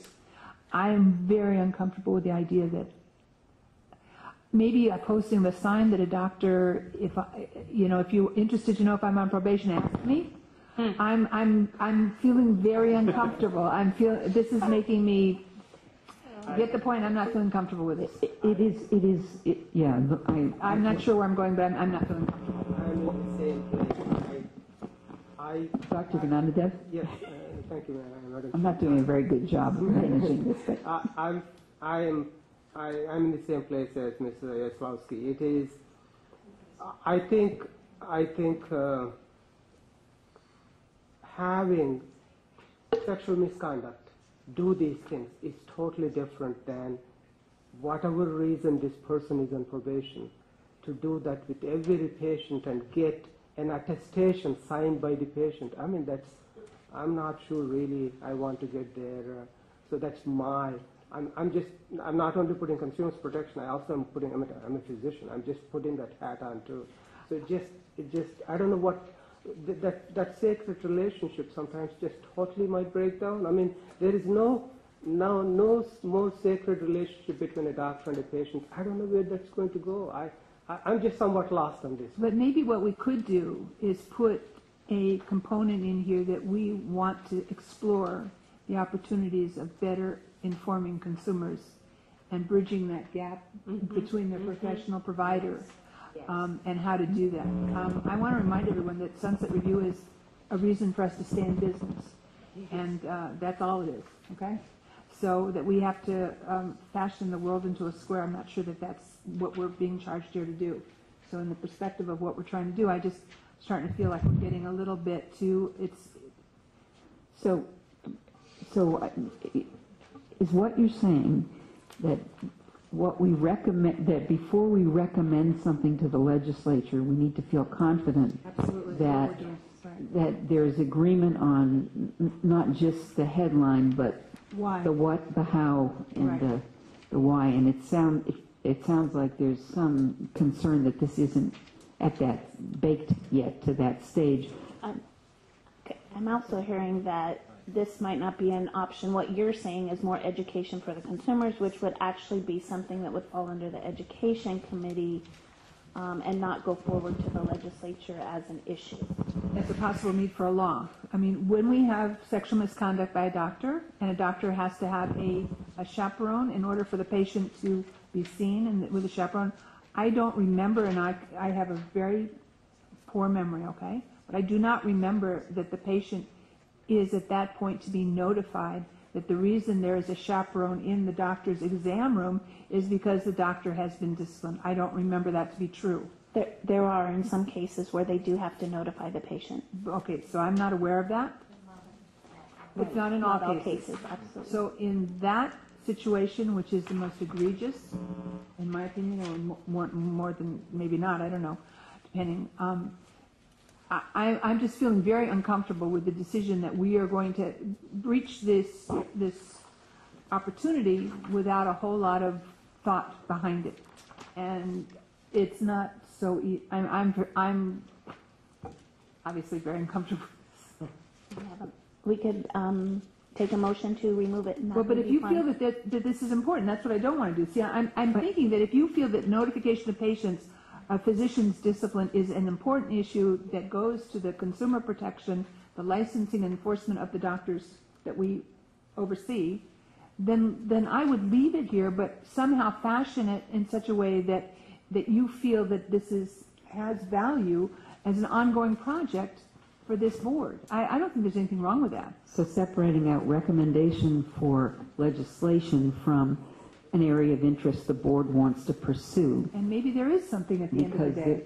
But I'm right. not there. I'm not at the breakfast time yet. I forget the end of the day. Dr. Solomonson. Well, I guess I just think, and again, it's putting too much on the board, but if the probation monitoring was happening appropriately, if we could feel confident with that, then I guess I would feel confident that the patients were safe to be seeing that doctor without signing off, I know I'm seeing a doctor on probation. It's sort of a mixed message to me, because if we feel that the patient needs to, it's sort of buyer beware, I'm seeing a doctor on probation, I as a patient would say, I don't think so. I don't see how you'd even monitor the patient, because I would think there'd be 0 patients. Exactly. And so... Can you imagine insurance companies on this deal? Why don't we remove it for now, but agendize it for a broader discussion? Because I think there is another side to this, which is we know from testimony before this board that when consumers have an adverse outcome and learn that the physician was disciplined, had been disciplined or had been on probation, they're very unhappy about the fact that they had no way of knowing that. And so how we navigate those rocky shoals, I think, is important. Absolutely. I don't think we want to drop this issue. Right. But just keep in mind that it took us a long time to get any kind of public notice in a doctor's office that suggested that they were licensed by the Medical Board of California. The whole purpose of that notification in a doctor's office was to try and help patients figure out that there was a place they could go.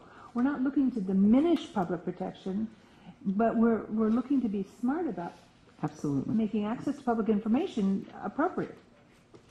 I guess I'm just saying, if we think the doctor is so deleterious that they need to issue a warning every time they have a patient contact, then I don't think they were candidate for probation. They should have been revoked and then try to reapply.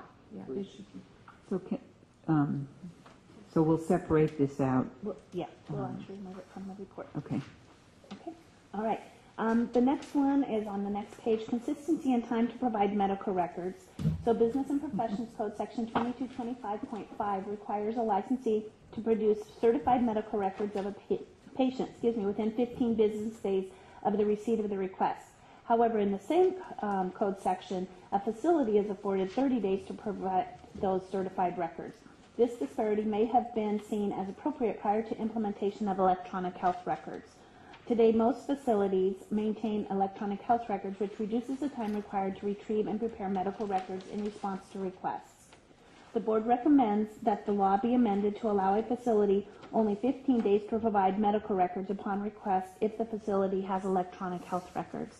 And this actually came out of our enforcement committee during one of their discussions. Great idea. Absolutely. So you want a motion to that?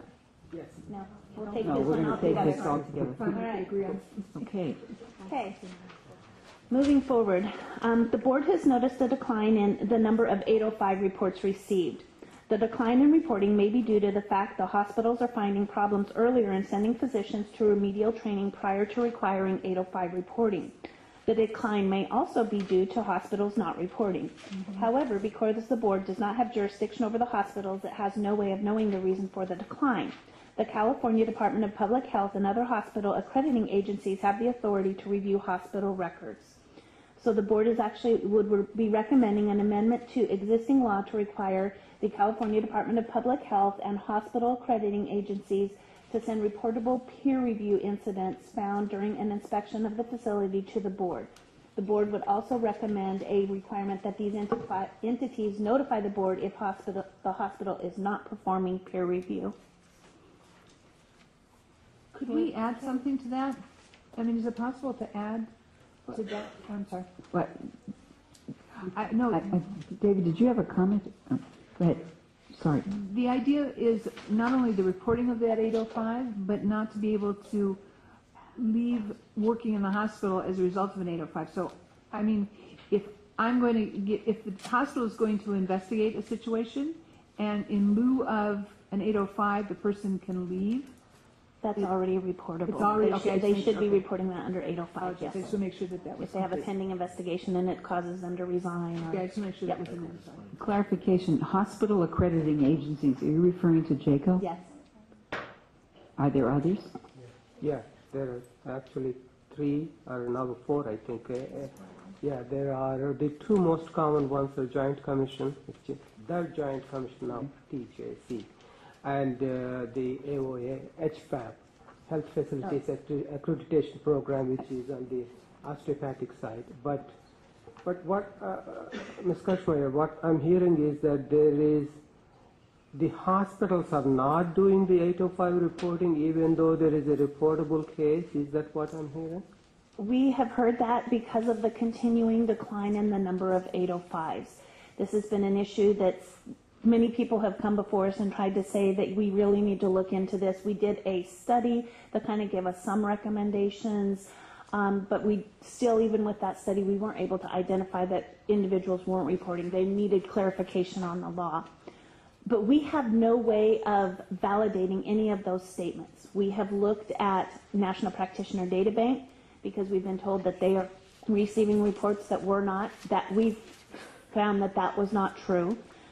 So we don't know what we don't know. I guess that's the bottom line of it. And the only way we're going to know is if the entity that actually can get in there and look at those documents and see first if the hospital is even doing peer review or the group is doing peer review. And then secondly, did they have something that happened in there and they did not provide that to the board? We've seen a decline in the number of 805s, but the reason and why we just can't, it's all anecdotal at this point. We do have information that we've received, and I think you'll be hearing it tomorrow, that part of the reason that it could be is that the hospitals are identifying individuals earlier on before it gets to that point, and they are actually sending an individual to a training program that won't require the reporting under 805 because they don't have restrictions for more than 30 days. They didn't fire the individual or anything. So that may be the reason we're not seeing the 805s, because they're not actually taking the action of the 805s, but we just don't know at this point. So and this is the only way we can probably. So this is an effort to get a second source of data to determine whether or not, whether it's a failure of reporting or not. Right. Let me ask you, I mean, so that means that either TJC or HFAP, the 2 most common agencies, they have to decide when something is reportable, even though hospital thought that it was not reportable? Well, if they were out there and they were inspecting the records of a hospital and they found something that they believed this individual was terminated, and when they're looking at it, they would notify the board. Then we would get that information and compare it. Did we receive an 805 or not? And if we did, then we would have to look further into it. Is it asking them to make judgments, or is it asking Right. them to collect data? Well, we don't have language written right now, so we'd have to be probably clear that if they were out there and they found some event that they took against a physician, that they should notify the board. We'd have to clarify that in language, I believe, when we discuss that. Yeah, if that happens, you might have to work with CDPH, because I don't even know we can tell TJC or HFAP to do something as a California agency, because that's a national accrediting agency. CMS can tell them, but so there are a lot of issues here. So if you, the idea is not, I mean, if somebody is being penalized for something they did wrong, which is reportable already, if that's not being reported and we want to know that information, that itself is not a problem. How to do it is going to be interesting. Okay. All right. If there's nothing else on that one, then I'm going to be moving forward. Okay. Okay. Let's see. I'm sorry. From the date the board. Oh, sorry. The law requires certain information to be removed from the board's website from the date the board obtains possession, custody, or control of the information, and after that through the end of the period. The information contained in these subsections pertain to a physician's license, which would require removal. Any license or practice or suspension or restriction, any enforcement actions, such as probation, public reprimand, etc., any disciplinary action in California or any other state as described in BMP Code Section 803.1, any current accusations, any malpractice judgment or arbitration award, any malpractice conviction that resulted in disciplinary action. So all of those would have to be removed from the board's website within 10 years. The only items that would remain on a physician's profile, this is current, I shouldn't say only. The reason it's past tense for us because we haven't got to that point yet. This will start on January 1st of 2013. The only items that remain on a physician's profile on the board's website after 10 years are a felony conviction and hospital disciplinary actions that resulted in termination or revocation of a physician's hospital staff privileges. Although the statute requires the removal of the information from the board's website, these records are public indefinitely and therefore can be obtained from the board's office via a telephone call or in person. However, most members of the public would not know to call the board unless they have fully read the board's disclaimers. If the public does read the disclaimer and calls the board, staff will copy the documents and provide them to the public. The board will begin the removal of these documents on January 1st of 2013. While the board understands this information has an impact on a physician, the board also believes the public has the right to review the information and make its own decision regarding the physician based upon the circumstances of the case, including how long ago the action took place. The board would recommend elimination of the 10 years posting requirement in order to ensure transparency to the public. However, we also had a caveat because we don't know if the legislature would take that. Because the language on the date of the activity and when the 10 years starts is unclear. So, however, if the legislature does not wish to eliminate the requirement for the 10-year posting, that it specify a date or have the board do that in regulations as to when that 10 years begins. Because right now we've actually stated when the 10 years begins. We've kind of sat down and looked at the intent of the law, and we've made our own interpretations on that. So.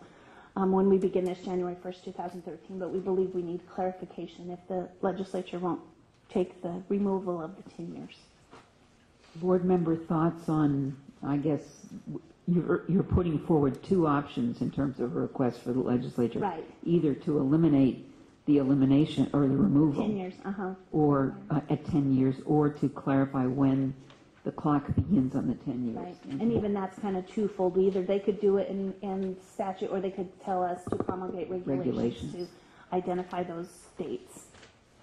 Dr. Summerson? Well, there I think I'd be inclined to say once that discipline has occurred, I would be kind of in favor of having it on there. And certainly if that's not an option, the concept that, let's say someone was on probation for 7 years, yep, and they were going to count that and they only have it on for 3 years, boy, that's really a buyer beware. So I think once that, and especially since they can still get it by phone, then that's a mixed message. So if it's not totally expunged and it's the information is available, then I think it should be on the website. Any other comments? Okay, moving on. I think you guys are getting tired. I'm tired. Not at all. Okay. This is on expert reviewer opinions.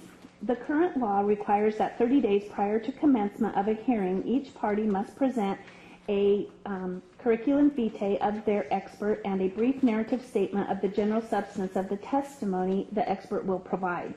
The Attorney General's office has notified the board that there are problems with this section that need to be clarified. First, the legislative history of Section 2334, which is that requirement, reveals that during the legislative process, consideration was given to both sides to exchange expert witness reports. The board requires its own experts to prepare expert witness reports, and they must be produced in discovery.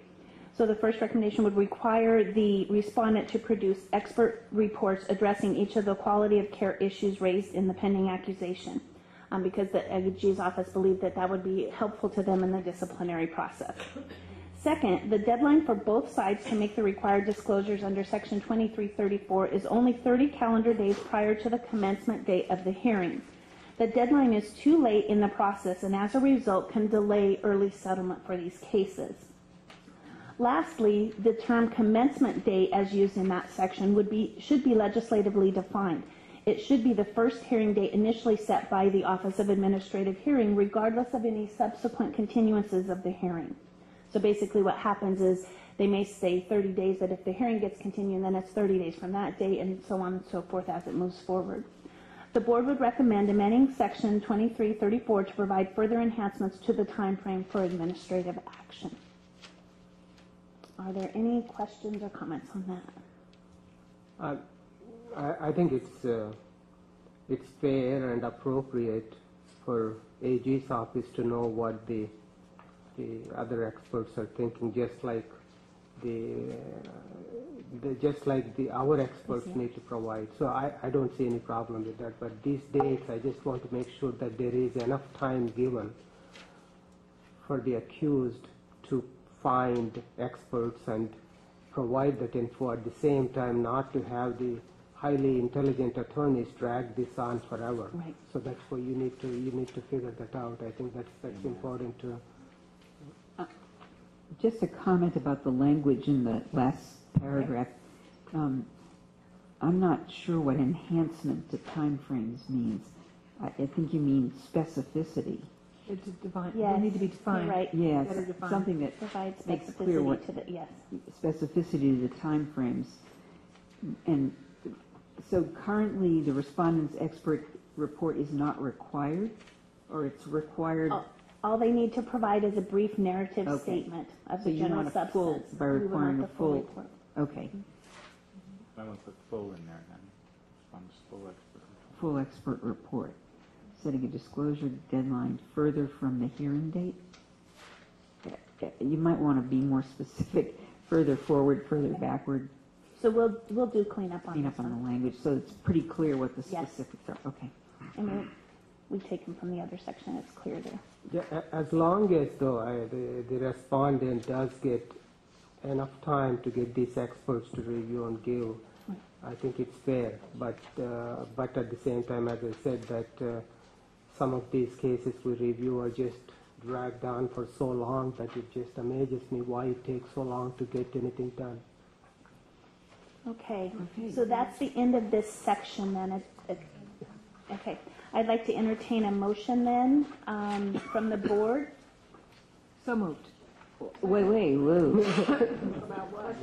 Could you be specific I on? am, I'm going back to start here. Actually, Kim, I have it.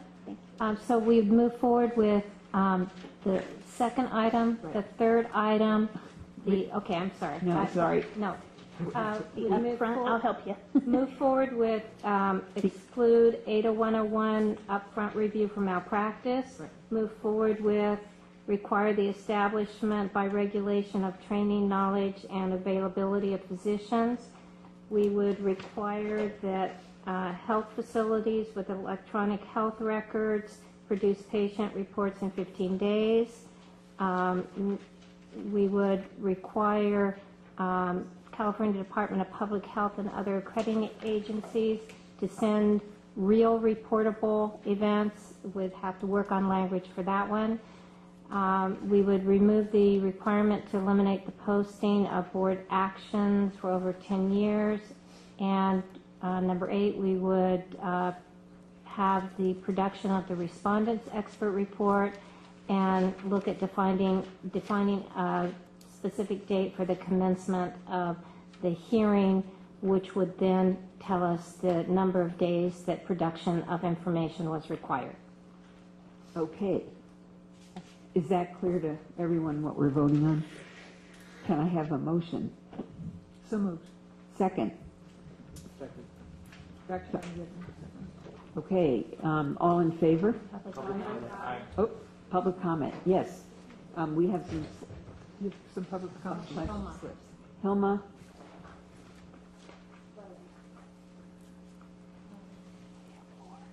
Remind me how to pronounce your last name. Balayan.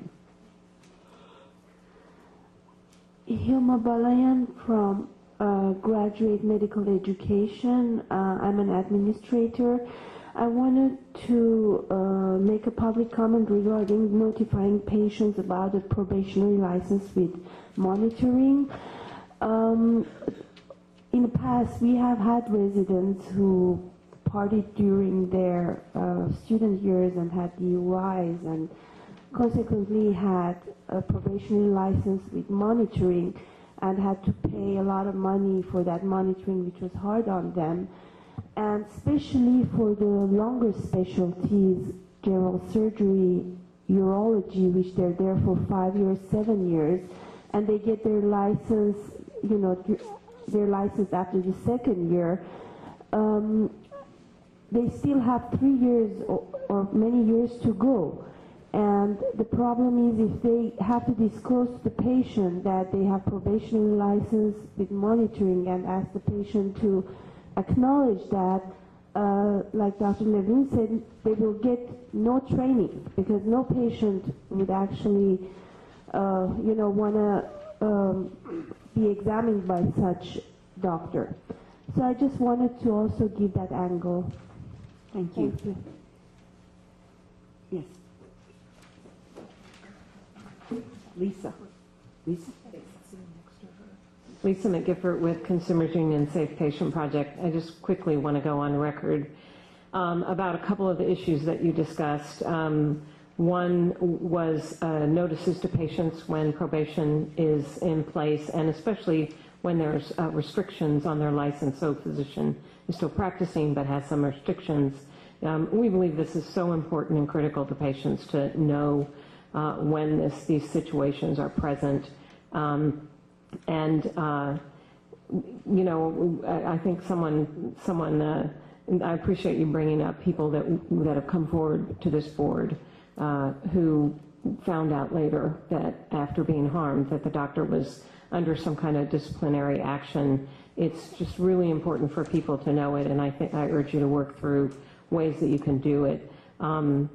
There might be times when physicians aren't going to be honest with their patients and disclose what they should disclose, but if there was a law in place, they would at least know that it is required.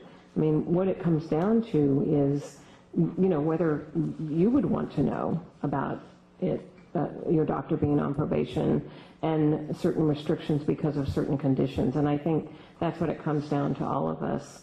As far as eliminating the public information from the website after 10 years, we would urge you to get that law changed or recommend that it be changed because it's still public, and in today's world of the internet, that should be available on the internet and available to the public to be able to see the full history.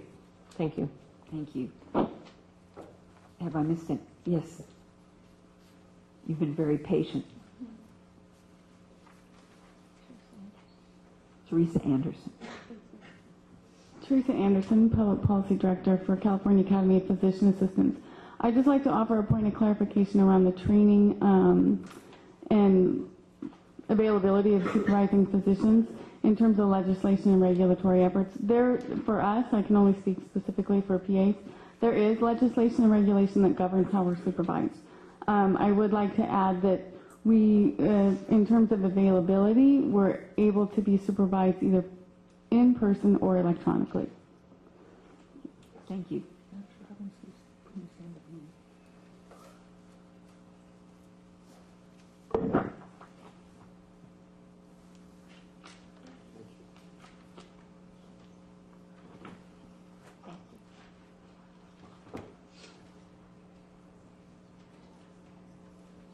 It's my misfortune. Could you let the... My name is Harrison Robbins. I'm board certified in facial plastic surgery, in head and neck surgery, and what used to be called ENT. I practiced cosmetic surgery after majoring in trauma and cancer surgery. I have been practicing cosmetic surgery for approximately 30 years. And I am here to comment on what I think is a significant problem that's easily overlooked. And I will be as brief as possible. I just have 10 suggestions to make about it, and I'll read them. It's like on a list. But we have been meeting and I'm a member of the advisory committee that has been looking into the advisory committee for the medical board that's been looking into this subject. And I've been on that committee for 5 years, and we've had 4 meetings a year, and spent a lot of time and a lot of effort and a lot of different positions and interpretations of what we can and can't do, and so it's been a real learning experience. But I'd like to remind everybody that the California Medical Board, the reason that this is a significant topic is the California Medical Board classifies the procedures of laser and IPL resurfacing as invasive.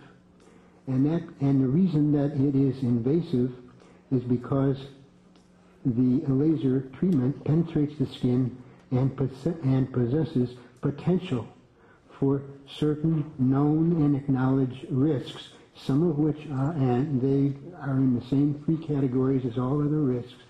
Some of them are rare, some of them are common, some of them are anticipated. Some of them are mild, some of them are medium, and some of them are very severe. And they can be caused by the procedure itself or by ancillary medications that are used with the procedures, such as topical anesthetics, which have been responsible for death when left on the patient for too long, and blindness from improper care of wearing the goggles necessary during these procedures. We have, as an advisory committee, submitted to the medical board a paragraph after much deliberation that would satisfy SB 100, which has been coded in whatever the code number is. It's Section C of Business Profession Code 2023. And what they asked for was to determine the availability of a physician to medically supervise the procedures that are being done by other or allied healthcare providers. And you stop me if I'm getting too long-winded. Yeah. Please. And all I really am interested... Little red. Oh, I see. Thank you. All I'm really interested in is I have 20 copies of what I wanted to present.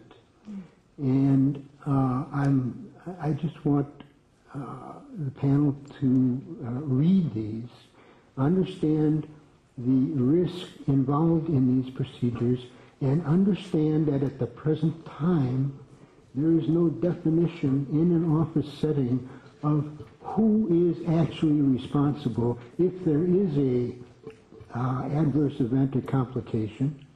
There may be a doctor's name that is applied in the office. However, often that doctor is doing anything but supervising. He may be remote, and he's the one that's going to be, the patient needs someone to be accountable.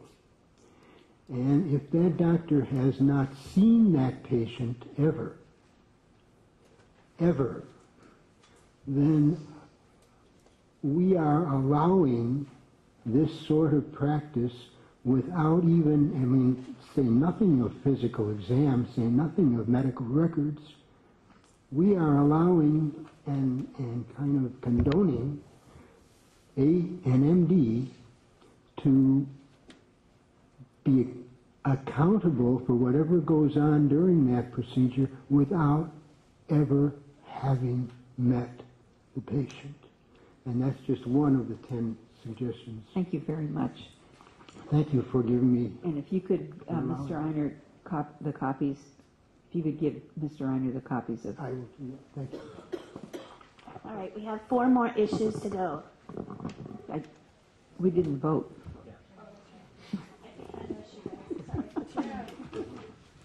Okay. We have a motion. All in favor? Aye. Aye. Any opposed? Any abstentions? Okay. Okay. Issue number 1 of 4. Unless physicians are certified by a specialty board as defined by law, they are prohibited from using the term board certified in their advertisements.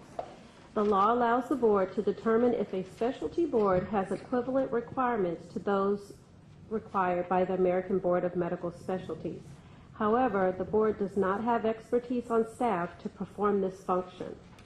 The board would recommend elimination of the board approving specialty boards equivalent to the American Board of Medical Specialties, leaving those that are currently recognized as approved for advertising purposes.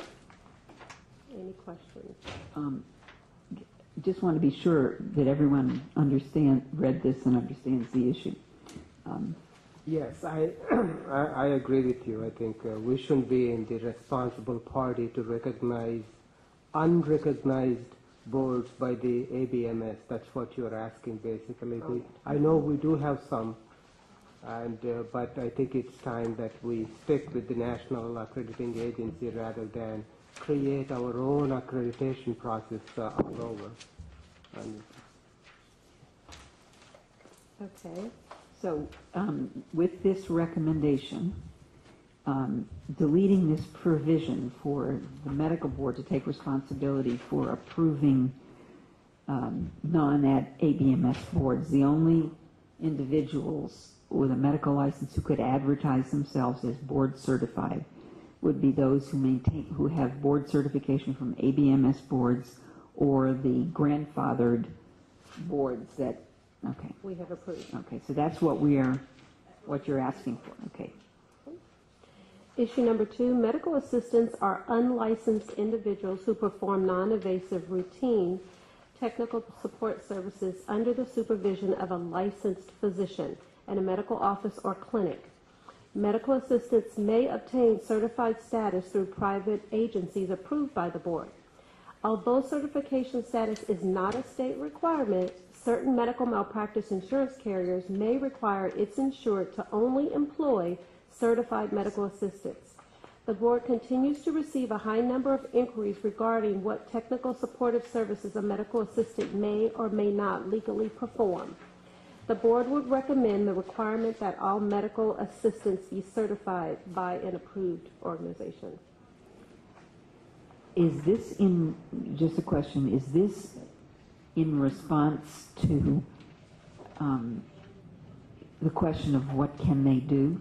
Because a certification program is not necessarily going to answer the question, because anyone who's going to certify it's not going to be a state-based, right? So it's not going to solve the problem that a scope of practice definition issue. I'm not sure how you would approach that, but this is not the solution to that. I guess what I'm asking is, what is the basis of the recommendation for certification? What problem is it solving? Actually, mine goes even further. Do we have any information that, like some of these MAs who have been working in a doctor's office are significantly, without certification, are at more risk of danger to the consumers compared to a new graduate who just comes off and gets certified by some private agency, not by state of California? So, I mean, my entire point here is show me some science before we make some decisions. If there is, I think I'll go with you. I have no problem. But we need to know what the numbers are, where we are, what it is. I mean, if this removes a person who has been a medical assistant in a doctor's office for 15, 20 years, young woman with 3 kids, and if she loses her job, even though she's good, it just doesn't make sense to me. What was your logic behind having them be licensed in terms of who were you guys thinking was going to license the state certified? I'm sorry. Was it like the state of California, or did you guys have something like that in mind already, or? The certifying agencies that are approved by the board. That are approved by the board? Mm-hmm. Okay. So there are certifying agencies already. Mm-hmm. That have already been approved by the medical board. Correct. Are there currently medical assistant programs that are certified by approved entities by the board? Mm-hmm. So back to what is the problem here? That you're getting phone calls asking who's certifying? I mean, what is the problem that we're trying to fix here? Either you have a certification program and people that work in that as a medical assistant are certified or they're not certified. Is that the first question issue, or? Well, right now, they don't have to be certified. So one can be a medical assistant and not be certified, or one can be a medical assistant and be certified. Right. And the ones that are certified are paid more money than the ones that are not certified. No. The ones that are certified have different responsibilities than the ones that are not. What is the difference between, what does certification get somebody? We really don't have data that says one is better than the other. Right. That's what I'm looking for. I mean, that's why. It sounds like it may be just some employers, some physicians want, rather than having to do that training themselves of the person working in their office, they would like they may be calling saying, where can I get an MA certified? I don't have any problem. My problem is the other way around. That is, if a MA, medical assistant, is working in the Dr. Joe Blow's office for 20 years, she has no certification. Very good employee, does what all she does. And I also mentioned I have 3 or 4 kids. So we're going to eliminate that person's job by doing this, even though that person is good. So I wasn't sure where this is going. If you say require, mandate that you need, even though they've been doing the same job for 20 years. Well, I think the analogy would be phlebotomy. The analogy would be phlebotomy for years. Do they do that? Just a second, because I'm kind of addressing him. The analogy would be phlebotomy. Doctors' offices employed people for years that could draw blood, and you could take actually basically anybody off the street and teach them how to draw blood. The difficulty arose is that there was no standardized requirements to protect patients as to really who could draw blood. And so those phlebotomists who had been doing it for a period of years, there was provisions for them to be grandfathered in, provided that they could demonstrate the skills that were needed to do it. And this is, just one more thing about patient protection. The problem is you can call anybody a medical assistant. And I would think that in some clinical settings, physicians would be concerned that when someone walks in and says, I'm a medical assistant, if they've not been certified and that's not the requirement, again, you're back into the same situation as the phlebotomist. And that wasn't done by people coming up with stats about people being hurt by phlebotomists. It was just simply because the invasiveness of what I would think both medical assistants can do with injections and some other procedures, that you'd want to make sure that they were qualified to do what they're doing, just as we do now for people who draw blood. If you come up with a grandfathering clause, how it can be done, I don't have an issue. I mean, you're trying to create something, but at the same time, do not let go people who have been doing these things. And Deb, I think we just did this on the polysomnographers, if I can pronounce it correctly. Right. We allowed grandfathering in because those people really didn't have a certification and they've been doing it for years. So as not to exclude them from being able to be certified. So let me just ask you, so what this law is saying, that of the people that are doing this job, physicians have to supervise them, and in fact, they've got to be present at the facility that they're working at. And then we have to take a look to, if there were to be a certification program, that those that were doing the certification program, in fact, was a reputable organization. Is that correct? And we're not starting a whole new industry here. Yeah, it's approved by the board, but if we're already certified, these people are already certified anyway. By the board. So yeah. It seems, If we don't feel comfortable moving forward with this recommendation, we can remove it. No, I think it's a good idea. No, it seems. Well, yes. Okay, well, my only concern would be that a lot of these people, like where I work at, there's a lot of medical assistants. Most are not certified because it's not a very high-paying job. So the certification can be a burden for them. So I don't know how expensive the certification is for the medical assistants, who oftentimes are young, single women with lots of children. So I don't want to impose a burden like Dr. Donovan suggested either.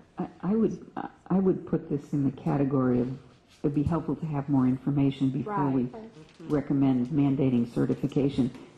Information about what the training is, how much it costs, or what the certification is. Yeah, and what it means, because we have some that are certified and some that are not, and they just work just equally, just as good, because it's the experience that makes them most medical assistants are trained on the job. On the job. Based on the specifics of the practice setting anyway. So is there support for More information.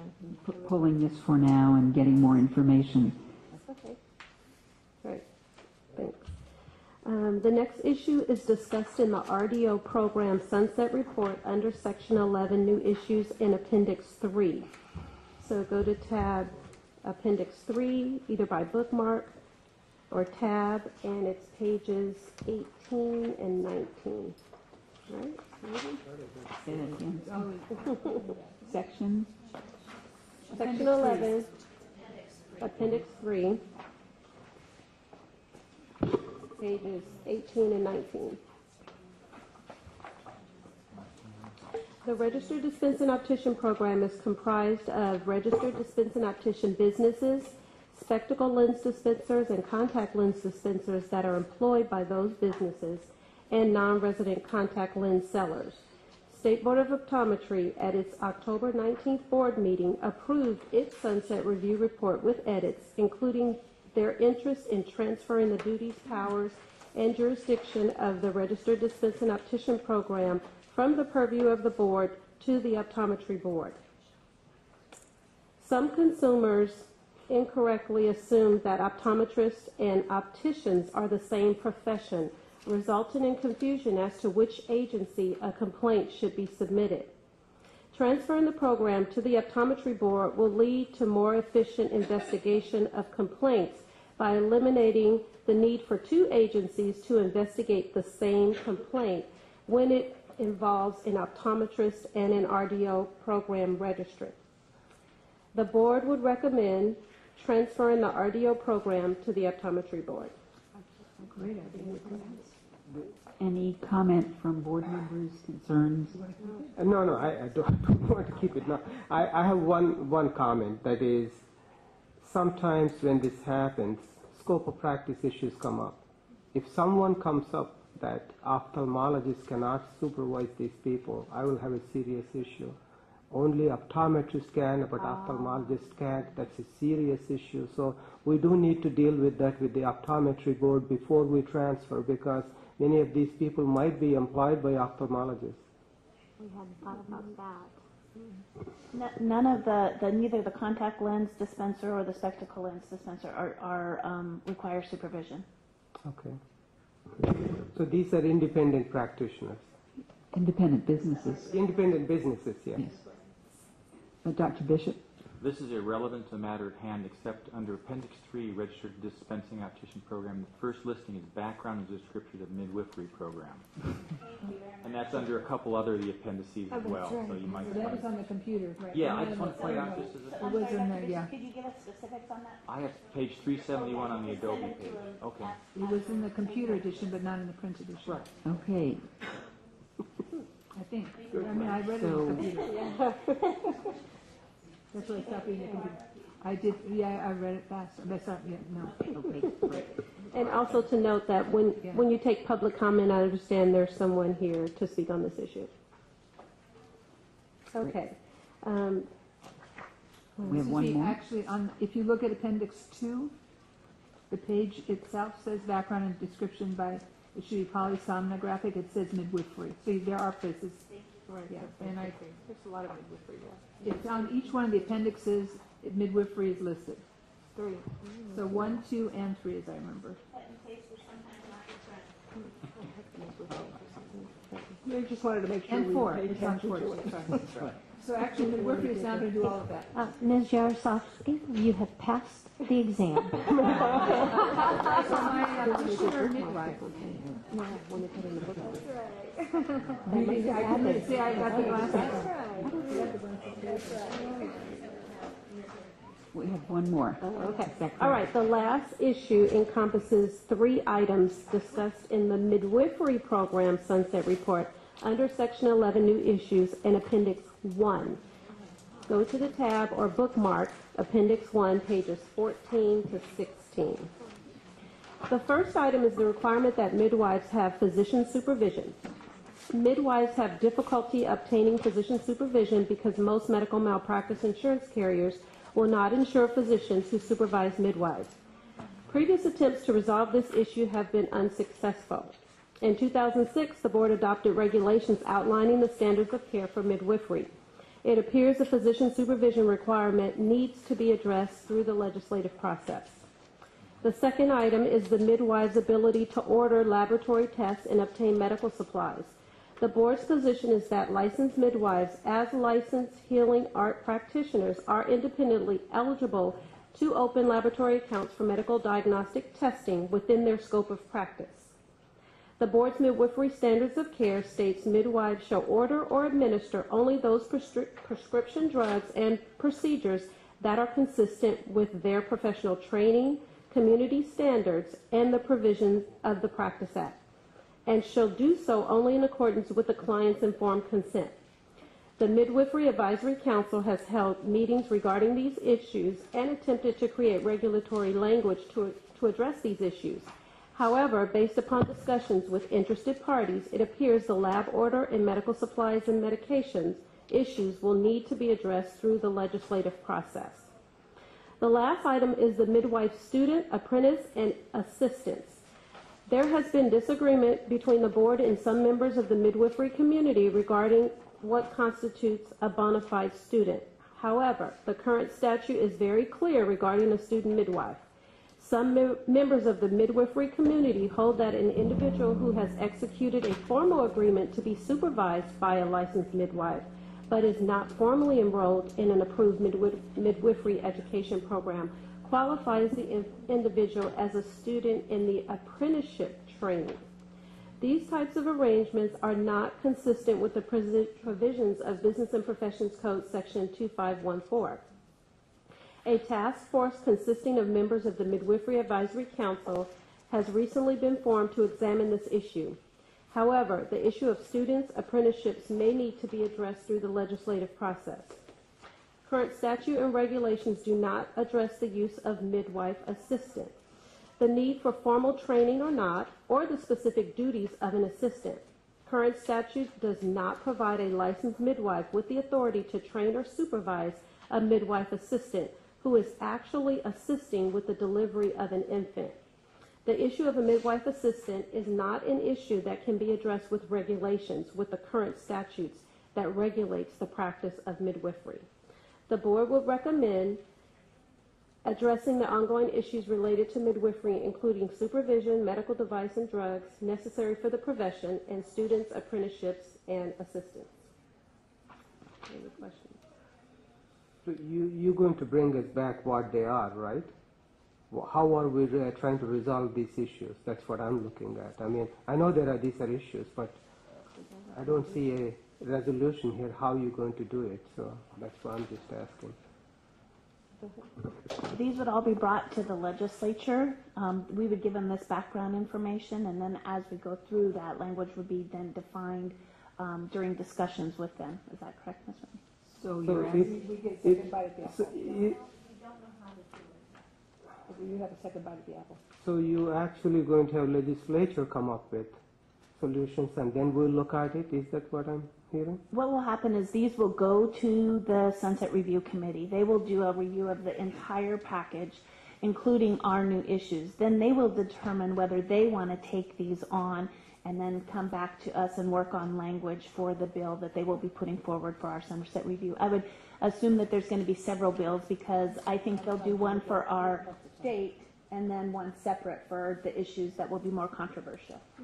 So I'm sorry, if I understand correctly, what's going to the legislature is the fact that the midwives have a hard time finding physician supervision because of the malpractice, and that's the reason that they can't get labs even though they have an account, but because they don't have physicians, and they can't be students, they can't supervise students because of the same issue. And there's nothing we can do, so you're going to bring that to them because we can't fulfill that requirement. Right. That's it. We can't do anything. No. Okay, that's what's going back. We're going to take that back, and then we're going to say, sorry, we can't do anything about it. Right. We're going to say the same thing back then. Well, it's a good punting strategy. We're punting it too. So there are two things. One is we have a clear sense of what should happen, but we don't have the authority to do it, and so we request statutory language based on a clear sense of what we believe should happen. On these issues, it sounds like we don't have a good sense of what should happen.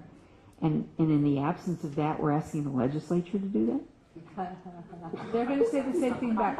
You have to assume that the legislature is not going to have a very good answer, so they're going to suggest to us, you need to come up with some program. So maybe what's going to happen is we're going to have to sit down again with interested parties, for example, the insurance companies or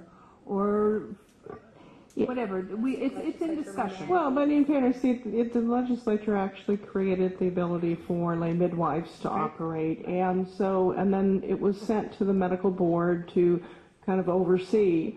And these are complaints or concerns that have been brought to this board. I've been on the board 5 years, and I've heard these for 5 years because it really.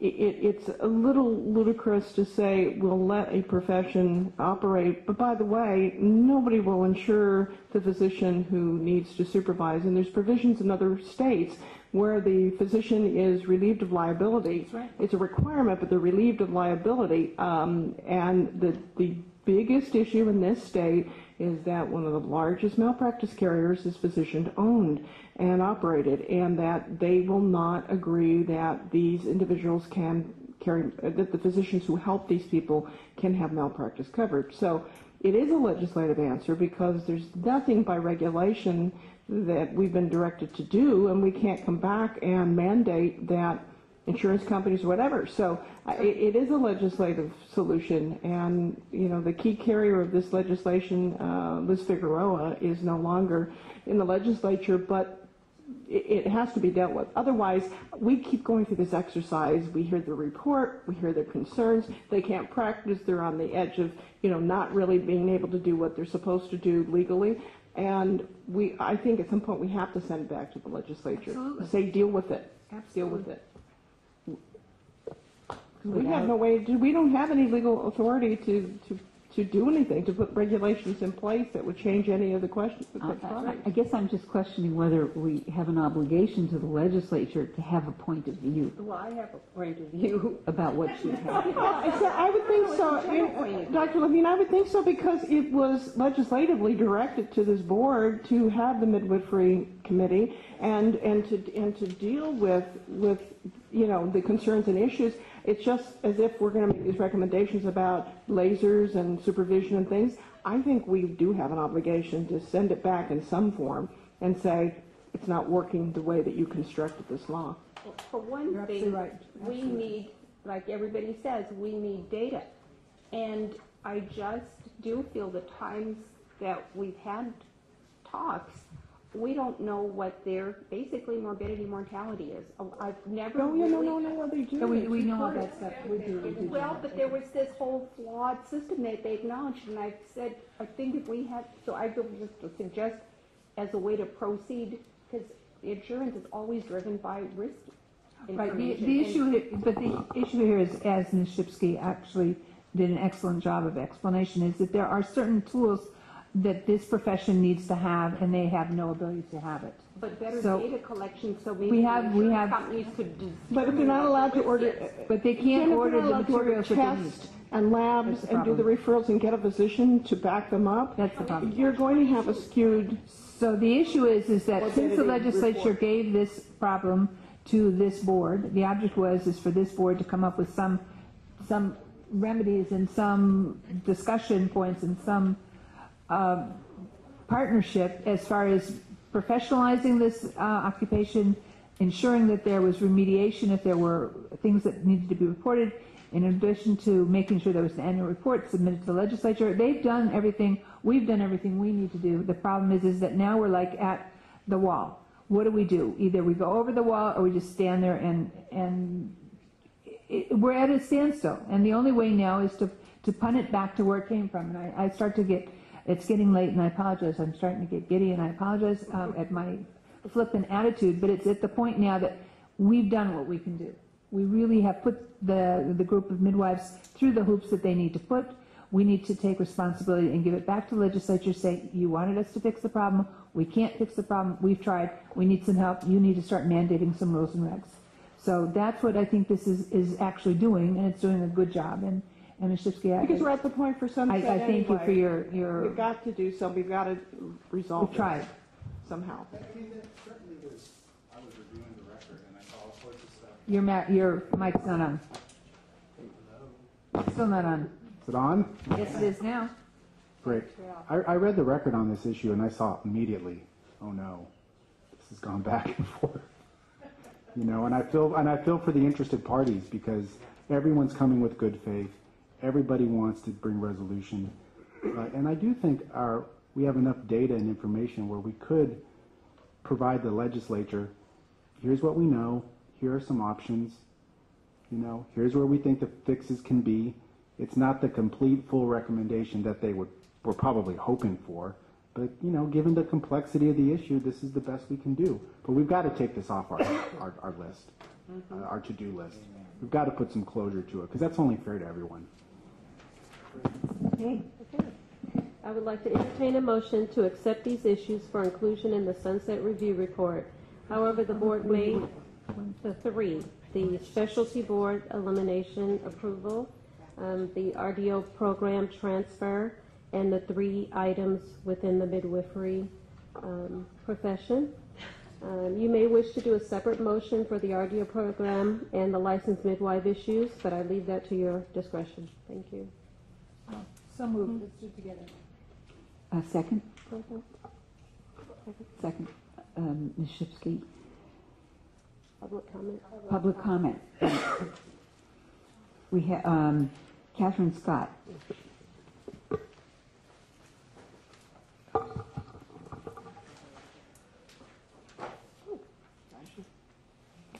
Evening, and sorry about that.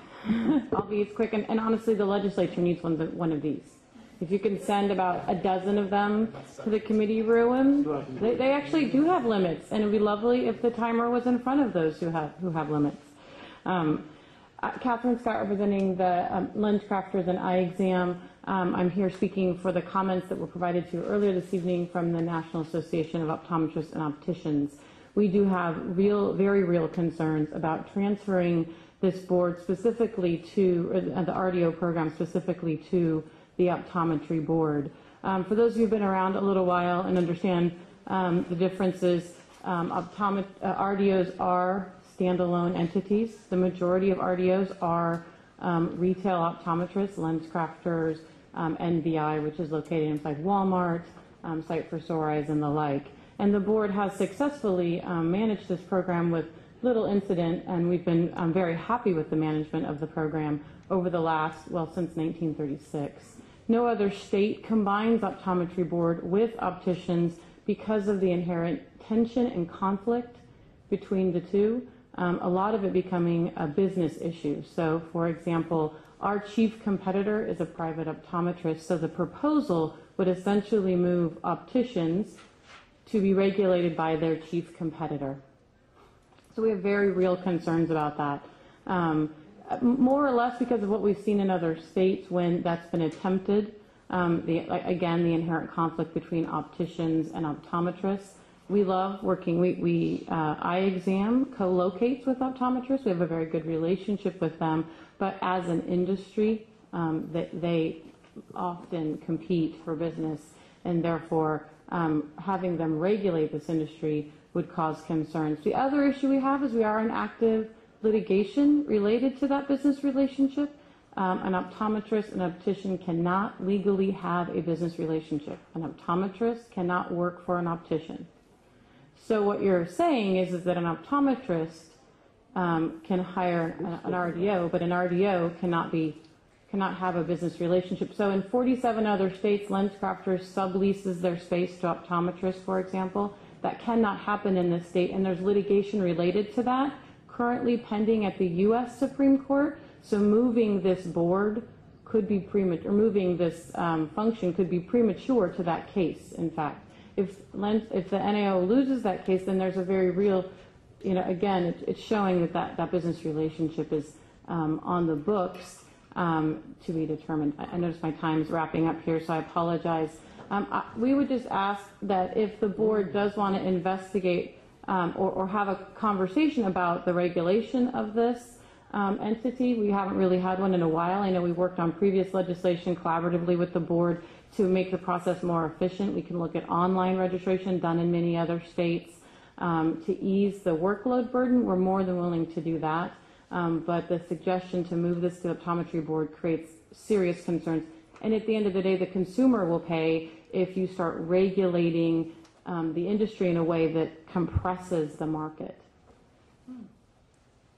Any questions? No, actually, I thought that scope was in a different place, but now I see where the scope issue is. I think your point is well taken. It's anything which cuts down the competition. And one competitor to regulate the other is a serious issue in my mind. And I need to clarify really quick, the optometry board did not have a full discussion about this. Much like this process, the issue was put in front of them. They modified the report to say that the board will be discussing it at a later date. They have not had a full discussion as the board about whether they want to move forward with this, that their report will reflect that the board is considering this option based on the enforcement process. I was there for that. So can I ask a clarifying question? When there are consumer complaints about a dispensing optician, they come to the medical board? I don't remember ever seeing one. We never have. That's That's a pretty probably straightforward process. the last time we actually took disciplinary action against one of those individuals was probably when it was under the Division of Licensing. I'd have to look at the report. You may have seen one. I've never seen any, and I've been on the board a long time. Let me There's, just check. it's related to the, there was an unlicensed optician. I think you went after an optician practicing without being registered. But you couldn't do much about it because they were not registered. Medicine, that's not what the statute. Yeah. Right. So you are correct. I apologize. I guess my assumption on reading the background material was one of the reasons for this is that the skill and expertise to oversee the functioning of dispensing opticians doesn't reside among. We don't have any dispensing opticians on the board. No, well, it's a registration process. As was pointed out, it's not a licensing process. It's like in most states, you register so you know where they exist, essentially, and that they are aware of California law. But it is not. It's not a licensing. So we've never asked to have an individual on the board as an industry because it's a registration, and I think there's a difference. So another point of clarification: it's a business. It's not a skill set? It's actually a business and a person and a... you have to know something to do this job? Yes. And if you don't do the job well, is an individual injured? Well, right you now... You just get new glasses? Yeah, I stepped on my glasses and need that adjustment, and I'm feeling injury right now, but that's not their fault. But yeah, I mean, if so you have if you go to the market and you drop the carton of milk on the floor and it spills, they clean up the milk and you go buy another carton of milk. Yes. Okay, so it's not like you've gotten food poisoning from the milk. You've not gotten an infection from milk.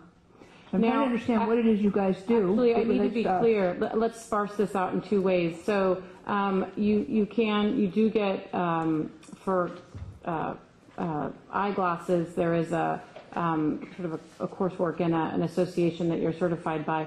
Contact lenses also has, and that is actually very important because you need to make sure those contact lenses fit properly. The chances of not going to an optician for that are slim. No, you don't go to an optician, but I want to make sure you understand that this is opticians and contact lens dispensers. So that these are both. So, but a contact lens dispenser is overseen by an optometrist or an ophthalmologist for that process. Ophthalmologist is medical doctor. Yes. Kirkmeyer had. In the last 3 fiscal years, you've taken 9 actions against them in one way or another. So you've seen them. You might just not have noticed the difference between them. And it could have been against the spectacle lens or contact lens. It was probably more than likely against an individual in that regard. It must have been some. It must not not have been the on individual and not their. Yeah, it was probably, more than dispensing. likely it's the contact lens dispenser or the Dishonesty. spectacle lens. So 9 actions. Okay. Yeah, Dr. Bishop? I'm just trying to see how we can take this separately. And what I'm trying to do is let the staff work with this RDOs and see what's the best way to resolve. I can understand that it doesn't look like they fit really well into medical board, but the solution we're suggesting might be even worse. So that's why I just want to know what can we do working with them rather than just dump them off on somebody else. So it just didn't make sense to me. And again, it will go through the legislative process with public testimony there as well. I just had a comment that I agree we don't want to throw someone to the lions, but I wonder as we go forward, because I also think it should not be under the medical board. Is there a way, as this goes forward, that we could ensure that they have adequate protection, such as a certain component of the optometry board must consist of these individuals to protect their rights? I think that would be perhaps satisfy both sides of the equation, if possible. You could put those members, a representative. They've done that with other boards. Okay, thank you. Mr. Heflin? I was going to say, it's sort of unusual that you would dictate the composition of it. Different state body, that's all. Yes. I have one last comment. Has there been a real issue? Are there a real burden? Is there, obviously I think there was a quote of since 1936. Is it broken? Is it a broken system right now? 9 cases, 3 years. Why are we getting rid of them? I think it's just confusing to the public for the most part. I think that's where a lot of right, it but comes we from. do like the polysysmography or whatever. but those are medical assistants. I don't know all those other guys. But right? those actually, polysom are supervised by physicians and surgeons. Your medical assistants are licensed by physician and surgeon, I think. Supervised. Yeah. Scott, if I may just put up a legal counsel, as I understand it, the RDO is essentially a bricks and mortar place. It can be. It's a physical location. The RDO is bricks and mortar. So it differs considerably from our personal licenses that we issue for the person. But there are other licenses issued to persons that you guys issue. Correct. So that the RDO is so an RDO, and within the RDO, there's usually an SLD, spectacle lens dispenser, or a CO, the contact lens dispenser that actually does the suspense. Yeah. So you've got essentially a bricks and mortar place that we register, and then you have registered personnel working therein. Is that correct? And that are required to be there, that you register as well. Correct. So for the purposes of a person, you register a person. Correct. As well. Okay. Just trying to set the floor and get the common understanding of where we were. Okay, thank you. I believe we have one more public comment. Carrie, thank you. Carrie. Sparavon. My name is Carrie Sparavon. I'm the current chair of the Midwifery Advisory Council to the Medical Board. In the interest of time, I'm going to save some of my comments from my report to the board tomorrow. But I think it's important for the board to realize as we move forward with these midwifery recommendations to the legislature, if we do move forward with them, that there are really 2 issues. As with any newly licensed profession, and licensed midwives have only been licensed in this state, I think the first licenses were handed out in 1995, so less than 20 years. There are remedial things that need to happen because they didn't get thought about originally. And one of those is the medication issue. We're trained to use certain drugs and devices, but we can't obtain them unless we have a physician supervisor. And so that needs to be fixed because in the interest of public safety, if a licensed midwife is attending a woman for birth in her home and can't obtain antihemorrhagics, it's a problem. And it's a problem for the consumer. And so this board regulates professions to protect consumers. The second thing is the student issue. That was not really thought out when the original legislation was written. And now we need some clarifying pieces. Originally, the legislation was written with a clause to maintain the apprenticeship model of midwifery, which is a direct entry model. It's a midwifery is probably the second oldest profession in the world, and it's always been an apprenticeship model of training. And it's really important to many of us, older midwives in the state, to maintain that. All of the midwives that sit on Midwifery Advisory Council are apprentice trained. And if we're all of a sudden going to say, well, that's not a viable model, okay, well, so then what am I? A chopped liver? You know, did I not learn what I was supposed to learn? And we have a mechanism in the law for testing those individuals that go through that kind of a model of training, and it's called the challenge mechanism, and it's still in place, and nobody's suggesting that we repeal it.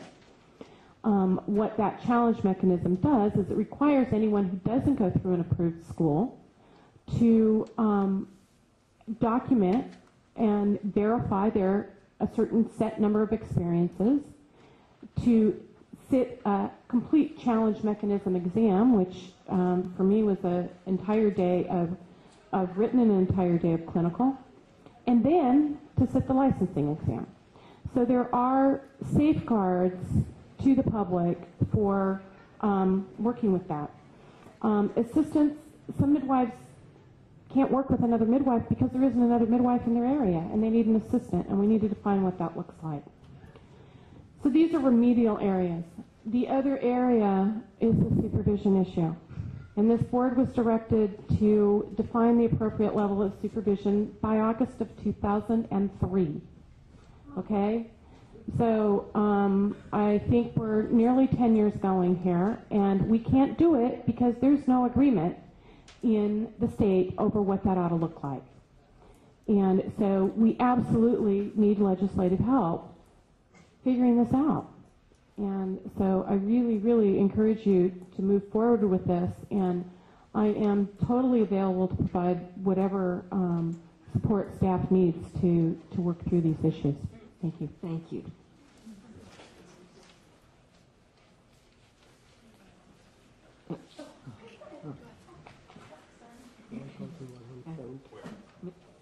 I'll be very quick here. Regarding the midwifery issue, CMA has been very involved in all the discussions with the Midwifery Advisory Council.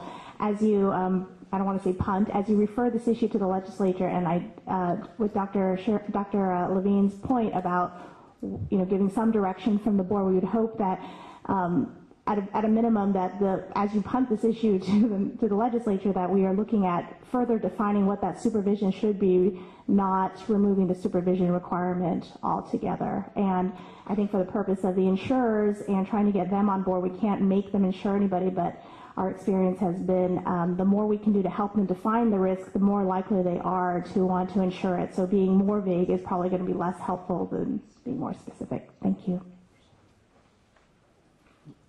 Thank you.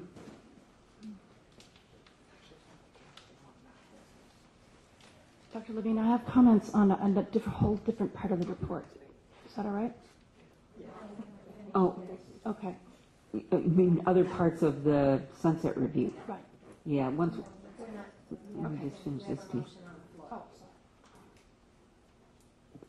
You have better memory than I do. We have a motion on the floor. Okay. Yes. So remind us what the motion is. I don't know.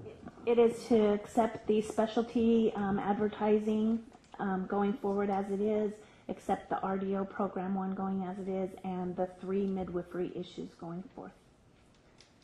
Okay, and we may need to vote on these separately, is my sense. I think the motion was to take them all together.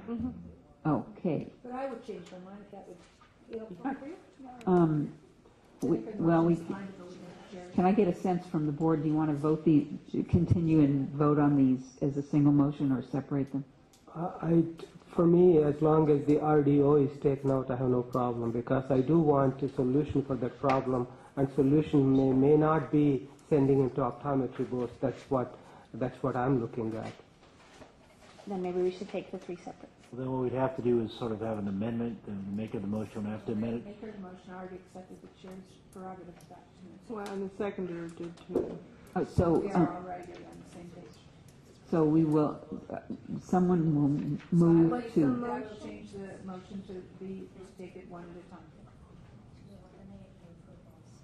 So removal of specialty. So we have a motion. Eliminate the approval of the specialty boards. First one. Leaving the grandfathered ones already. Yes. All in Second favor?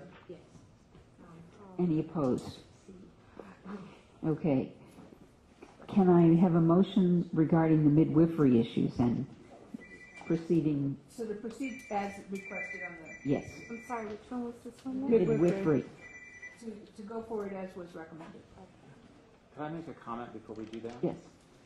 My concern here is, I think the trouble we've had, we're trying to put a square peg in a round hole. We have a group of individuals who I'm not going to argue one way or the other what purpose they serve. However, it's clear that they do not totally embrace the medical model. In fact, they eschew it in many ways, yet they want to benefit from the medical model in every way possible. So I think we're really having trouble with that, and I really want to be sure. I must say I agree with the CMA that we need to be very careful going forward. I mean, for someone to say at this time in medical progress that we want to have an apprentice level of entry is foreign to me. I don't understand that at all.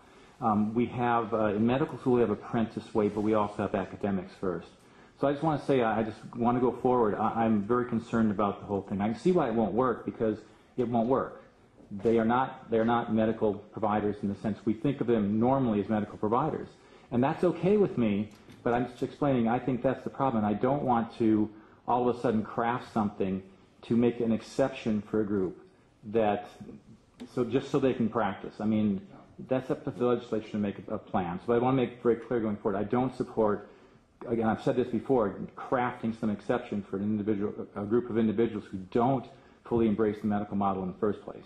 I don't think that's the motion on the table. No, I just want us to be, as we're voting going forward, I don't want this to be sent as a tacit approval of that. So can we be specific about the wording that we are moving? In other words,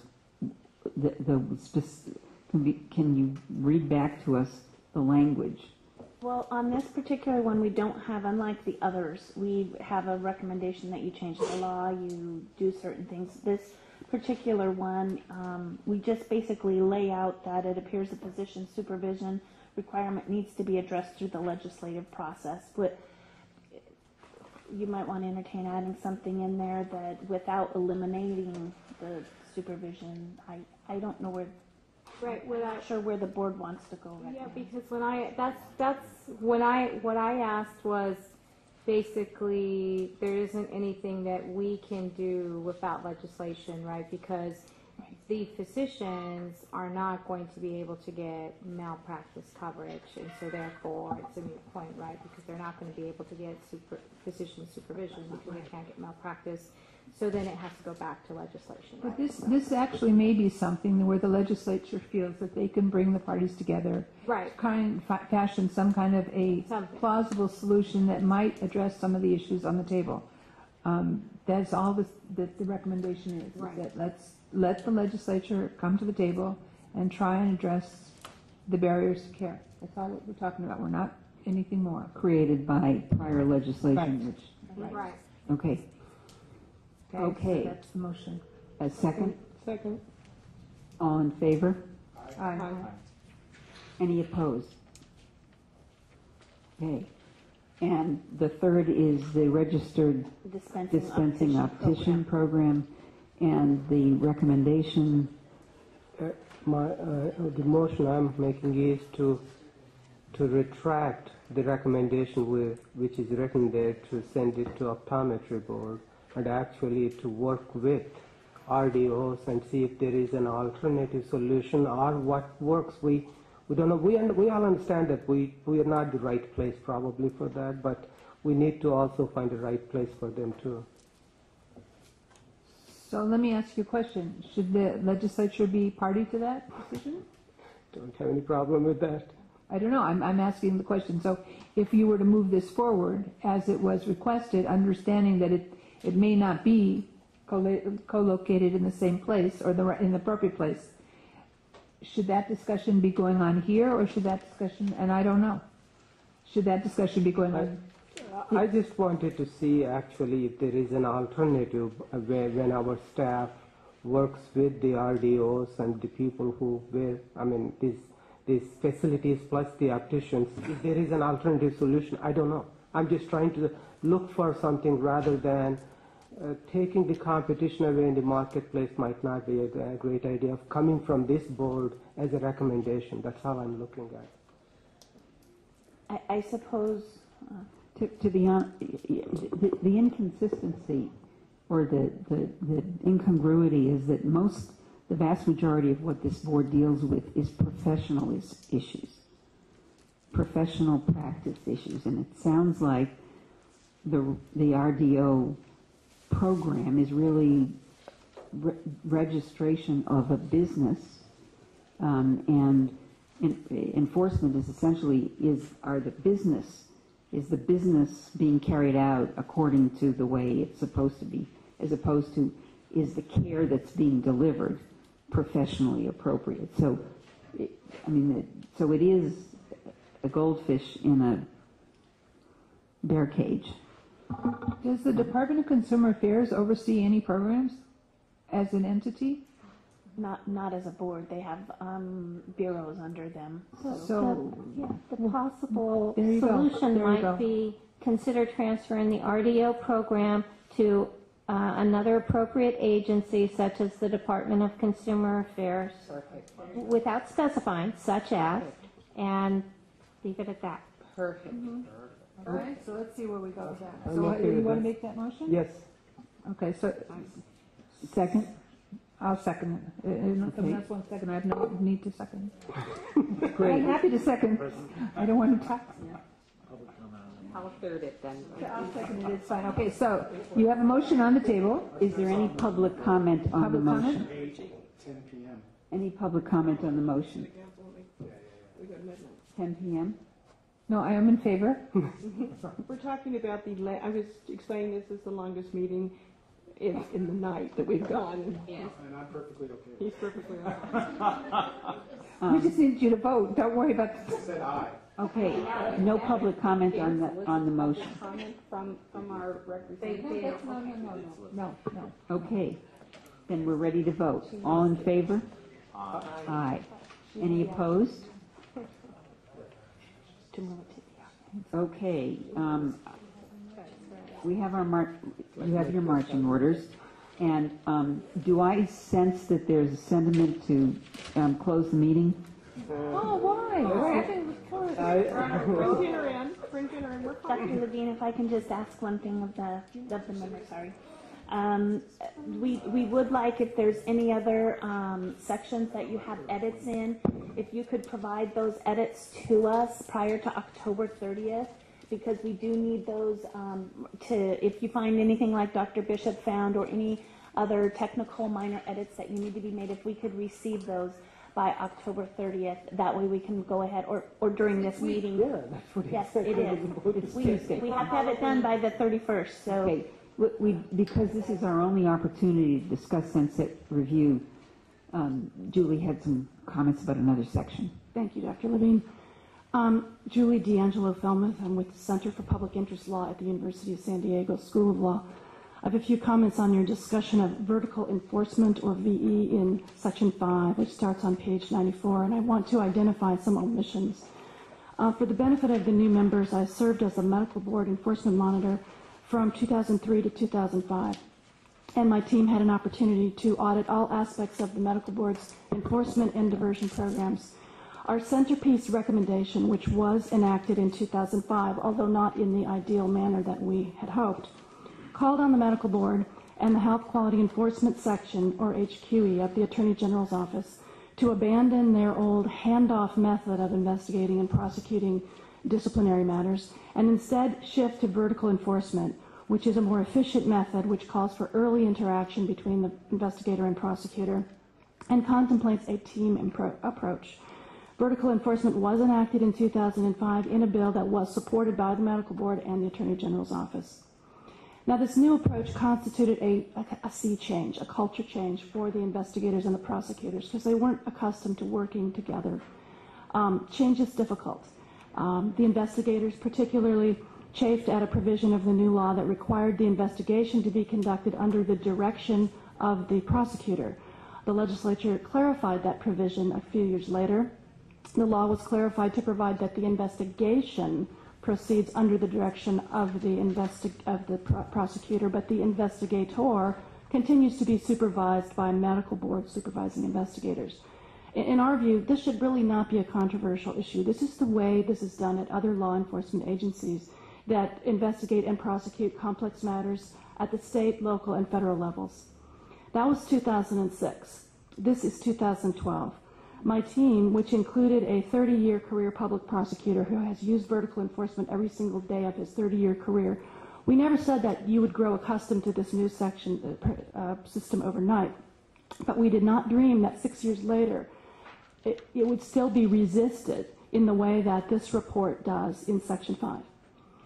Under vertical enforcement, your case investigation cycle time has been cut by 20% since 2008. That's what this report says. On page 105, the report lists 7 other bullet points indicating major improvements in your enforcement program. Since you began to use VE in 2006, you have sent 47% more cases to the AG's office. You have sent 74% more probation violations to the AG's office. Working together, you and HQE have succeeded in getting 49% more interim orders and suspension restrictions pending the conclusion of the long disciplinary process. You have identified and referred 200% more cases for criminal action. You've succeeded in getting 35% more revocations and 26% more disciplinary outcomes. This is all on page 105. This is very impressive. And these accomplishments have been made despite the furloughs, despite the hiring freezes and the budget cuts and the 25% vacancy rate that you described repeatedly. But Section 5 of this draft report distracts from these accomplishments by criticizing the AG's office for simply drawing different conclusions from the data in the 2010 Ben Frank report, a report that really did not and could not measure the impact of VE on the quality of decision-making being made about which cases to pursue and which cases to drop or settle. And the improvements in your investigative case cycle times that you now cite are not consistent with the findings in Mr. Frank's report of 2 years ago. So I'm really not sure how much you should be relying on that report. You're reporting very positive improvements. Instead of distracting from those, instead of criticizing HQE, which is supposed to be your partner, instead of refusing to credit VE for any of these accomplishments, I think you should be embracing VE in this report and seek its extension with improvements to better protect patients. And if you're going to criticize HQE in this document, you should also take a look in the mirror and discuss this board's actions, or lack thereof, to implement Senate Bill 797 Ridley-Thomas, which was passed in 2008. That bill required this board to do 3 things to enhance the VE model. 1, increase its computer capabilities with HQE. 2, establish and implement a plan to locate medical board investigators in the same offices, or at least cities, as HQE prosecutors. And 3, establish and implement a plan to assist in team building between the 2 sets of folks. Very little has been accomplished in any of those 3 areas, and that's not discussed in this report. In fact, this report does not even list SB 797 on page 28 under 2008 legislation impacting this board, and it should. It doesn't list Senate Bill 231, which was our big bill in 2005, on page 27. I'm sure these omissions were oversights in a 400-page report, but I would urge you to include them. This report also does not discuss the fact that the medical board and HQE continue to track case and report case cycle times differently in ways that make each other look better. That's not teamwork. That's a disconnect that's really not appropriate 6 years later. And it's now requiring board member time because Dr. Lowe is having to meet with the 2 sides to reconcile the data. In short, I think this is a good report. I do not quarrel with most of your very good recommendations in Section 11, but I think you should rethink the tone of Section 5, its reliance on a report that this board has not even looked at in 2 years, and whose findings are no longer true, and its critique of the AG's office when this board actually shares some of the responsibility for the continuing VE implementation problems. One last, and it'll take 5 seconds. This report contemplates a spring 2013 supplemental report about the costs of VE and other data that you're pulling together about VE. I believe that report should not only focus on the costs of VE. Somehow you've got to quantify the benefits. When you are pulling together, when you are securing 49% more interim suspensions and restrictions than you were 6 years ago, you are saving lives. This is the medical board. This is not the barber board or the landscape architect board. When you improve your enforcement program, you are saving lives, and somehow you have to quantify the benefits of VE instead of just counting its dollar costs. Thank you very much. Thank you. Madam Chair, I don't know if we can entertain the conversation tonight, but it seems to me that many of her points need to be dealt with, because particularly about the tremendous improvements. I know, my appointing authority, the Senate Rules Committee was extremely concerned about not only caseload, but how quickly they're turned around and the impact of that. And I think we need to do a better job explaining this has been successful. And then figuring out some of the, since this is a former board monitor, I would heed her advice closely that we need to look at what in the system is not working and why aren't we working together with the AG's office in a way that needs to be very positive. And so that we can move forward, get the improvements, and actually implement those things that were required by the state legislation. So I'm hoping we can deal with that. I know we've had the last meeting stuff, I think we were behind whatever about talking about enforcement and things of that nature, but maybe we could deal with this time. As was said, Dr. Lowe's has taken this on, and there's a fair amount of work that's going on, and he has been personally shepherding. My concern would be, though, a report going forward that really does not stress the improvements and the possibilities of this program in a way, because this is a public record, this is going to be a report to the legislature, and I would hope somehow we have some time or opportunity to make some of the suggested modifications on this aspect. Okay, got that. Great. Any other comments before we adjourn? Yeah, I just wanted to make a comment that when the Senate Rules Committee interviewed me for their attestation or to support the governor's nomination, they asked me, actually their statistics were all wrong, lots of them. Our enforcement does a significantly better job than what they thought we do. So we need to make sure that we are doing a great job. So I didn't have any trouble basically letting them know that your numbers are wrong. I mean, you got wrong numbers and you're accusing the medical board of something which is not true. So I just want to point out that. Okay. All right. Can I have a motion to adjourn? So yeah, sure. We're going to wrap this in. We have to vote on the last. We all done voting on that last thing? We're done. That's it for today? I want to thank you both for all the work you've done. Yes. Incredible. So we're done for today? For real? Thank God. What are we doing back then? I hope we're done.